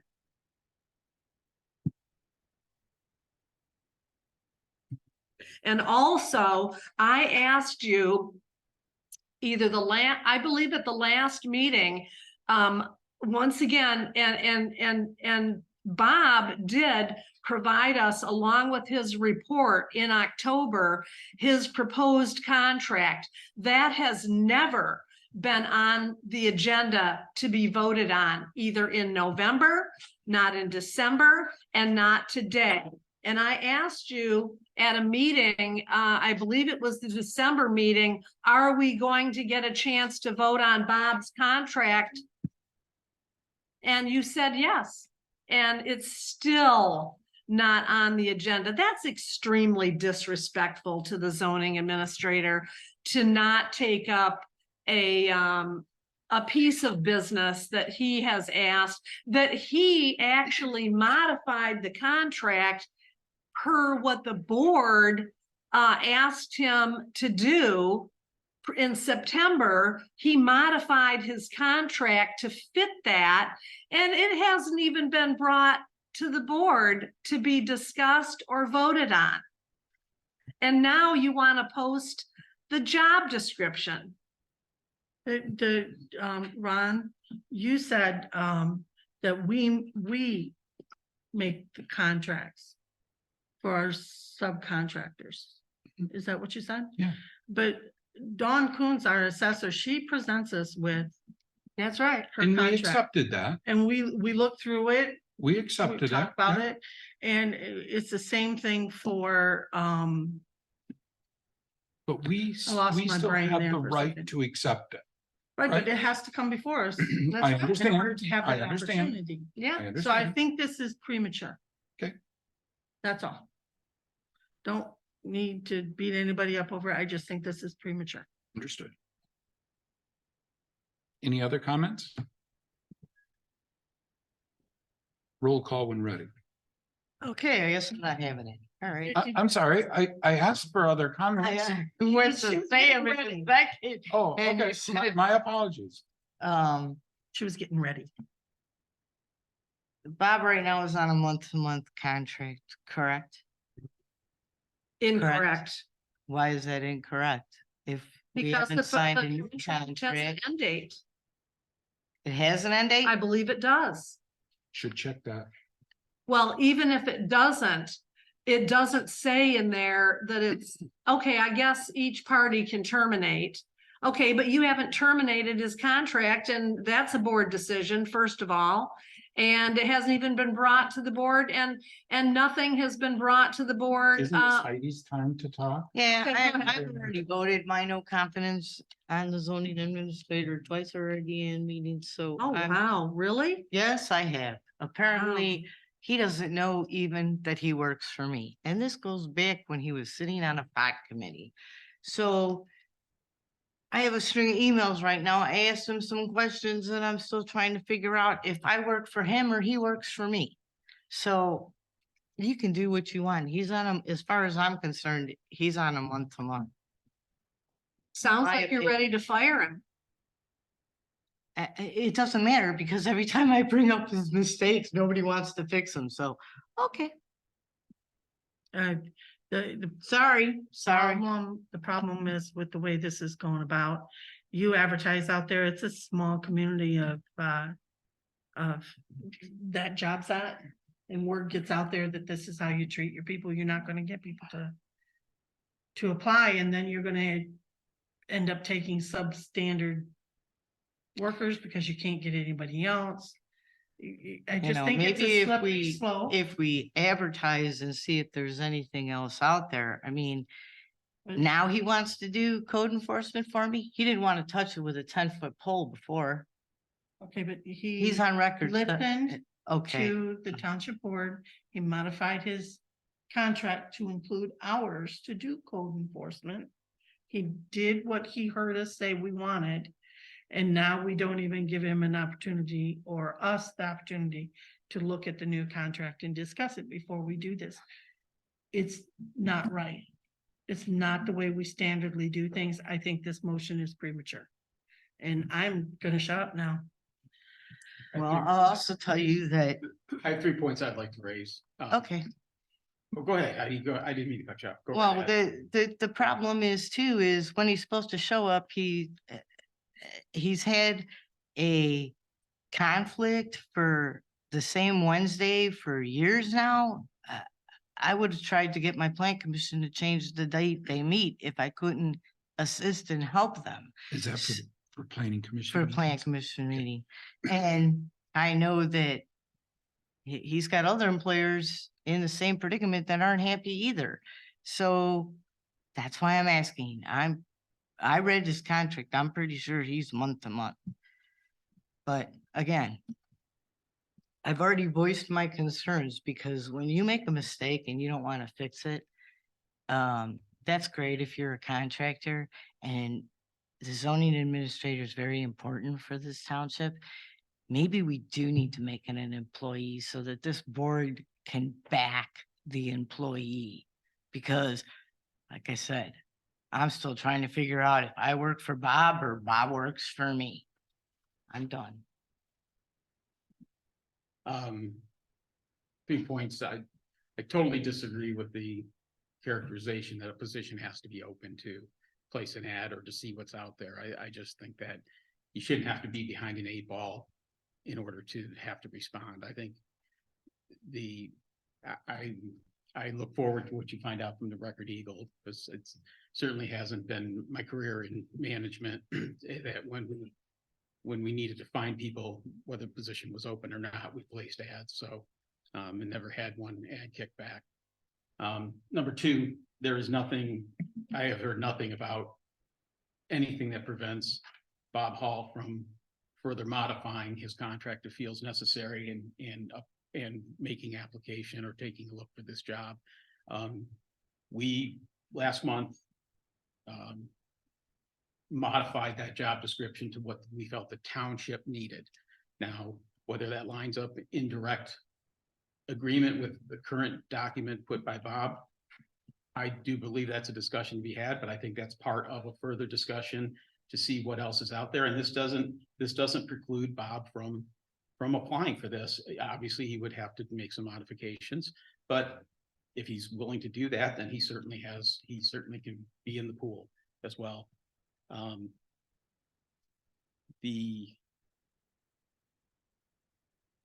lost the third point I was going to make. I should have wrote it down. I'm sorry.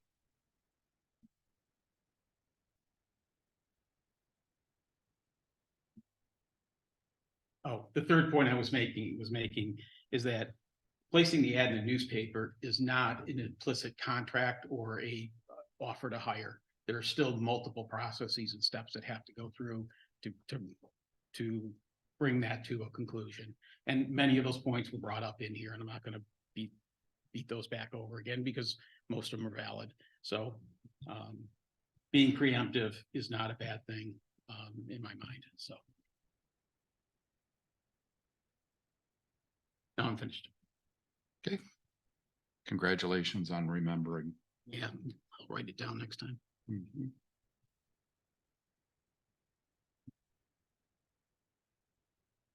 Roll call when ready. Glenn, Yes. Pop, Yes. Goss, no, Valmute, Yes. Bennett, No,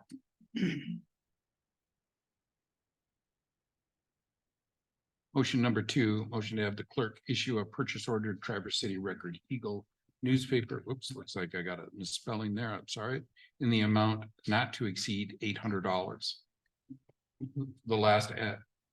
So that's my motion. I'll second that motion. Motion made and seconded. Further discussion?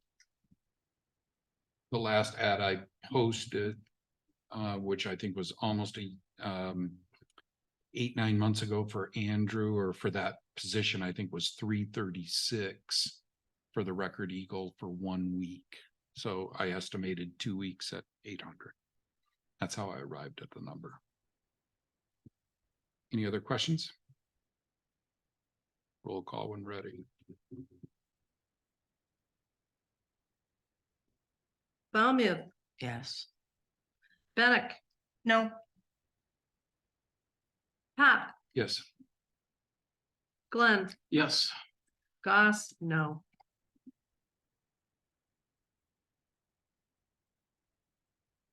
Motion number 3, motion to have the clerk issue a purchase order to the Elk Rapids newspaper in the amount not to exceed $300. I'll second that one too.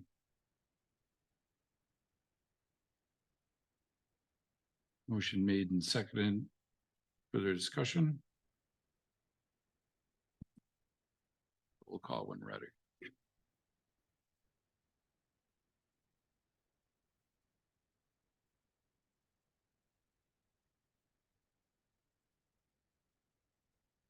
Goss, no, Valmute, Yes.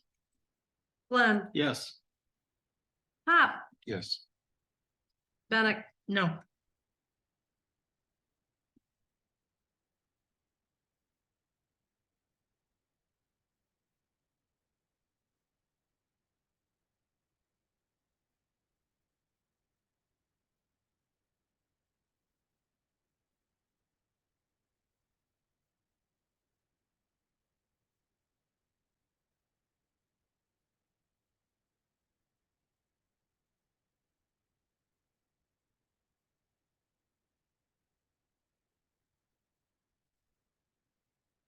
Tabled items are none. Board comments and discussion.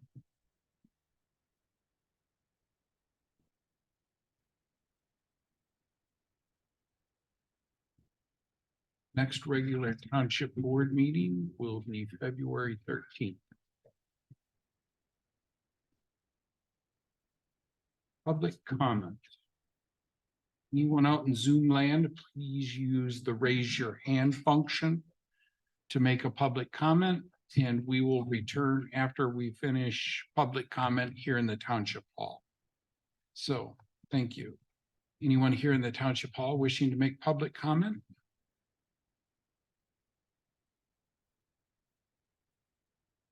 Lois McLean, 5919 Linderleaf.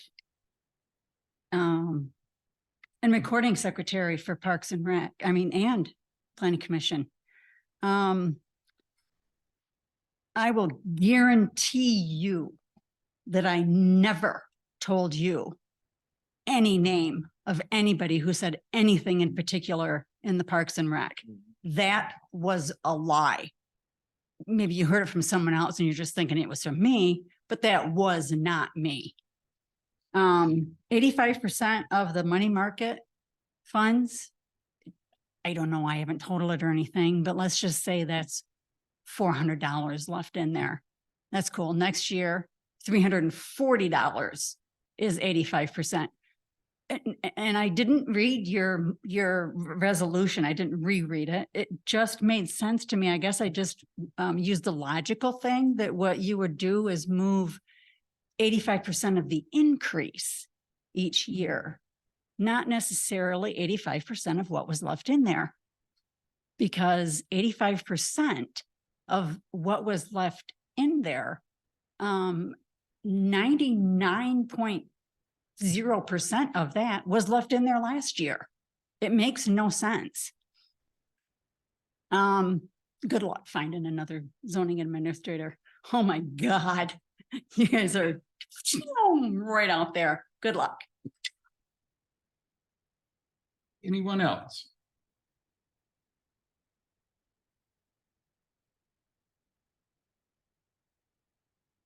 All right, folks out in Zoom, anyone with their hand up? I see none at this point. And so we will motion to adjourn. I'll make a motion to adjourn. And I'll second. Motion made, seconded. Further discussion? Roll call when ready.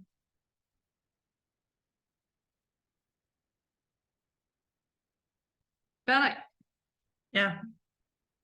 Goss, yes. Glenn, Yes. Bauman, Yes. Pop, Yes. 1:38 PM. Yeah. Thank you all. Your machine didn't shut off. What? Your machine never shut off, right? Yeah, because I have it plugged in and